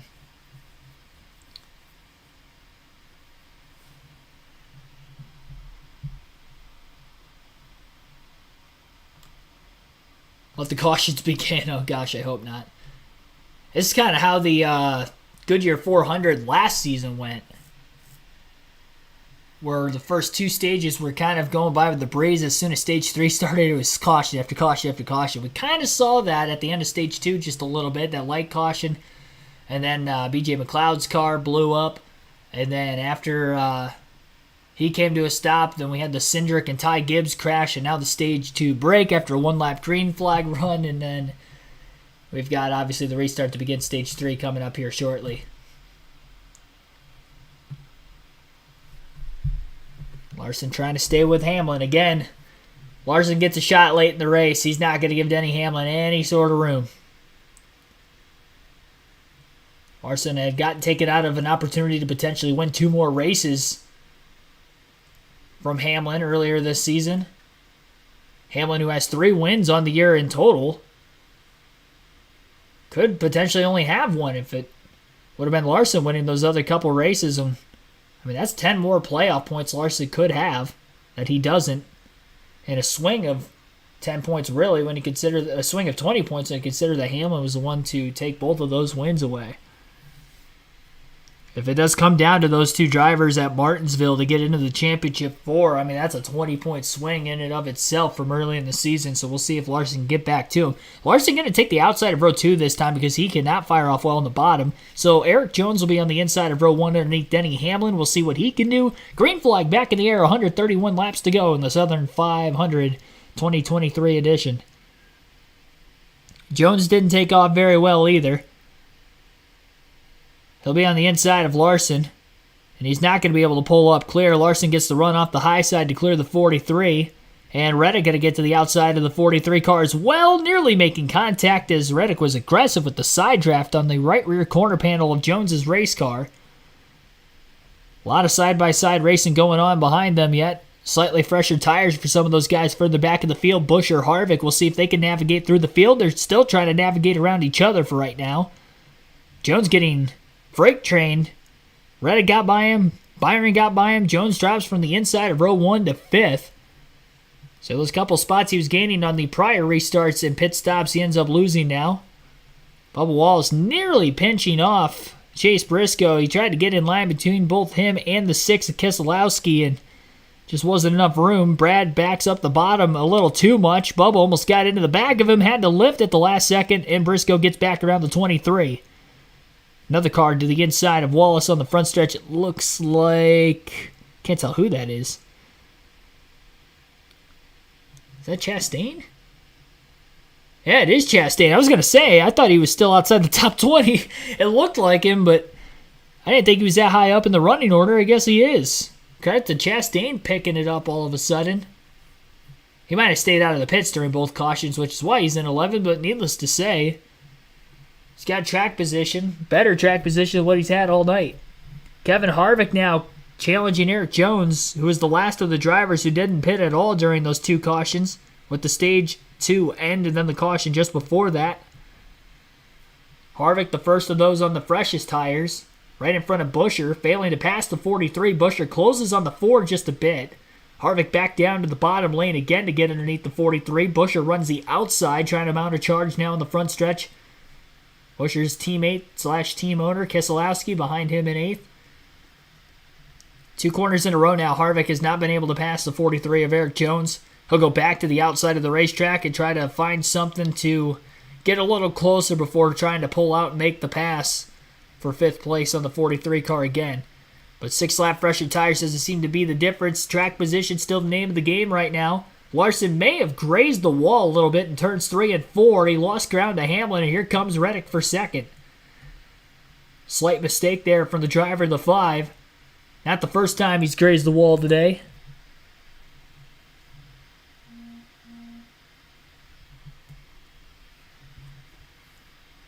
Showing the replay of the late incident between Larson and Hamlin at Pocono.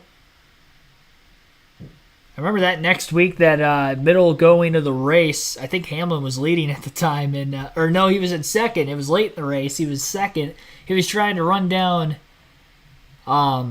Chris Buescher for the win, and it was kind of tough to tell at that time who was quicker between the 17 and the 11. But then Larson was basically like holding up Hamlin, similar to what Hamlin was doing with Chastain at Gateway a couple of years ago, and he cost him like 2 seconds.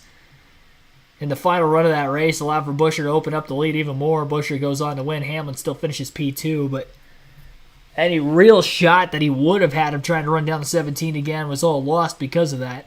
There was a moment earlier in that race, too, where the 5 kind of ran through the 11 after he got lapped, because Larson wasn't that quick that day, and he just plowed right through him.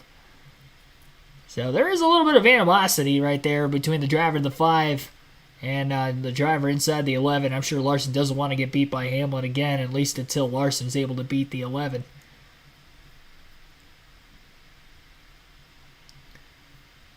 Top 5, early stage 3. Again, Denny Hamlin in the lead. Kyle Larson 2nd. Tyler Reddick 3rd. William Byron 4th. And Eric Jones is in 5th, all within 2.6 seconds of each other. 123 laps to go. If we do go green all the way through this stage, at least 2 pit stops will be had. Maybe a 3-stop strategy could be in the cards. We'll have to wait and see. Tire fall off over the course of the night obviously has been quite a bit, as we expected. Darlington, not as much as the Xfinity cars from yesterday's race. both that race taking place all the way during the daytime has something to do with it. Also, just the overall lack of grip those cars have, a lot lower.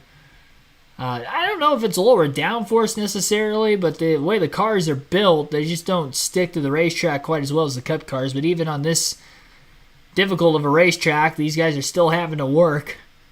And the tires are definitely giving way as a result of that. Just not as rapid of a pace as what we saw during the Xfinity race and with those Xfinity cars on a weekend basis. Harvick shifting to 5th gear just for a little bit. I mean, he's in 5th gear on the front stretch for 2-3 seconds at the most.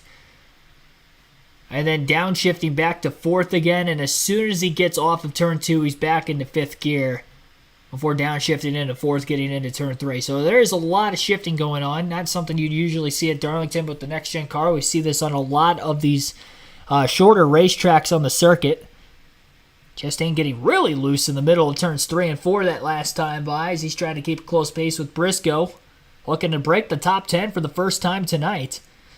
Cutoff line battle right now. Harvick plus 13, Chastain plus 8, plus 6 for Blaney, plus 2 for Bell, minus 2 for Wallace, minus 2 for Logano, minus 13 for Stenhouse, and McDowell's minus 17. Those are all the drivers, the first 4 in, first 4 out on the cutoff line.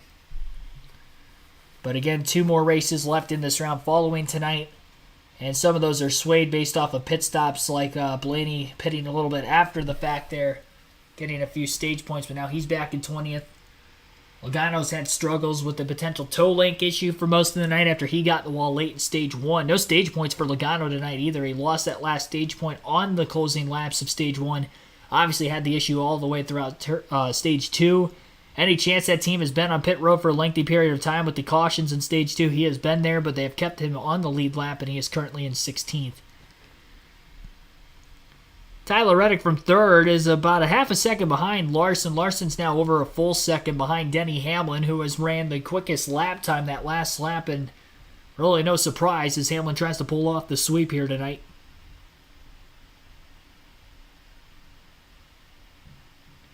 1.1 second lead overall for Hamlin.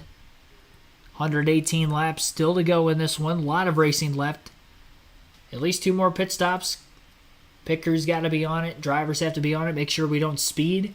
We've already seen 2 playoff drivers with issues on pit road that costed them a lap. Stenhouse and Truex. They're in the lead lap now because of the wave round they took, but they're still outside the top 20. 25th to 26 is where those 2 drivers run. And it looks like a side-by-side commercial break on the USA Network right now. We will take a break. This will be our second to last one of the race. You're listening live, KRC, right here on the YouTube channel. Be sure to hit that like button, subscribe for more daily NASCAR content if you haven't already, as we are 8 likes away from our goal of 200 on the stream. We'll close the poll as well, which I meant to at the end of Stage 2. 264 votes have been casted. Appreciate you guys that have voted in the poll. 40% say somebody other than Larson, Hamlin, or Bell will win, which is surprising considering that Larson and Hamlin have been at the front of the field for a large majority of this race, 1-2, with Hamlin leading the most. Larson had 29% of the votes, which was 11% behind the 40. 20% of the votes for Denny Hamlin and only 8% for Bell, who has struggled after he got into the wall middle going of the race. We got 264 votes in the poll, but only 192 likes on the stream. So be sure to hit that like button, guys. We are very well capable of having the most likes stream on the channel this NASCAR season. So run that like counter up. It helps the channel out a ton, helps these streams out a ton, gets them recommended under other related NASCAR content. We're here every weekend for NASCAR Truck, Xfinity, and Cup Series races. I will be at Bristol all race weekend long, so there won't be any live commentary for any of the races that weekend, but there will be race highlight videos from the grandstands for any race I do go to in person, similar to that of what you saw at Michigan a couple weeks ago, and then at Talladega earlier in the season as well, and then all the races I went to last year. So there will be race highlight videos from the grandstands, unique perspective there for all of the weekend action at Bristol in a few weeks. That includes ARCA as well. ARCA Truck on Thursday, Saturday Xfinity, and then Cup on Sunday. Usually 15 to 20 minute roughly videos, and then individual moments may be uploaded as well some of the bigger moments I might catch on camera throughout that race. Battle for position between Ryan Blaney and Chase Elliott, who both pitted during that last caution. Blaney making the pass for 19th on the racetrack as they try to work forward through the pack. Ty Gibbs is right behind him in 21st, despite having damage in his car from the Cindric incident. And as for Austin Cindric, who was involved in that crash, he still remains in the race, but he is 2 laps down in 33rd currently, and more than likely is off the pace.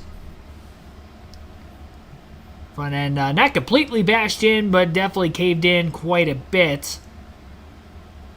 Body's still a little bit more sturdy on these next-gen cars, but with the front and rear clips added to it, it tends to have a little bit more crunch, which is going to hurt the aerodynamics just a bit more when making a front or rear impact with the race car going forward.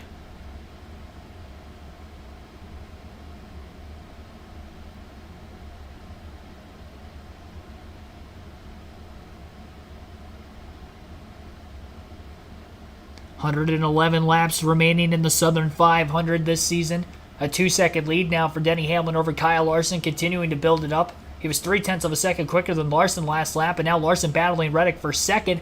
In fact, Reddick a little bit quicker than the 11 of Hamlin the last lap, and Reddick will take over second place from Larson, who is fading. Not taking care of his tires very well at this point in the run, maybe a little too loose. William Byron will now put the challenge on for his teammate for third. So Larson falling back over the course of this long green flag run to begin stage 3. Still trying to tough it out on the outside lane. But things not going that well for him. Chastain is now broken into the top 10 for the first time today as well. Brad Keselowski's fallen back a few positions since the restart. Briscoe got around him as well as Bubba Wallace up to 8th. Bowman in 11th, so Keselowski has also been fading over the course of this long run to begin this final stage as he's dropped back about 4 or 5 positions. He was right there with his teammate every step of the way from a speed standpoint today. He was actually in front of him for the entirety of the first half of the race until he was deep in the box one time. Kevin Harvick all over the left side of Jones's car, trying to side draft him down the front straightaway, make the pass for 5th. Byron pulling out of line to try to pass Larson for 3rd place, and he does successfully through turns 1 and 2. So William Byron now up to P3, quickly pulling Larson. Larson is fading fast. He is noticeably slower. Harvick, who was able to get by and clear Jones in 1 and 2, is now going to have a shot at Larson for 4th here very, very shortly. Harvick's lap time that last lap, 31.716, was a little bit quicker than Hamlin and Reddick. Remember, slightly fresher tires by about 8 laps on that 4 car. He passes Larson for 4th, and here comes Kevin Harvick now starting to charge through the field. Still has yet to win a race in his final season. He's got 10 races left to get that win. We'll see if he can do it. He's had decent speed throughout the course of the year. He's been very consistent. He hasn't been top 5 a whole lot, but top 10s consistently. You keep putting yourself in position to win races, it'll happen eventually. So close to winning at Daytona a week ago, was leading prior to that final caution, where his teammates had gotten together further back in the pack, of course, causing that gnarly-looking Ryan Preece incident. Glad to see he is back in the race car today. I don't know if anybody saw it or not, but eyes black, he had black eyes. They were swollen. They were discolored. Very Davey Allison 1992 looking. And he is back in the car this weekend. Fortunately, he has been off the lead lap for most of the day. I'd have to imagine that, even though he says he's fine, have to imagine that's going to be hindering some of the vision, you would imagine. Anytime your face is swollen. He was like 21st in practice, but in the race, a little bit off as he's 3 laps down right now. 41 of the 14 cars have not been that quick on intermediate tracks at all this season anyway. But Briscoe's had speed today. Preece has not. Briscoe, again, in 9th place, has been kind of in the top 15 the whole day, which is not something we've seen on that 14 car for most of the season on this style of racetrack.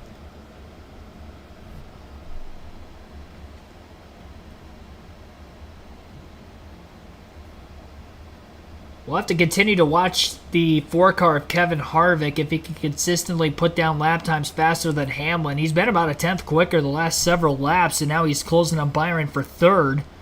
He is within a couple tenths of the 24.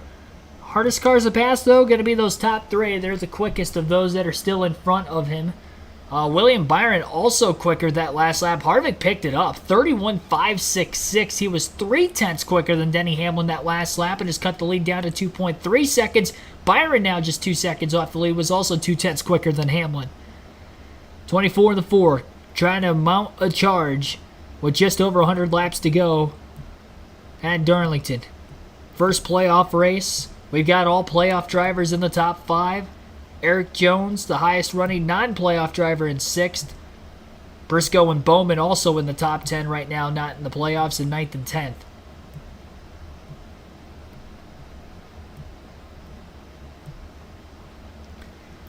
Hamlin's starting to fall off. You almost wonder if he was pushing too hard too early in the run. Reddick now just 8 tenths of a second off the lead. It looked like he actually got into the wall a little bit there in turns 1 and 2. Maybe not. Interval still 8 tenths of a second back. He was so close to it. He seems to be just a bit closer to it than Denny Hamlin, and that could be the difference. Pulls off the wall just a little bit now as he gets slightly closer to the 11 car. Another NASCAR nonstop commercial break right now. Should be getting close to green flag pit stops for the first time in Stage 3. I'm sure on the other side of the break they will have that. Harvick all over the back of Byron right now as they battle for third.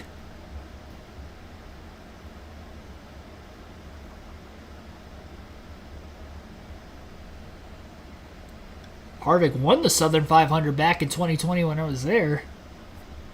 That was after Martin Truex Jr. dominated the day of his battle and Chase Elliott late. They got into each other. Truex overdriving the corner trying to get back by the 9. He was on a slightly different strategy. The 19 was faster all throughout the day. Just couldn't pass Elliott and overdrove it trying to get around him. Both cars were in the wall. Had to make an extra pit stop there in the closing laps. Harvick got to the lead and was able to defend and fend off Austin Dillon for the race win. Don't know if that was his only Southern 500 win. I know he definitely won at Darlington earlier that season as well. Kyle Busch will be the first of the playoff drivers to pit road.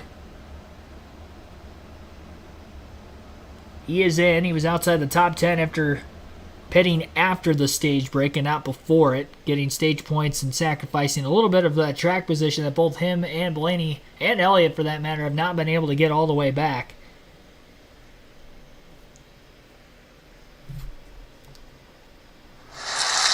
Stop cycle has started here in Stage 3. Randall Burnett coming a little bit earlier than everybody else at lap 269. So this will be very interesting, Dave, with pit stop starting a little sooner than most thought. 19 to Martin Truex is on pit road now. Car's acting a little bit funny for him, but he's in a much better position than he was. Still 1 lap down, trying to get that free pass, Marty. Here come the Toyota cars. Tyler Reddick coming down pit road. Denny Hamlin as well. Hamlin said the car handled much better that run, and it took off way better. So a very small change for Hamlin. And Tyler Reddick did not say anything about that gearing issue, since he did say it that very first time. Really good for Reddick on those long runs, Dave. Bubba Wallace on pit road, the 23, the 9 of Chase Elliott on pit road, the 5 of Kyle Larson is already left. They're getting their work done fast here. This first round through here. Now Kevin Harvick will come down pit road. Remember, his tires were fresher. That run was in a good direction for the 4. They'll not make any changes here, except to give up at the racetrack for Kevin. Reddick right now fighting with Hamlin. Again, those two were running 1 and 2 before the pit stop cycle started. And Reddick will slide up in front of Denny Hamlin to take over the eventual race lead once everything cycles through. For right now, that passes for 6th place on the racetrack. Kevin Harvick is making his way to pit road along with Alex Bowman. Actually, just leaving pit road. And that would move Reddick up to 4th. Corey LaJoie, Christopher Bell, Ricky Stenhouse Jr. still on the racetrack. Now Stenhouse is on his way into the pits. So just Bell and LaJoie have to pit yet in front of the rest of the leaders. Bell in the playoffs, I'm sure, going to stay out as long as he can, like he tried earlier, trying to catch a caution and get track position. Fuel for that Chevrolet.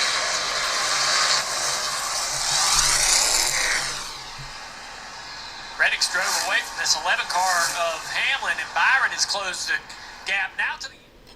Byron looking to take over the eventual second place from Denny Hamlin. So Hamlin very slow, and he's coming to pit road. An issue with Denny Hamlin. A problem for the playoff driver who's led the most laps today.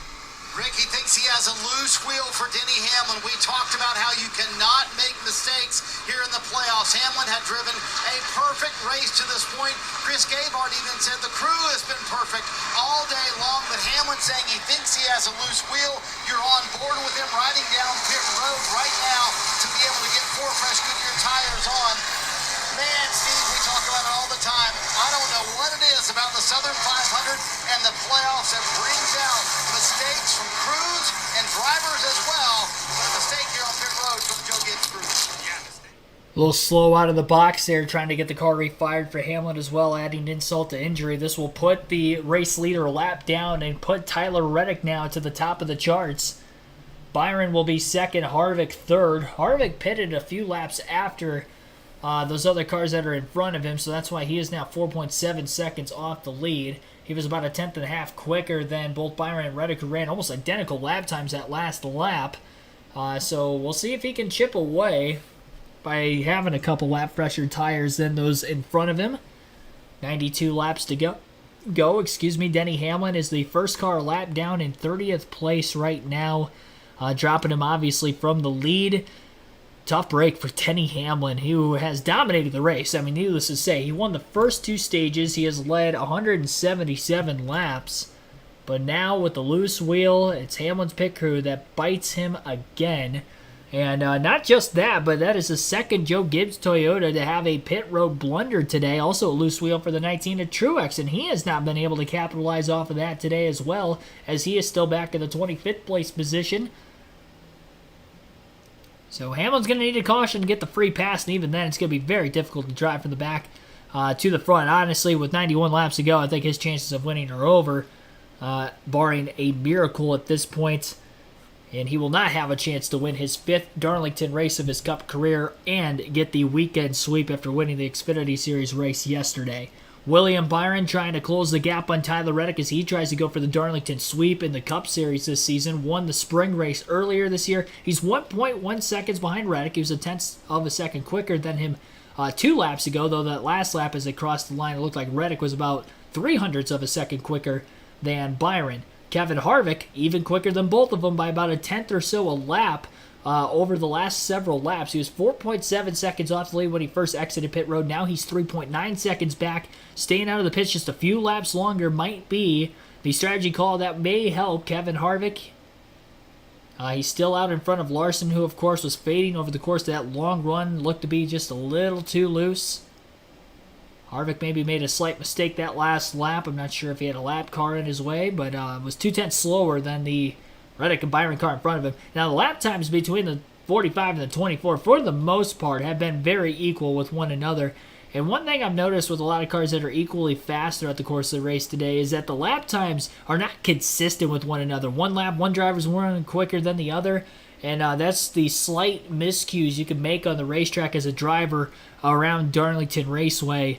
That definitely favors some drivers more than most. Very difficult to get in a rhythm with not having symmetrical corners in any way, shape, or form around this track. Although I know most corners nowadays really aren't that symmetrical anyway, but very, very different at Darlington, more so than a lot of other ovals on the schedule.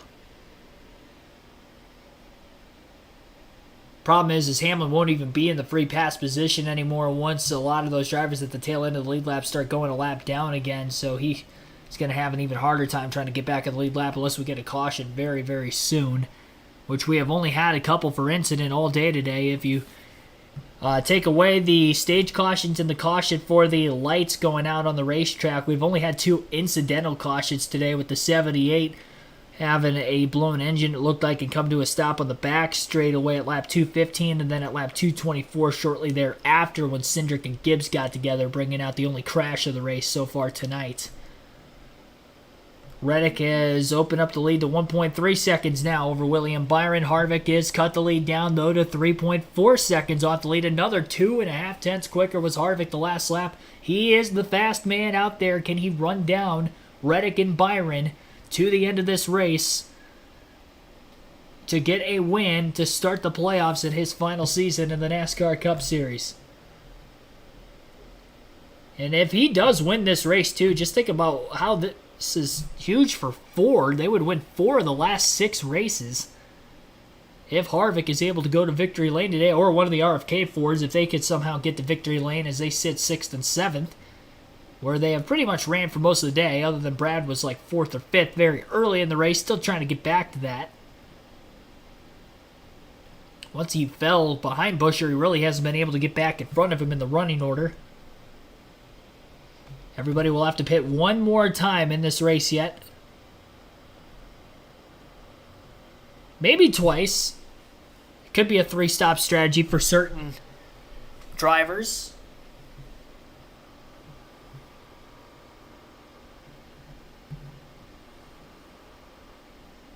I would not be shocked if Denny Hamlin tries to take this next run as long as he possibly can. Try to catch a caution, get back on the lead lap that way. It's really about the only way he can actually get back in contention at the front of the field, especially at a track like Darlington, where it's probably going to bring a lot of cars back to pit road again anyway. Even if they have just 5 to 10 laps on their tires. It'll make that much of a difference. The only driver inside the top 10 right now who has not ran their fastest lap post-lap 190 is Tyler Reddick, the race leader, and then Alex Bowman in 9th. Oddly enough for Reddick, his fastest lap of the race is still all the way back on lap 2. But he's setting a quick enough pace right now up at the front, though Kevin Harvick an even quicker pace, sitting in 3rd. 2.6 seconds back now as Harvick continues to close. We will be down to 80 laps to go at the start-finish line this time by.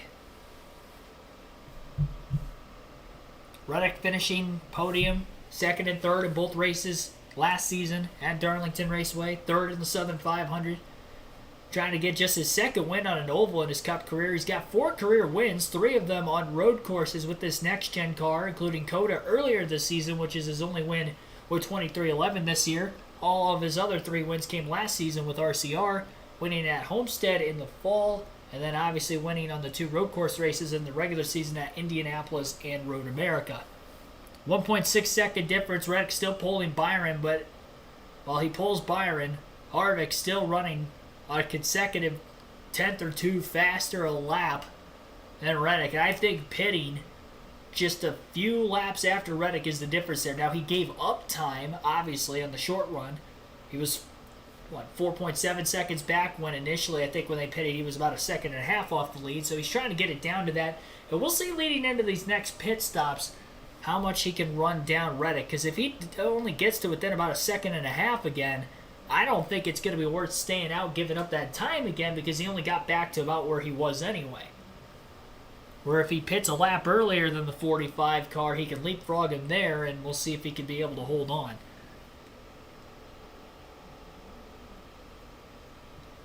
That's if we only have one more pit stop the rest of the way. We could have 2. A lot of these teams pitted 30 to 40 laps into this stage. This stage in general was 22 laps longer than each of the first 2 stages. Kyle Busch breaking back into the top 10 as he just passed Daniel Suarez for position. Not sure how Suarez got all the way up there. I don't know if he would have had to have pit because his lap time last lap was pretty similar to Busch. Busch was one of the first cars on the pit road, so that allowed him to leapfrog quite a few spots as well. So he was still outside the top 10 from the end of stage 2. He's got back up there, though. Ryan Blaney, who was on that same strategy, still back at 22nd. He was very tight, so when you have the track position, maybe a little bit better. Now he's in the deepest part of traffic, and I'm sure it's hurting that 12 car a little bit more. One last update on the Spotlight drivers and where they are running right now. 76 laps to go based off our pre-race predictions. One of the sleeper picks, Tyler Reddick, is your race leader, 1.8 seconds ahead of William Byron.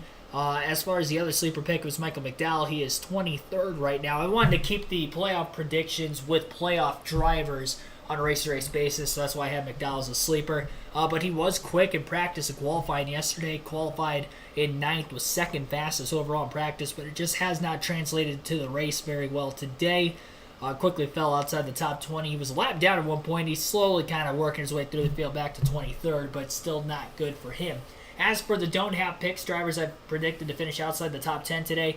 2 for 3 on that as we run right now. Kyle Busch, the only outlier in 10th. He's been as high as about 7th, 8th, very early in the race. During the nighttime portion of the race, he's been about a 9th, 10th place car at best. So we'll see how that's going to go for him. Because as of right now, he is in the top 10, but we'll see if he actually stays there to the end. Ross Chastain at 13th has been outside the top 20 most of the day. The field flipping with the pit strategy at the end of stage 2 has helped him. He's gotten track position. He's kind of maintained in 13th, right around there.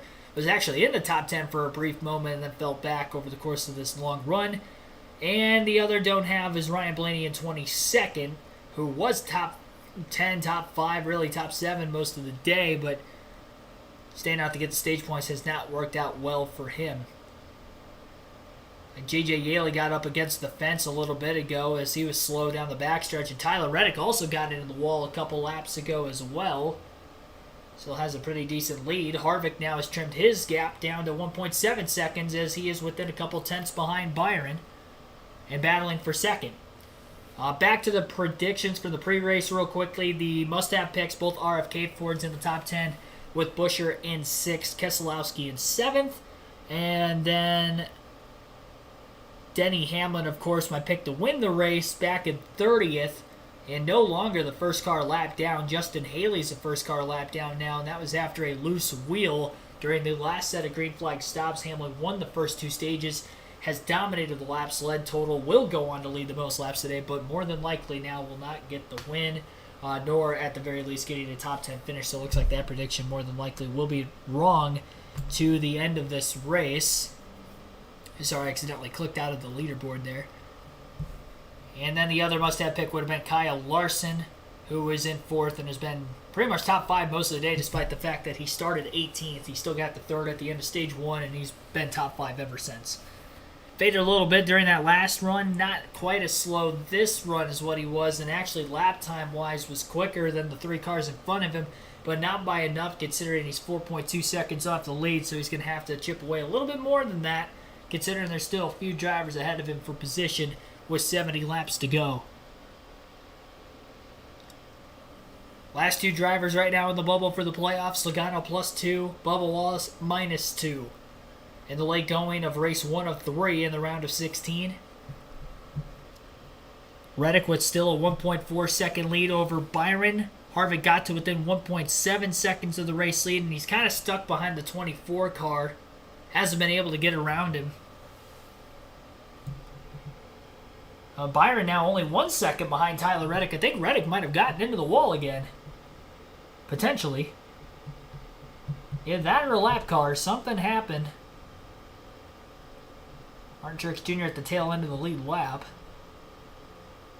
But Byron only a second behind Reddick.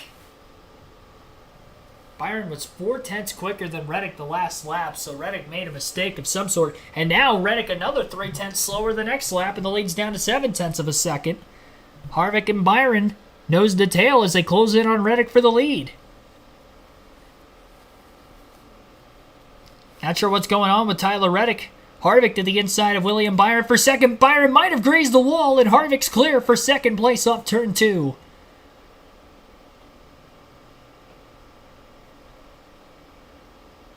.68 laps to go. Harvick trying to run down Reddick. He has ran down Larson, then Byron. Now going after the 45 car. He's a second off the lead.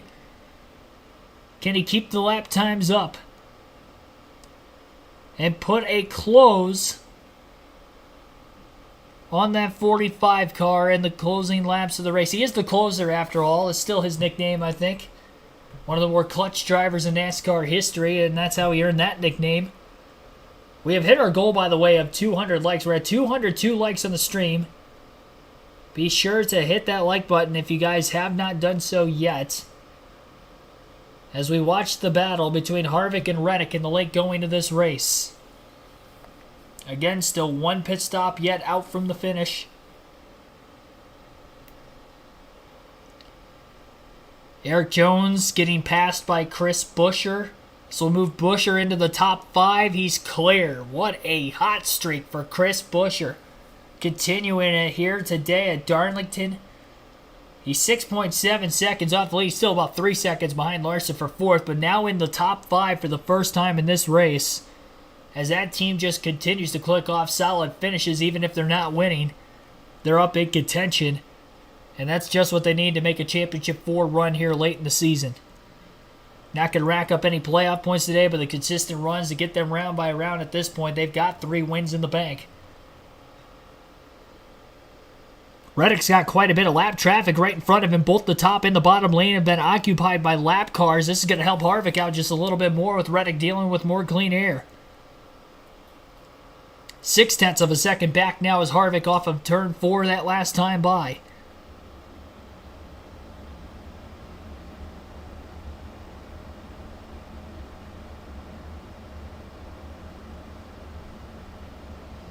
Looks like Michael McDowell's now caught Ryan Blaney and passed between 2 playoff drivers deeper in the field.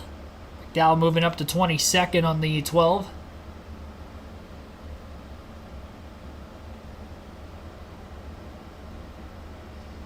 .63 laps to go at Darlington Raceway.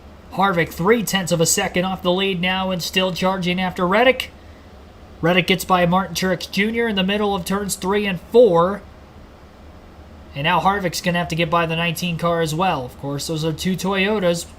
Well, Harvick down to the inside of the racetrack should clear the 19 cleanly. Reddick may have bounced off the wall in the middle of 3 and 4 again. As they cross the start-finish line, that slight hiccup by Reddick has allowed Harvick to get to his back bumper. Harvick looking to the inside into turns 1 and 2. Will he take the lead? More lap traffic in front of the leaders. Side by side are lap traffic in front of the leaders. Harvick trying to pull the bottom. He probably got tight. 45 gets tight. Reddick going 3 wide underneath the lap cars on the backstretch as they enter turn 3. Blows by both Ty Gibbs and Ricky Stenhouse Jr. Reddick slides up the racetrack, nearly gets into the outside wall, picks up the gas. Harvick now trying to get by Stenhouse. It's going to take Harvick a little bit more time to get by the 47 and the 54. What a move by Tyler Reddick. Showing a replay, it looked like Reddick got into Ryan Newman, which was the reason why Harvick started closing even faster over the last few laps once again as well. So it wasn't getting into the wall, he was getting into the kidney stone.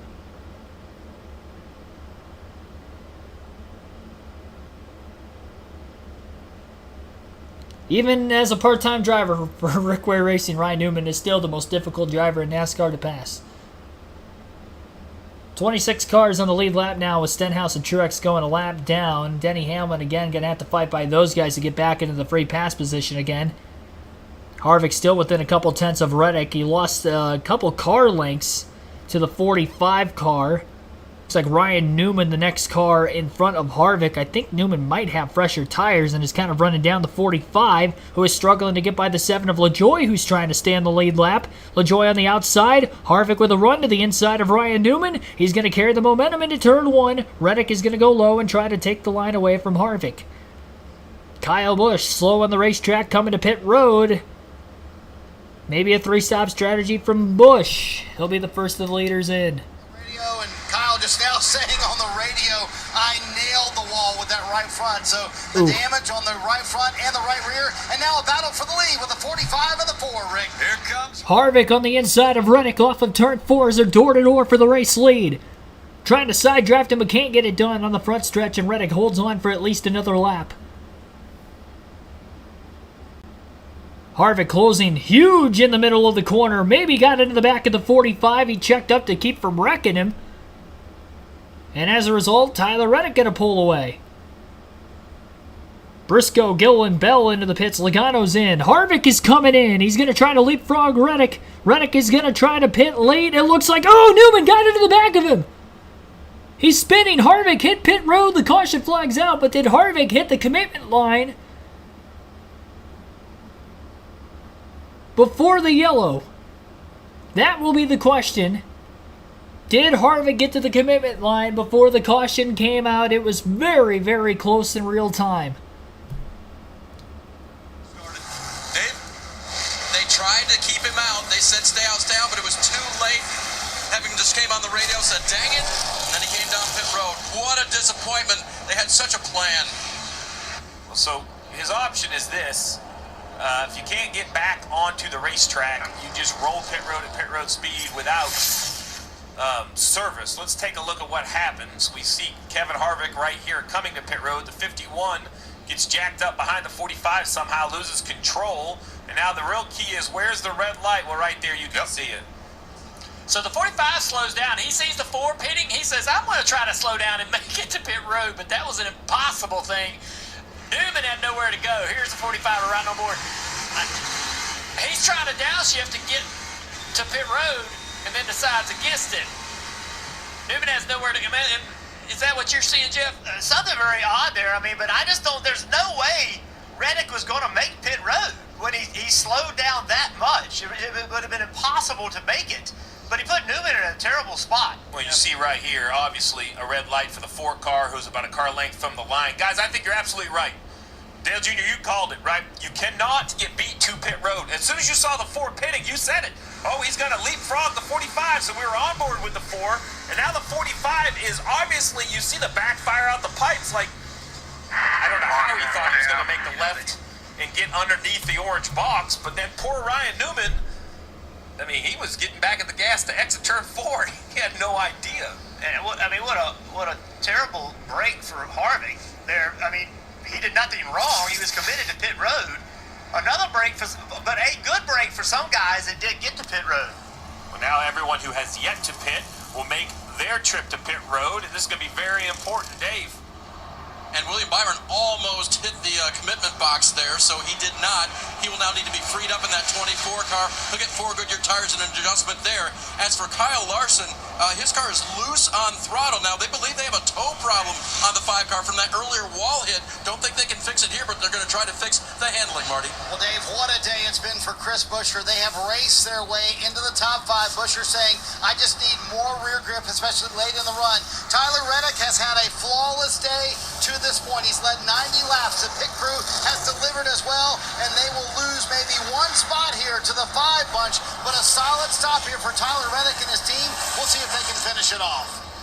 There were a couple guys on pit road before the caution came out, so their pit stops are fine, but that issue right there is going to cause a penalty for Harvick coming to pit road when the caution came out. That's a tough break. It looked like couldn't tell who that was right behind Harvick that was coming in. It looked like Byron, but he might have ducked out at the last second and stayed out on the racetrack. Unfortunately, I was about to yell into the mic too, stay out, but I was too busy calling the Newman spin at the time because I figured it was going to bring out a caution because there was quite a bit of smoke laid down from the 51 slide. Oh my goodness.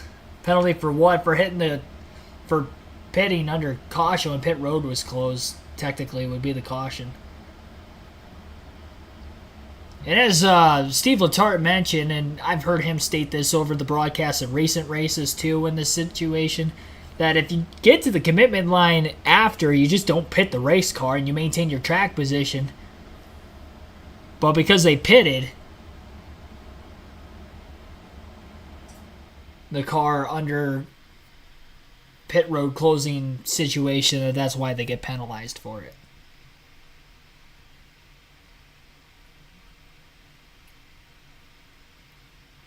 Larson has a toe issue, but he's staying out there. He's going to try to wheel it home. Probably why the car was looking as loose as it was during that, really the entire final stage so far. He's up there second, third, right there with Hamlin, and all of a sudden he started dropping back. Must have gotten into the wall, which caused that issue.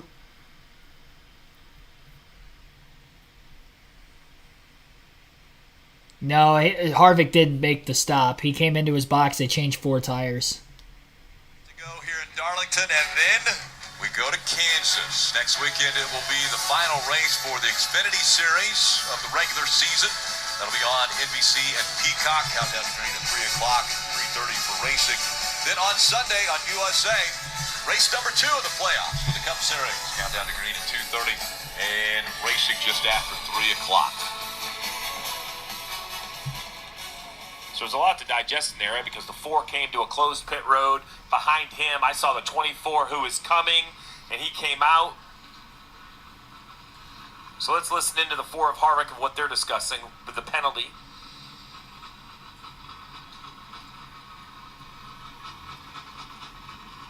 Oh, sorry, I thought we had the radio there. So the penalty of Harvick, we basically showed you, right? He came on pit road with a red light.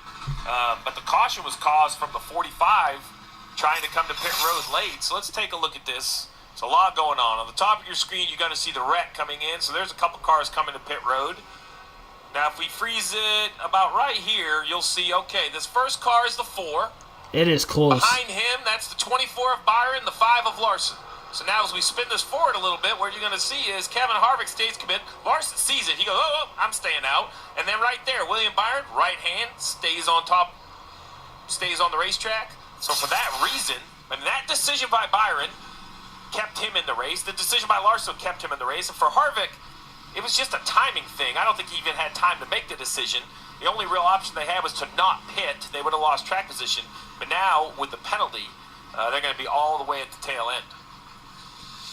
So, we have had a few cars come to pit road, and let's go to pit road and check in with Kim Koo. And Brad Keselowski is a former Darlington winner, and when I talked to the team this morning, crew chief Matt McCall told me they were using the spring race as a measuring stick. He finished 4th, but they said they lucked into that finish. They really had a 7th place car, so anything 7th or better was what they were looking for tonight. Right now they slot in the 5th position, was just looking for a little more turn, slight adjustment on that stop, Dave. Kim, Bubba Wallace qualified 19th. As crew chief Booty Barker told me, we will grind our way forward. If I'm maybe just outside the top 10 by the end of stage 1, that'll be fine. And a top 10 tonight, that would be just fine. They've kept it clean. Right now, Bubba Wallace runs 7th, Marty. So, Dave, after all that chaos for the 45 team, Billy Scott right behind me, the crew chief for Tyler Reddick, told him, hey, listen, take a deep breath. This is going to be a long run. And keep in mind, long runs have been the strength for Tyler Reddick all day long. Can they take advantage of this? And they also had an interesting conversation about the choose. They decided, along with spotter Nick Payne, take the top no matter what. Right, Reddick did that. He will start in row 2, but the outside that he wanted. Is going to be, we're talking over 50 lap run. If we don't have a yellow, that is really abusive on the tires. So, man, this is going to be hard to manage, right? Because track position is key. You can't let a guy go, but you have to run just hard enough to know, that you can make 51 laps on these rear tires. It seems like the rear tires are what goes away. Everybody says they have just no rear grip on the long run. And the 5-car Larson, who had gotten into the wall earlier, seems to have the pace. There seems to be no issues as far as the toe links. And that car, if he can get clear, I believe it will be hard to get around. So Reddick has lined up behind Larson, and that puts Chris Buescher on the front row on that inside line with William Byron behind him. How about Martin Truex Jr. and Denny Hamlin racing for the free pass? I'm not sure we ever thought we were going to say that tonight with the speed of the 11 and the 19 at times had speed early. I mean, right there, 26, 27, 28, that's just about all of the Joe Gibbs cars. Christopher Bell, Truex, and Hamlin having tough days. Bell got the free pass with that last caution coming out 51 laps ago in the restart. Could this be the final one of the day? Will Kyle Larson hold on as he leads the field to the green? We're back to racing at Darlington. Chris Buescher inside of row 1, trying to stay alongside Tyler Reddick into the first turn. We'll see if he can clear him. Going to go up the racetrack. Reddick going to get the run on the high side, but Buescher's going to stay to the door of the 45. The 45 runs the 7 down just a little bit, and he is going to be able to clear going into turn 2. Keselowski right behind Buescher in 4th place. Side by side a little bit further back in the pack now. A couple cars run. Tyler Reddick all clear for the race lead. Big block made by Alex Bowman underneath Ross Chastain as Chastain tries to make the dive into the corner to get around him. Back up the racetrack as they run right on each other's door. Chastain will clear Bowman off the exit of the corner for 7th. Wallace gets to 6th following the restart. 50 laps to go at Darlington, coming up on 49 laps left this time by. Eric Jones getting by Chase Elliott, or at least attempting to. Not going to complete the pass, and Elliott will actually swing by to the outside. Bowman, another big block, this time on Daniel Suarez, and he gets himself turned into the outside wall. Oh, and Suarez slides down the racetrack in front of another car. It was Harrison Burton who pounds him. And we're under caution. What was Bowman doing there? He tried to block Chastain the same way the lap before. That time he pulled the same block on Daniel Suarez, and he just turned himself in front of the field. Out of control in front of the field down into turn 1. Left front locked up on the 99.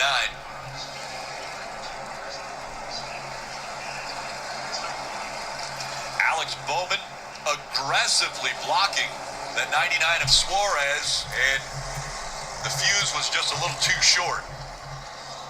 Yeah, that got carried away down the front straightaway. Two guys not in the playoffs, frustrating years for both of them. And I think that's what showed right there.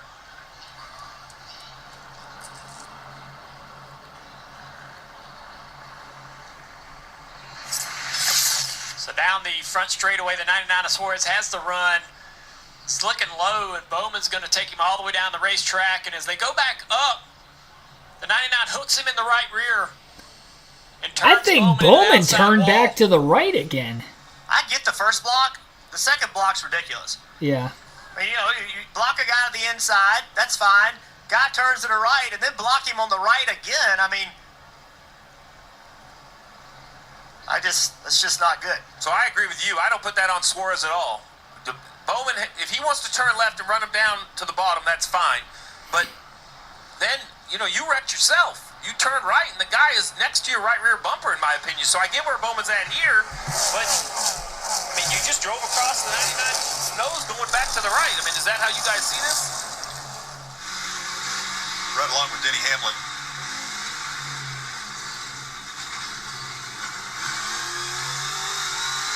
It's just awful aggressive with just under 50 laps to go in the race. Yeah, I don't know.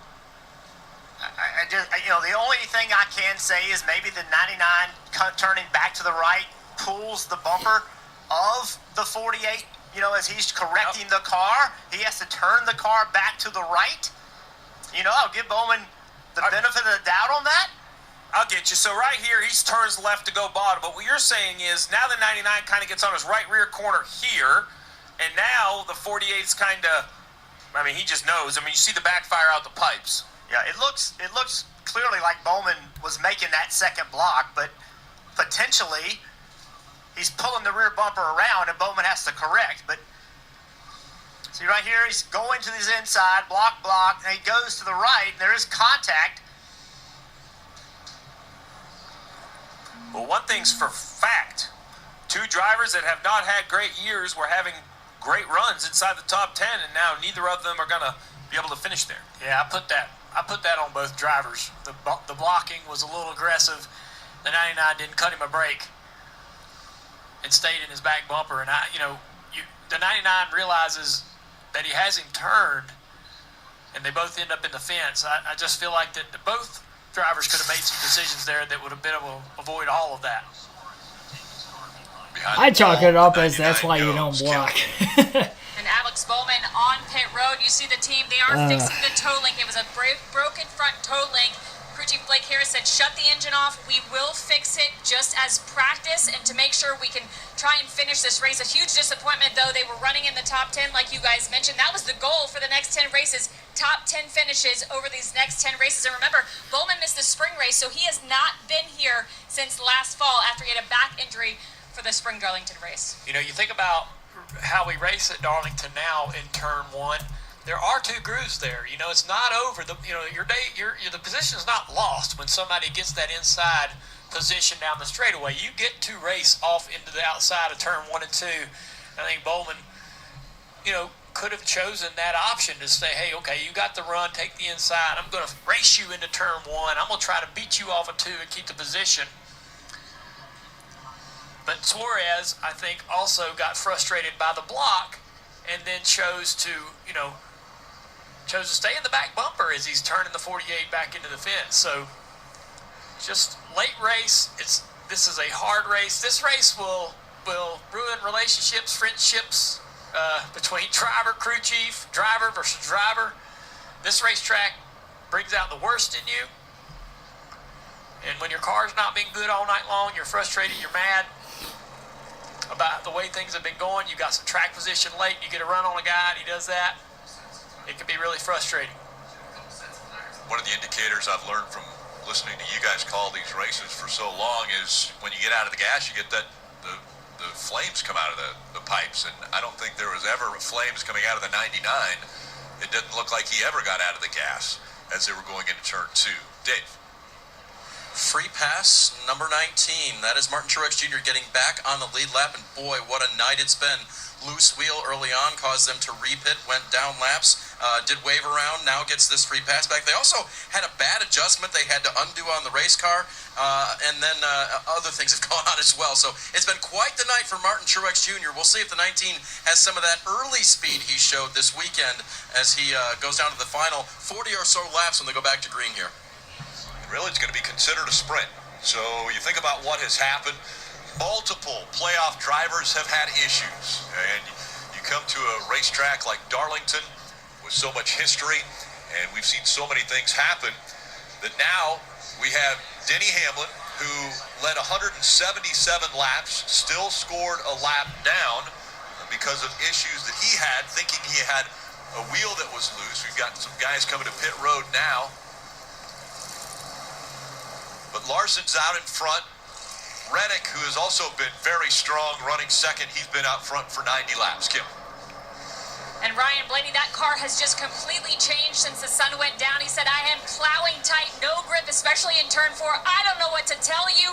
Give me a change. 4 tires, Sunoco fuel. Joey Logano also in.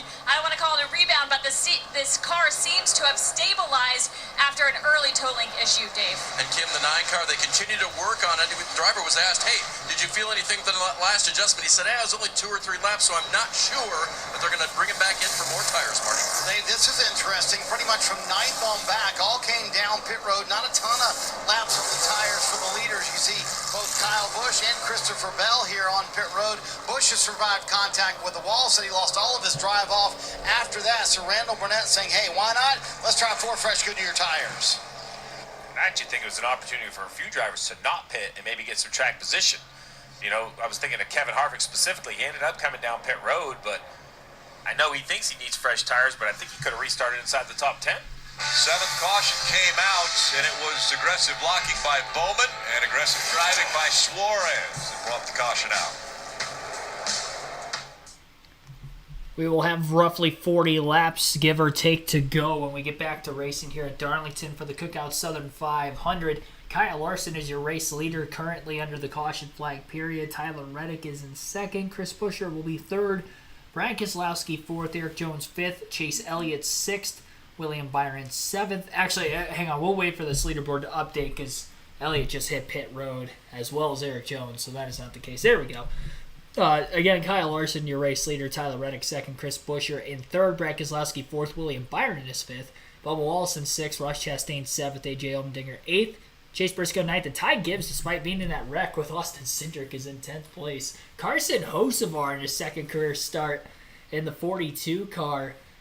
For Legacy Motor Club in 11th place in this race, showing out here today. He's been top 20 all day, so he's outran some of these playoff drivers like Truex, Stenhouse, and McDowell on speed throughout the course of the race. So great job by Carson Hocevar. And again, just his 2nd start, not to mention his first with this team here this season. Maybe he's vouching for a ride. You never know. Getting this Cup experience here this year. Maybe he's in the 42 car at season's end for next season. Getting that extra seat time for this year. I know he's not locked into anything for next year with anybody, so who knows? Got 358 concurrent viewers right now. I looked at the analytics. 250 likes is what we had for the Daytona 500. That would make this the most liked stream if we get over 250. So everybody, right now, that is watching, hit that like button, and let's make this the most liked stream of the 2023 NASCAR season. Again, we trail the Daytona 500 with 250. This is the third most liked stream of the year, only behind that, and then the Chicago Street Race in the middle of the summer as well. So I think that ended up, I saw at 239. So we're closing in. We are closing in. In total viewers for that Chicago race, we actually had more viewers in that race than the Daytona 500 this year, but the 500 was the most liked stream. So we will see if we can break the record here today. We'll keep our coverage going, and then we'll have a brief post-race show as well. You'll get to listen to some interviews from some of the top finishers of today's race, as well as we'll go through, of course, the pre-race predictions, the point standings, obviously how that's going to look like following the end of this race as well. So again, like, subscribe for more daily NASCAR content. As for our scheduling next weekend on the channel, 8:30 p.m. Eastern Standard Time, we will be live for the NASCAR Craftsman Truck Series race at Kansas.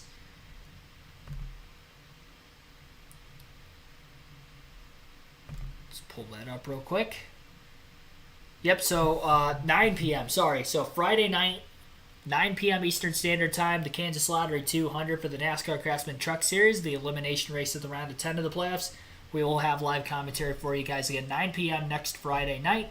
Saturday afternoon, we will be also live for the NASCAR Xfinity Series race. Our coverage will begin at 3 p.m. Eastern Standard Time for that one. And then the NASCAR Cup Series race, I believe, will be at 2:30 p.m. Eastern Standard Time next Sunday. So 9 p.m. Friday night for the Truck Series, 3 p.m. For the Xfinity Series, and it looks like actually 3 p.m. for the Cup race as well. So 9 p.m., 3 p.m., 3 p.m., all Eastern Standard Times. Penalty, which took him all the way to the tail of the field.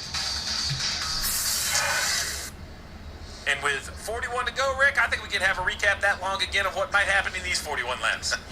I mean, to everyone's point, though, so think about this. Playoff cars take 1 through 7 currently. Larson, Buescher, Reddick, Keselowski, Byron, Chastain, Wallace.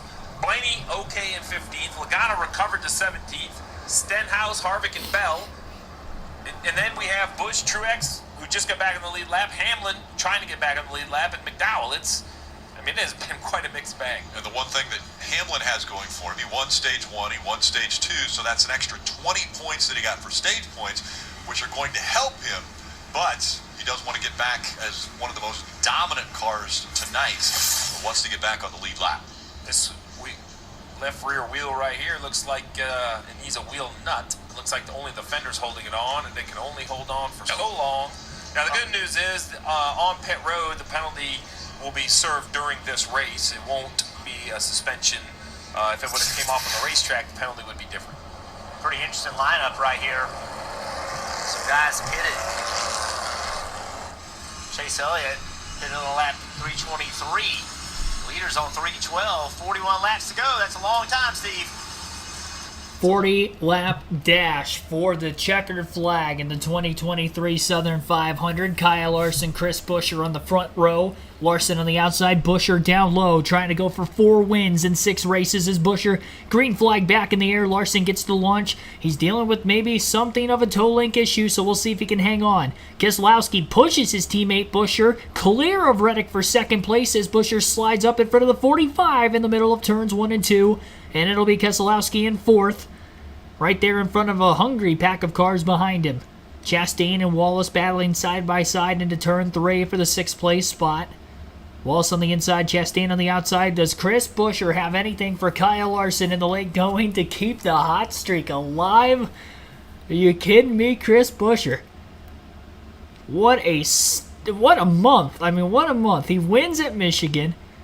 Wins at Richmond, 2 races later, wins at Michigan, 2 races later, wins at Daytona, and now has a chance to win Darlington. Could you imagine winning Daytona and then the Southern 500 at Darlington back-to-back weeks? He's got to get it done first, though. Tyler Reddick up on the outside of the racetrack looked to be the strongest car of those that were still up at the front of the field, not including, of course, Denny Hamlin, who had to make that unscheduled green flag pit stop a little earlier in the run. And you know the 17 and the 45 have to be digging hard right now to keep up with Larson in the late going. Brad Keselowski also right there. He actually had more pace than the 17 car earlier in the day when he was in front of him, so I wouldn't count Keselowski out of this thing either. 37 to go at the line. A couple car lengths is all the difference between the 5 and the 17 right now at the very front of the field. Buescher, all 4 tires below that white hashed line on the inside of the track. We got a car spinning on the front stretch, which will bring out another caution. That's the 38 of Todd Gilliland, who has gone around at a lot of cars, potentially spinning after the fact as well. Hamlin was down on the apron of the racetrack. The 34 of McDowell's got problems, so that is a huge issue there for that playoff driver. Oh, major damage to McDowell's car. Tough break. Hamlin went low to miss it. I don't know if he has damage or not. Looks like he might have damage around the right front. Let's take a look here. See the 38 back here on the inside of Austin Dillon. So Kyle Busch and the 38 contact. The 38 now out of control, fishtailing. Denny trying to avoid. Here comes McDowell. Heavy contact. No, 20 car. Christopher Bell is well involved. 3 playoff cars stacked together. And Kurt Busch, with the contact, started all this. Another playoff car. No damage to his Kyle car. Busch. Kyle, I'm sorry. I knew who you were thinking. Kurt will appreciate it. He will. Recently retired. So look at what Denny sees here.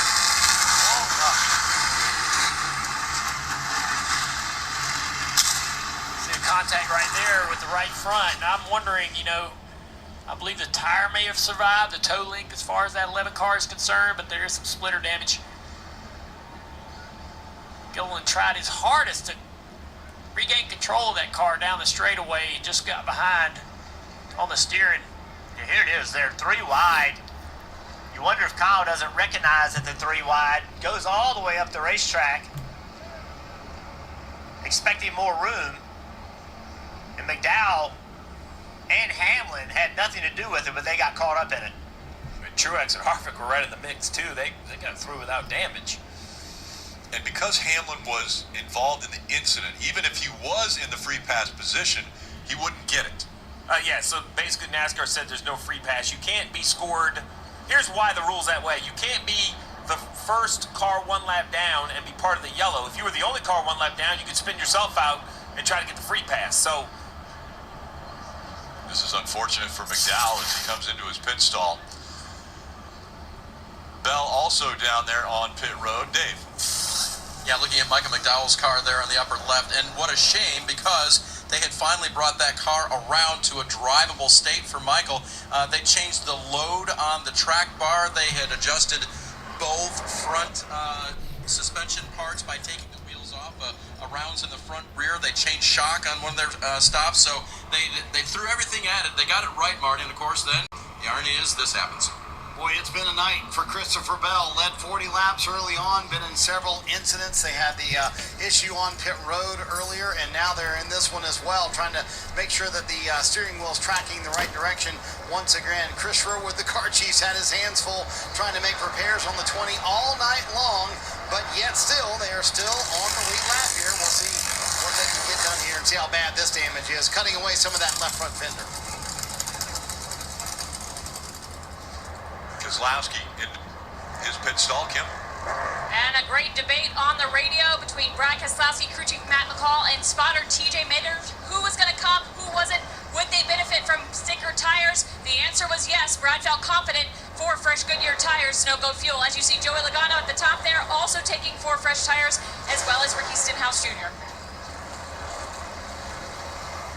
So a few on pit road, but quite a few that didn't come. Larson, Buescher, Reddick, Byron, Wallace, Chastain, all playoff drivers in the top 6. remember that green flag racing early, Rick? Wasn't it about 116 laps, green flag racing, and then now we've had 8 cautions already? Stage 3 in any NASCAR race never disappoints. It's always filled with drama. No different tonight. So much damage to that 34. They're wanting to get back out. Not sure if they'll be able to. And involved in the accident previous to this was the 21 of Harrison Burton. He's out of the infield care center, and Kim is there. And an early exit at Darlington for Harrison Burton. What happened? Yeah, I couldn't tell. I saw that, I guess it was a 99 and somebody else got into each other. And kind of by the time I saw him coming down, he was in my lap. So Darlington, the way 1 and 2 is, when you commit to entry, that's all the speed you've got, and that's all the left turn you can kind of get. So saw him coming down and tried to slow down, but, at that point I was kind of in trouble. So really unfortunate. Felt like we had a pretty good day going. We qualified poorly, but we're just digging ourselves out of that hole all day. And finally got in the top 15 there. Felt like we were probably going to be able to race there for the rest of the race, and just got caught up. But, want to give a shout out to our guys. It was a really long, hard-fought race for us to get up to where we were. Proud of that effort, and, this stuff is stuff you can't control, and that's part of racing. But we'll just move on and be better next time. Jeremy Bullens, crew chief there for the 21 team. Yeah, crew chief swap. And I know Harrison was looking forward to coming back here, ran so well in the spring in 6th, and they did. They just qualified. They're kind of in the wrong group, got behind on the track. He wasn't alone. Lost that lap early, but it was a grind. He was back inside the top 15, though. I thought he was looking for another top 10, and he talks about that entry into turn 1. It doesn't matter how many times you come here. 1 and 2 is unlike anything you ever see, and the commitment it takes to kind of get to the bottom of 1, just know where to go. Let's get back down to Kim. She's down with Daniel Suarez. Yeah, Daniel Suarez, part of that incident with Alex Bowman. Walk me through what happened, and was Bowman's move fair? Depends who you ask for. Depends who you ask. I mean, I had a run on him. I went to the inside, and after that, he blocked me very low. I had to lift a little bit, not to wreck him and put him into the inside wall, because we both are Chevy partners, so I didn't want to do that to him. But then I would go high, and then he blocks me again. You can block once, you cannot block twice like that. He has to use his brain a little bit more. We've been racing here for 3 hours and a half, and to wreck 40 laps to go, it's a little bit dumb. He just has to be smarter. It's a shame. My team did a very good job. I feel like today we had a top 10 car, and all we have to show for is a wreck race car. Daniel Suarez disappointed with Alex Bowman's move. He's right. He was running up in the top 10 when that incident took place. So a little frustrated there for Suarez. 2x2 once again. And it's going to be Larson and Reddick in that high line. Buscher and Byron on the low line. Yeah, we saw Keselowski with the first car to come to pit road. He's going to restart back in about 16th. So he's actually... I thought he'd be further back than that. With 32 to go, you just never know. We don't know how much more restarts we may see.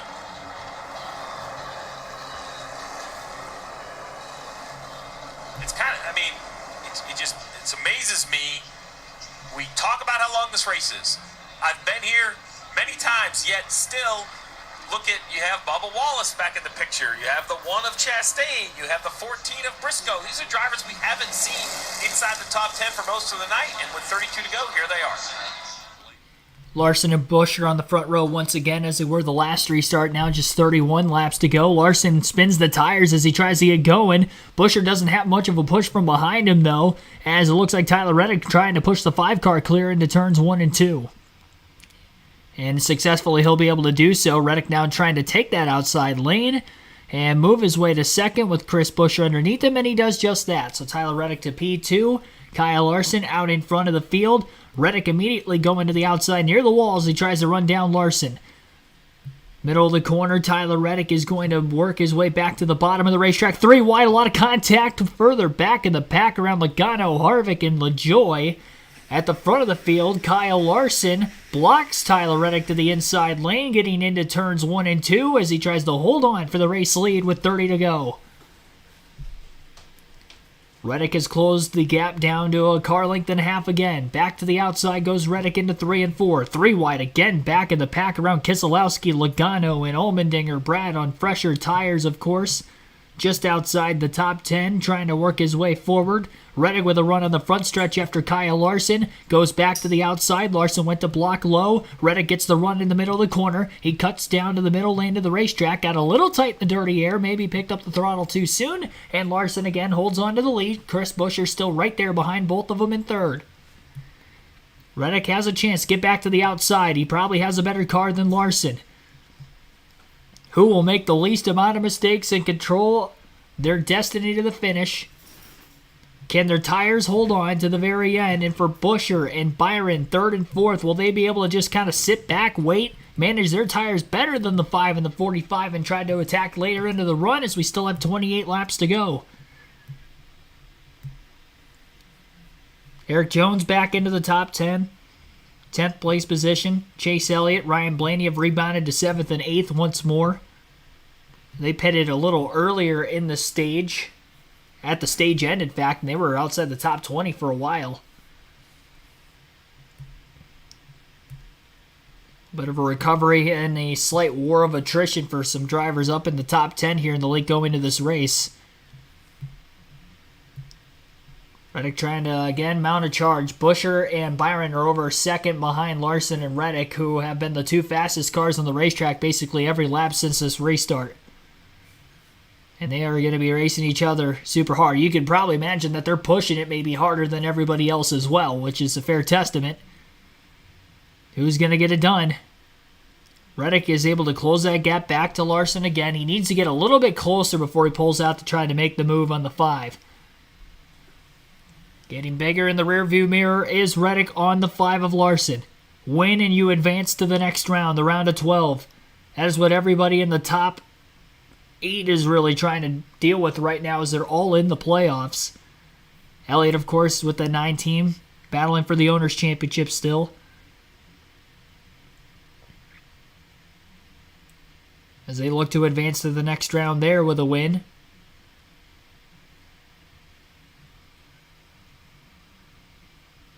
Eric Jones and Chase Briscoe, the only two non-playoff drivers in the top 13, as they run 9th and 10th on the leaderboard.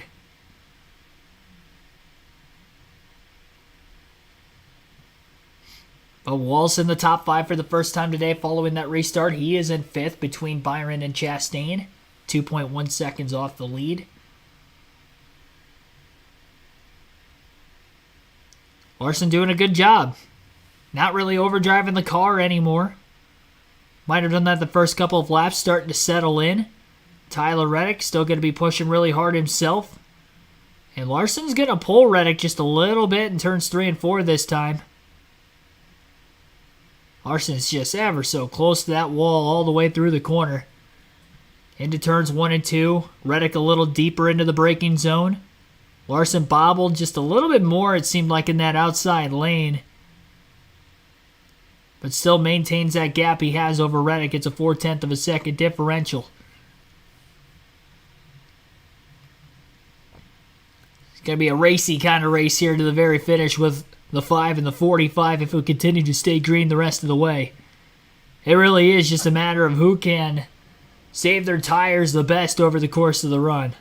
Because they're going to have to go basically a full tire stint to the very end, as we have seen through most of the night. Joey Logano back inside the top 10. Slightly fresher tires for him and Keselowski as they both pass Chase Briscoe.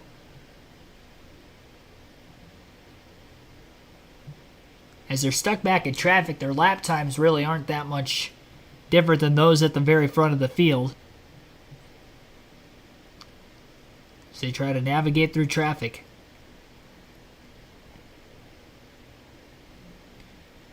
Points as they run score Bubba Wallace 1 point to the good over Christopher Bell, who was involved in that last incident. Bell still on the lead lap at 23rd.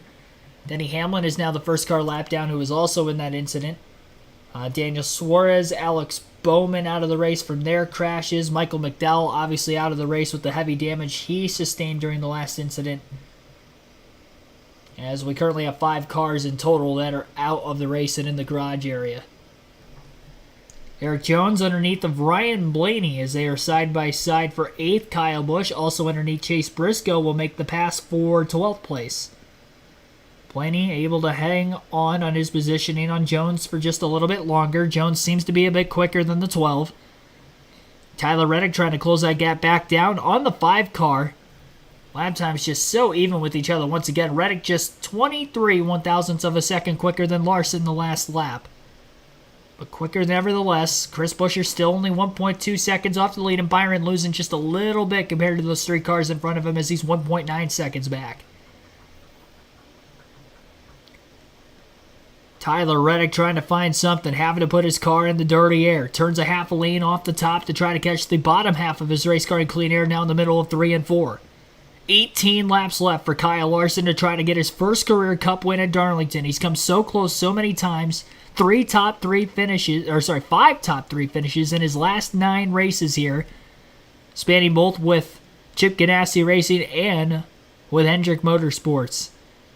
2 years ago in the Southern 500, finished second to Hamlin trying the video game move on the last lap of the race and came up just short. Can't do that anymore, but we'll see what he can do, trying to play a little bit of defense to the very finish. We've seen a lot of classic finishes at Darlington in recent years, and I think we are setting up for another one here with this long green flag run to the finish. And hopefully we stay green and let this play out, because I think this is going to be really thrilling to bring you guys the action coming forward for the rest of this race. Larson's so close to that wall. Speaking of getting into the wall or close to it, Brad Keselowski, little slide job getting by Logano up into the wall. He went, Logano into the back of the 6.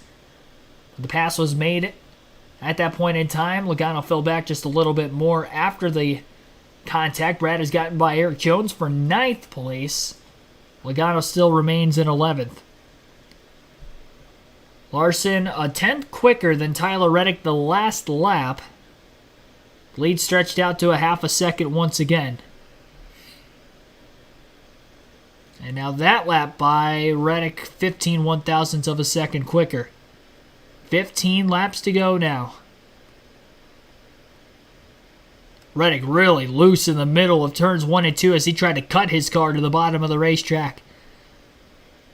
It's going to be really hard to gain ground on Larson while they both run the outside. He's going to have to hope Larson basically makes a mistake, which could happen when you're running as close to the fence as these two are running. Who will be the first to make the mistake, though, is going to be the question. Reddick is going to go a lot more down to the bottom lane in 1 and 2 than what Larson did that time.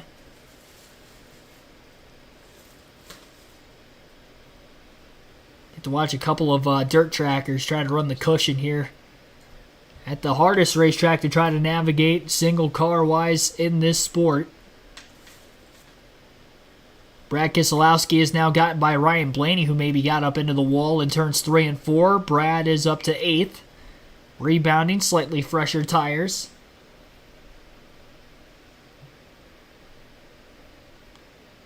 Was in 4th place when the caution flag came out. I don't know that he gets that far through the field. Maybe they're hoping for more cautions to try to capitalize from that point on fresher tires to the end. So right now he hasn't gotten any.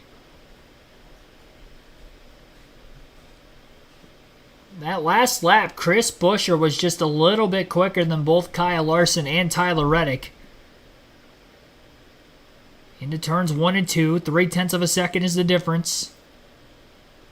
Can Chris Buescher keep his pace up? A little further back, was he holding back enough to save his tires and make a charge at these top 2 for the race win? All 3 cars up against the wall all the way through 3 and 4. Reddick may have bounced off the wall off the exit of turn 4 that time. Lost a lot of ground to Kyle Larson. He's going to be 0.6 of a second back into turns 1 and 2 now. A little bit more breathing room for Larson with 11 laps remaining. And Chris Buescher again just a second off the lead.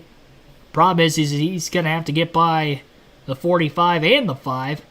Reddick kept it off the wall, but he definitely got really, really loose. Great job not making contact with the wall there. Lost a couple tenths. Could have been a lot worse. Got to think big picture here, too. You are in the playoffs. Don't ruin it. At the same time, these guys want to go to victory lane. There are a few lap cars Kyle Larson is closing in on at the very back of the field. We'll see how much that might affect the handling of the 5 car of Larson as he gets closer to the dirty air bubble of those cars. Christopher Bell is one of them. Now, Bell is a Toyota driver, and obviously Reddick in the Toyota is in second trailing, so that could be a difficult pass here for Kyle Larson in another lap or two. That could be maybe the last chance Reddick's going to have to pounce.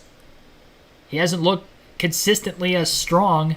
Chris Buescher now just 0.7 of a second off the race lead as he closes behind the 45 of Reddick. Buescher half a lane off the wall in the middle of 3 and 4. Byron also trying to charge. He was 2 seconds off the lead, now 1.4 back. Buescher and Byron have been the fastest cars on the racetrack the last couple of laps.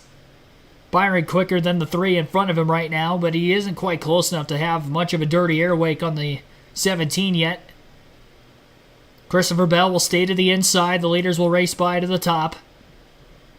Austin Cindric will also stay to the bottom of the racetrack. Kyle Larson all the way up near the wall. Down to 7 laps to go for Kyle Larson.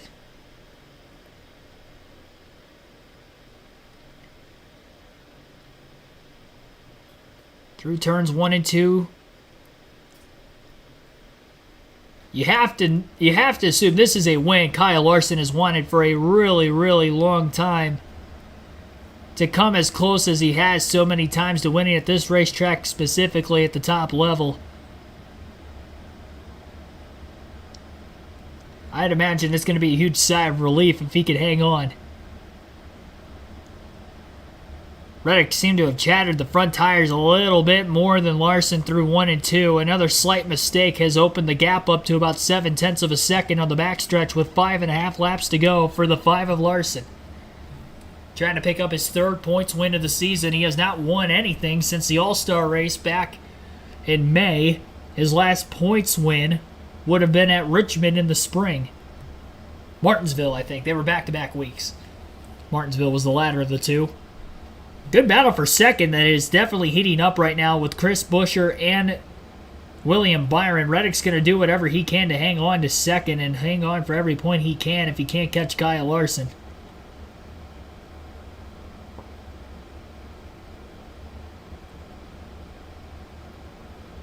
Reddick got up against the wall. Reddick definitely made contact in the middle of turns 3 and 4. Didn't lose too much ground. Buescher's been getting held up by the 45. He needs to go. The quicker he can get around the 45, maybe he has something for Larson, but they're running out of time. 3.5 laps left.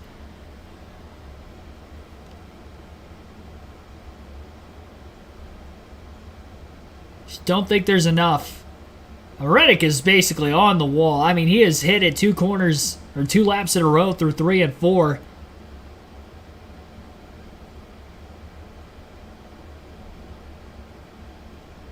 Buescher just can't get close enough on corner entry to the back of the 45 car to be able to actually pull down to the bottom and make a pass. Maybe he'll try it into 3 and 4 this time. He got off turn 2 a lot better than the 45.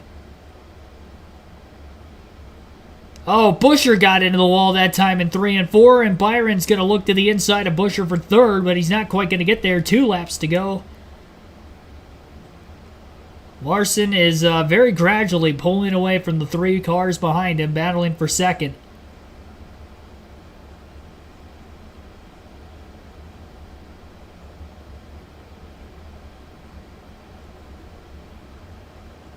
One more lap to go for Kyle Larson. Reddick trying to run the 5 car down. 1 lap to go, sponsored by Credit One Bank. 0.4 of a second is the difference between the 5 and the 45. As they work their way through turns 1 and 2, Reddick is pushing as hard as he can, as he has been for about the last 20 laps. He just can't get close enough to Kyle Larson. One more corner to go for Larson, about a 4 to 5 car length advantage over Reddick. Byron all the way to the bottom of the track, trying to get by Buscher for third. Larson up near the outside wall. I mean, they might be touching it lap after lap at this point. Whatever the case is, Kyle Larson going to bring it home as he finally is going to go to victory lane at Darlington as he wins the 2023 Southern 500. Tyler Reddick finishes second by a nose. Chris Buscher third ahead of William Byron. And Ross Chastain out of nowhere sneaks in with a top 5 after an abysmal first 2/3 of the race. Still getting a solid finish for Trackhouse Racing. Brad Keselowski finishes 6th, Bubba Wallace 7th, Chase Elliott 8th, Ryan Blaney 9th, and Eric Jones will round out the top 10. Kyle Busch in 11th, Joey Logano 12th, AJ Allmendinger 13th, Eric Almirola 14th, Chase Briscoe 15th, Ricky Stenhouse Jr. in 16th, Carson Hocevar 17th, Martin Truex Jr. 18th, Kevin Harvick 19th, and Austin Dillon rounds out the top 20. Ty Gibbs will finish in 21st. Corey LaJoie, 22nd, was the last car in the lead lap. Christopher Bell, first car lap down in 23rd. Justin Haley finishes 24th. Denny Hamlin, 25th. Ty Gilliland, 26th. Ryan Newman, 27th. Ryan Preece, 28th. Ty Dillon, 29th. And J.J. Yaley, 30th. Austin Cindric in 31st. Michael McDowell, 32nd. 33rd. Alex Bowman. Daniel Suarez, 34th. 35th place finish for Harrison Burton. And B.J. McLeod rounds out the 36-car field tonight. In total, we had 5 drivers DNF. 4 hours, 8 minutes, 45 seconds total time of the race today. We did have a slight red flag there in the middle of the race, but very brief at that for that lights issue back at stage 2 as we finish this race under its full 500 miles and 367 laps. Average race speed of 120.95 miles per hour in the race today as well. Kyle Larson led 55 laps, gets the win. Hamlin won the first 2 stages, leading the most laps with 177 laps led. Third win of the calendar year for Kyle Larson. Tyler Reddick led 90 laps today as well, finishing at second. Christopher Bell, 40 laps from the pole. Harvick led 1 lap. Green flag pit stops, I believe. Corey LaJoie led 3 laps during green flag stops, and Yaley led 1 lap during green flag pit stops. 9 cautions total in today's race, 6 of which for incident. And with the 7 different drivers that we had leading at least 1 lap in the race today, we had 14 lead changes amongst those 7 drivers. Here's your race winner, Kyle Larson, celebrating with his crew as he'll be headed to Ruoff Mortgage Victory Lane. Rick Hendrick has amassed 299 career wins. He's 1 away from that milestone number of 300.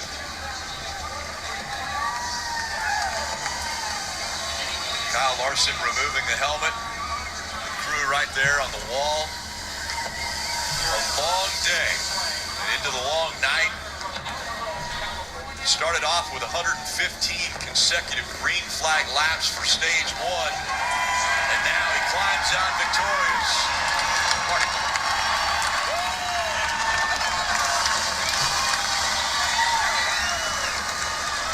In front of a sold-out crowd for the Southern 500, Kyle Larson climbs out. Cliff Danielson's crew chief. Boy, this team has been through so much this year. He told me earlier this week, I don't feel like we've really truly executed a race as a team since the All-Star race. That was back in early May, almost 4 months ago. Boy, Kyle, welcome to the round of 12. You guys picked a good day to finally execute a race, didn't you? Yeah, finally. From start to finish, 18th to 3rd in the first stage. I didn't think that was possible, but my race car was really good when the sun was out. Just had to work on it. I messed up once and it got hung in neutral and I slid and hit the wall and I think bent the toe link a little bit, so it was kind of a struggle from there. Definitely had to fight it more than I was earlier, but we kept our heads in the game. That was really important. This race is all about keeping your head in it. So I've been pretty hard on myself here the last couple months, but having a leader like Cliff, he really is good for my mind. So just proud of the team, proud of Rick Hendrick, Jeff Gordon, Jeff Andrews, Chad Canales, everybody. Hendrick Engine Shop, 500 wins, that's incredible. So congratulations to each and every one of you at the shop for all your hard work. Valvoline, Ginya Ramen Bar, all of Hendrick Motorsports. So what a great way to start the playoffs, and hopefully keep it going. You have some big wins in your career, a championship, obviously, but you've been trying a long time to win here at Darlington. Where does the Southern 500 win rank for you?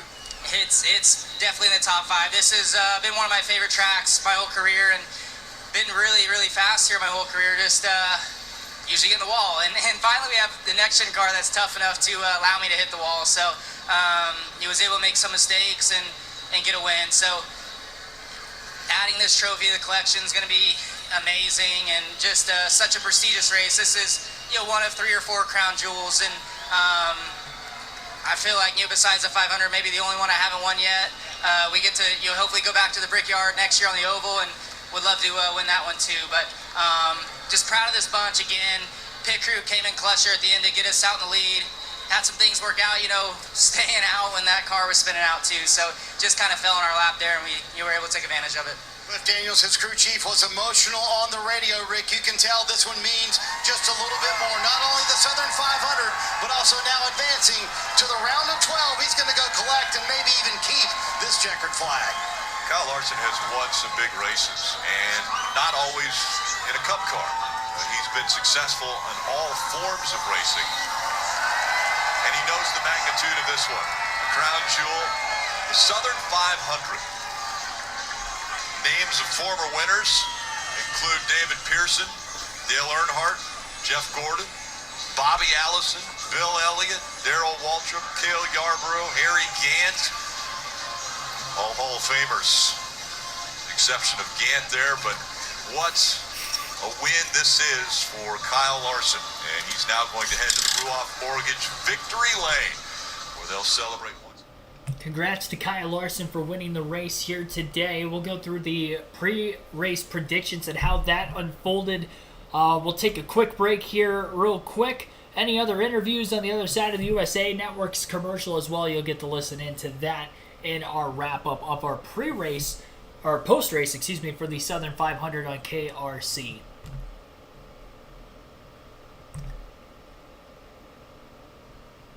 Go back to the finishing order real quick here. So Kyle Larson, one of the must-have picks for today's race, ran top 5 all day long, ends up getting the win. Started 18th mid-pack, and this one got up to the top 3 there by the end of stage 1 and stayed there for the rest of the race. Credit to him for getting that win. Tyler Reddick, one of the sleeper picks, finishes in second. Right behind him, another must-have pick in the top 3. Chris Buescher finishes in third. Brad Keselowski with the top 10, finishing 6th. Also rounding out the must-have. Went 3 for 4 in the must-haves. The only one I didn't have finishing in the top 10 was my race win pick, Denny Hamlin. And he had a solid day, though. Led the most laps. Won the first 2 stages. But his pit crew ended up letting him down in the final stage, that first green flag stop with roughly 90 laps to go.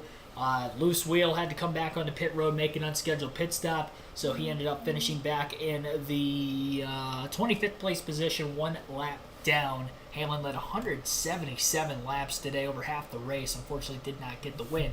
As for the other sleeper pick, Michael McDowell, he did not get a top 10 either. Unfortunately, ended up getting in a late race incident, finished in 32nd. 38 laps down. He actually DNF'd in the race. He was first of those that DNF'd.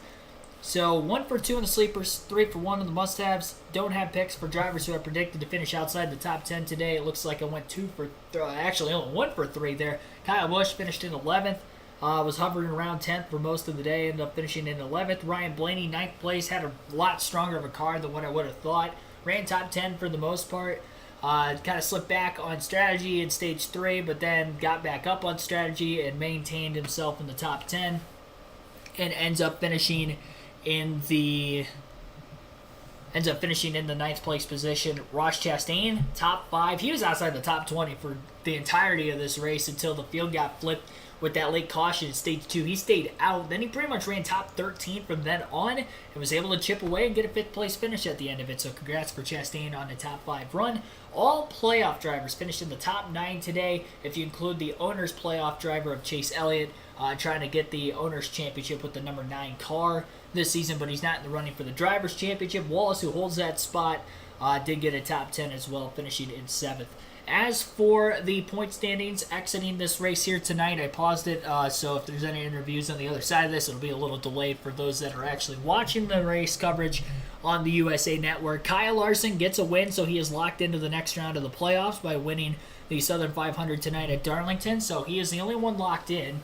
William Byron has the most points of anybody following tonight's race, scoring some stage points, top 5 in stage 2, and finishing in 4th. He is 45 points above the cutoff line. Tyler Reddick is plus 30, Chris Buescher plus 27, Denny Hamlin plus 27, Martin Truex Jr. plus 25, Kyle Busch plus 20, and Brad Keselowski plus 18. Plus 16 points for Ryan Blaney, Ross Chastain's plus 13 points, and then right on the bubble, Joey Logano plus 3, Christopher Bell plus 1 is the last driver above the cutoff line as he sits 12th in points. Bubba Wallace is minus 1, just 1 point behind Bell. Only 2 points back is Kevin Harvick in 14th, who had arguably one of the better cars in the final stage. Unfortunately, caution came out as he was entering pit road. As if that team didn't make a 4-tire stop, he wouldn't have had a penalty and probably would have only lost a couple positions out of it. Unfortunately, he ends up losing way more than that after servicing the race car. He finished in 19th, unfortunately, and that is why he is 2 points below the cutoff line, despite scoring a lot of stage points today. Remember, no race wins as well, so no major playoff points coming into the postseason. Couldn't afford that to happen. He has 2 races left to make it up, and he was very strong at Kansas, had a top 10 there earlier this season, and Bristol is a place where he's come close to winning, if not winning, over the last several years as well. So high hopes still for Harvick fans out there to at least make it through this round. Ricky Stenhouse Jr. only minus 4 points. Honestly, that's pretty good for Stenhouse and that team. They actually had a pretty... they finished 16th. They did get stage points at the end of stage 2 on strategy, which helped them.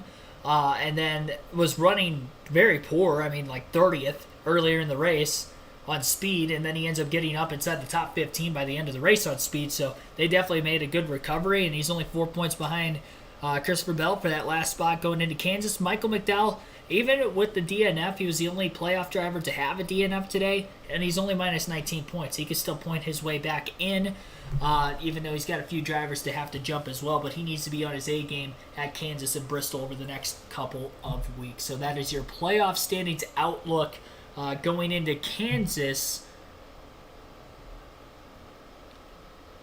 See if we get any interviews. Here is Tyler Reddick with Dave Burns. I don't know, maybe just a little bit longer run. It just gotten short enough to where you have to save a whole lot, I don't think. And yeah, you know, Kyle and I were pretty close the majority of the day, honestly. And yeah, he just got ahead of us there, unfortunately, on pit road. But all in all, I mean, this is the day that we need to have. So really just thankful from the hard work from my pit crew, from the team, everyone at the shop. You know, days like this with a car like this, we haven't been able to get a second place finish out of it. So I'm really glad we're able to do that. And we're sitting pretty good. It was a really good point today on top of that as well. Was the restart your only chance? And then what was it like trying to look in your rear view and hold off Buescher when you were starting to fall back? Yeah, it was a tough balance. I wanted to keep pushing and trying to get Kyle, but I was just getting so loose. I about wrecked in the middle of 1 and 2 a few times, and I don't know. I was either going to catch Kyle or I was going to wreck in the middle of 1 and 2 and finish, you know, the last car out 28th. So that just didn't make sense in my head. So we'll take the second place. Hopefully one day in the future we come back and have another shot at Southern 500. Strong start to the playoffs for Tyler Reddick. And Chris Buescher comes home in the 3rd position, your best ever Darlington finish. I know you said it feels like it. Could you have done anything differently, though, to gain more position on Larson and Reddick? I mean, we were trying. It was just we were all running the same group, trying to make speed. And obviously, playing air games there too. And Byron was fast there at the end and had to defend that a little bit. So I don't know. We tried to start on the front row 3 times next to ours, and so we had our chance and got close with Brad pushed us on one of those restarts, and just outside had the momentum for sure. They were really good, but proud of everybody. This is BuildSubmarines.com. Ford Mustangs, the first time we've had Build Subs on board. 17 car, so proud to have a good run with them. A bunch of them here with us tonight. It's awesome. That's good for Darlington, good for the Southern 500. I'm proud of that, but also hurts just a little bit to be that close. as you look at what this means for you and the team over the course of the playoffs, you come in and you get your best finish ever at a racetrack. What did you learn about yourself and this team as you approach the next 9 races? I mean, it's we talked about it a lot this week, right? We know what we're doing. We've been doing it, and it's been working, and it's been resulting in wins. So it's not that we need to change up what we're after. It's just status quo right now. The things we're doing are getting us opportunities to win races, and we're capitalizing on the best days and capitalizing on great days like here tonight. So it's a long race. I know it's grueling for drivers, but for crews and the fans, proud of everybody for sticking out with us. Our pit crew really stepped up there in the end and got us several spots and put us up front here and clean enough air. So it's a great job by everybody, and off to Kansas. Podium finish for Chris Buescher and this team. Smile on his face and the words "off to Kansas." That was an ad playing there at the end of the Chris Buescher interview. I had to jump back to live while they were headed to commercial break there. So as far as that goes, we pretty much went through all the race statistics. We do have to still go through how the fantasy league ended up shaping up following this race here today. And I'll show you guys how to get there on the NASCAR mobile app or website. On NASCAR.com, if you look up at the quick links section, there will be a Fantasy Live tab. It's 3 tabs over. Boom, Fantasy Live. Yeah, right now. All right, so Fantasy Live, and then you'll get to look at the lineup that you have. You can only put up to 5 drivers, or you can only use a driver up to 5 times throughout the course of the playoffs. It doesn't matter whether they're in the playoffs or not. You can start them. My team this weekend had Denny Hamlin, Kyle Larson, Tyler Reddick, Brad Keselowski, Chris Buescher, all really fast. Hamlin obviously sweeping the stages, even though he only got 12 place finishing points. Had the race winner, second place, and third place on the team, so pretty strong lineup this week. As far as the bonus points go, it looks like I only got 20 of them. I had Byron ahead of Truex, and I had Keselowski ahead of Blaney. I had Hamlin beating Harvick because I predicted Hamlin to win the race today. Unfortunately, even with Harvick's pit road penalty late, Hamlin was kind of trapped a lap down and also got that late wreck as well. And then Reddick finished second. Bell started on the pole, ran good early, but ultimately got in the wall. That car never handled the same after that. Reddick really turned it on late, showing that he was capable of winning the race. Just couldn't get by the 5 of Kyle Larson late. And it looks like I'm off to a hot start in the playoffs because I'm going to be the points leader leading the first week of the postseason. 234 points. End up getting the Southern 500 win in the NASCAR KRC Fantasy League. Dark Crypto finishes with 231 points total for Dark Crypto, finishing in second. Sauce Mafia and Austin Dillon Fan in third with 218 points. Inside Uranus, 216 points. He was the regular season champion, trying to double it up here for the playoffs. He is fourth again, 216, and 211 points for Not Elliott Fan ends up in fifth. And that is how the playoffs are going to start in the fantasy league this year. So, all right, you guys gotta to be the best, you gotta beat the best, as Ric Flair would say. To be the man, you gotta beat the man. All right, here's Denny Hamlin in his post-race interview. Luckily we were able to get some stage points and come out with something. But I really just want to win the race. I want to win as many majors, many races as I can, and I don't really care about the points. It's just hate losing. Yeah, Kim, after being the dominant driver, Denny Hamlin winds up way back in the field. It winds up being 25th. So that is going to be it and wrap up our fantasy talk and really this whole live stream. Thank you, everybody, for tuning in here on a late Sunday night. Had a slight red flag there in the middle going and still quite a few viewers. This is the third, make that second most viewed stream of the year, only behind the Chicago Straight Race. These numbers could end up fluctuating a little bit over the next couple of days. I think 48 hours after I end this stream, then it'll be uploaded fully into the YouTube analytics, so I'll have more on that in a couple of days as far as where this stream ranks. As far as most likes stream, this is ahead of Chicago. We're close to Chicago. We're like 5 likes away from Chicago. We are 16 likes away for matching the most liked stream of the year, being the Daytona 500 at the beginning of the season. So top 3 stream this year as far as coverage goes, or viewership goes, likes, viewers, and it's all because of people like you. I appreciate the support you guys give me on a weekly basis. If it wasn't for you guys watching every week, I wouldn't be able to do these live commentary streams with the way my work schedule was before this, and getting to work it out with working more hours during the week to have off on the weekends during NASCAR season specifically to give you guys these streams every Friday, Saturday, and Sunday. So appreciate it, everybody. I will be back next week, Truck Series, on Friday night, 9 p.m. Eastern Standard Time. On Saturday afternoon for the Xfinity race, we'll be live at 3 p.m. Eastern Standard Time. And then the Cup Series live commentary stream for Kansas next week will also be at 3 p.m. Eastern Standard Time. Those races will be on the USA Network for the Xfinity and Cup Series. The coverage for the Truck Series will be on Fox Sports 1. So that will be that. They're all on cable next week, so if you can't watch, you can come back and watch the stream again like you did this weekend. Thank you, everybody, for your support. For more support, again, hit that like button on the stream. Maybe we get it above Daytona here after the fact, and be sure to subscribe. You won't want to miss it. We'll have an early stream tomorrow afternoon with it being a holiday, so a lot of people are probably going to be off of work, including myself. I would have been off anyway, but needless to say, I'm off of work, and we will have an early NASCAR Thunder 2004 stream tomorrow about noonish Eastern Standard Time. Hope to see you for that. Thanks for watching. See you tomorrow. For those of you I don't see tomorrow, see you next weekend, and have a good rest of your Sunday night.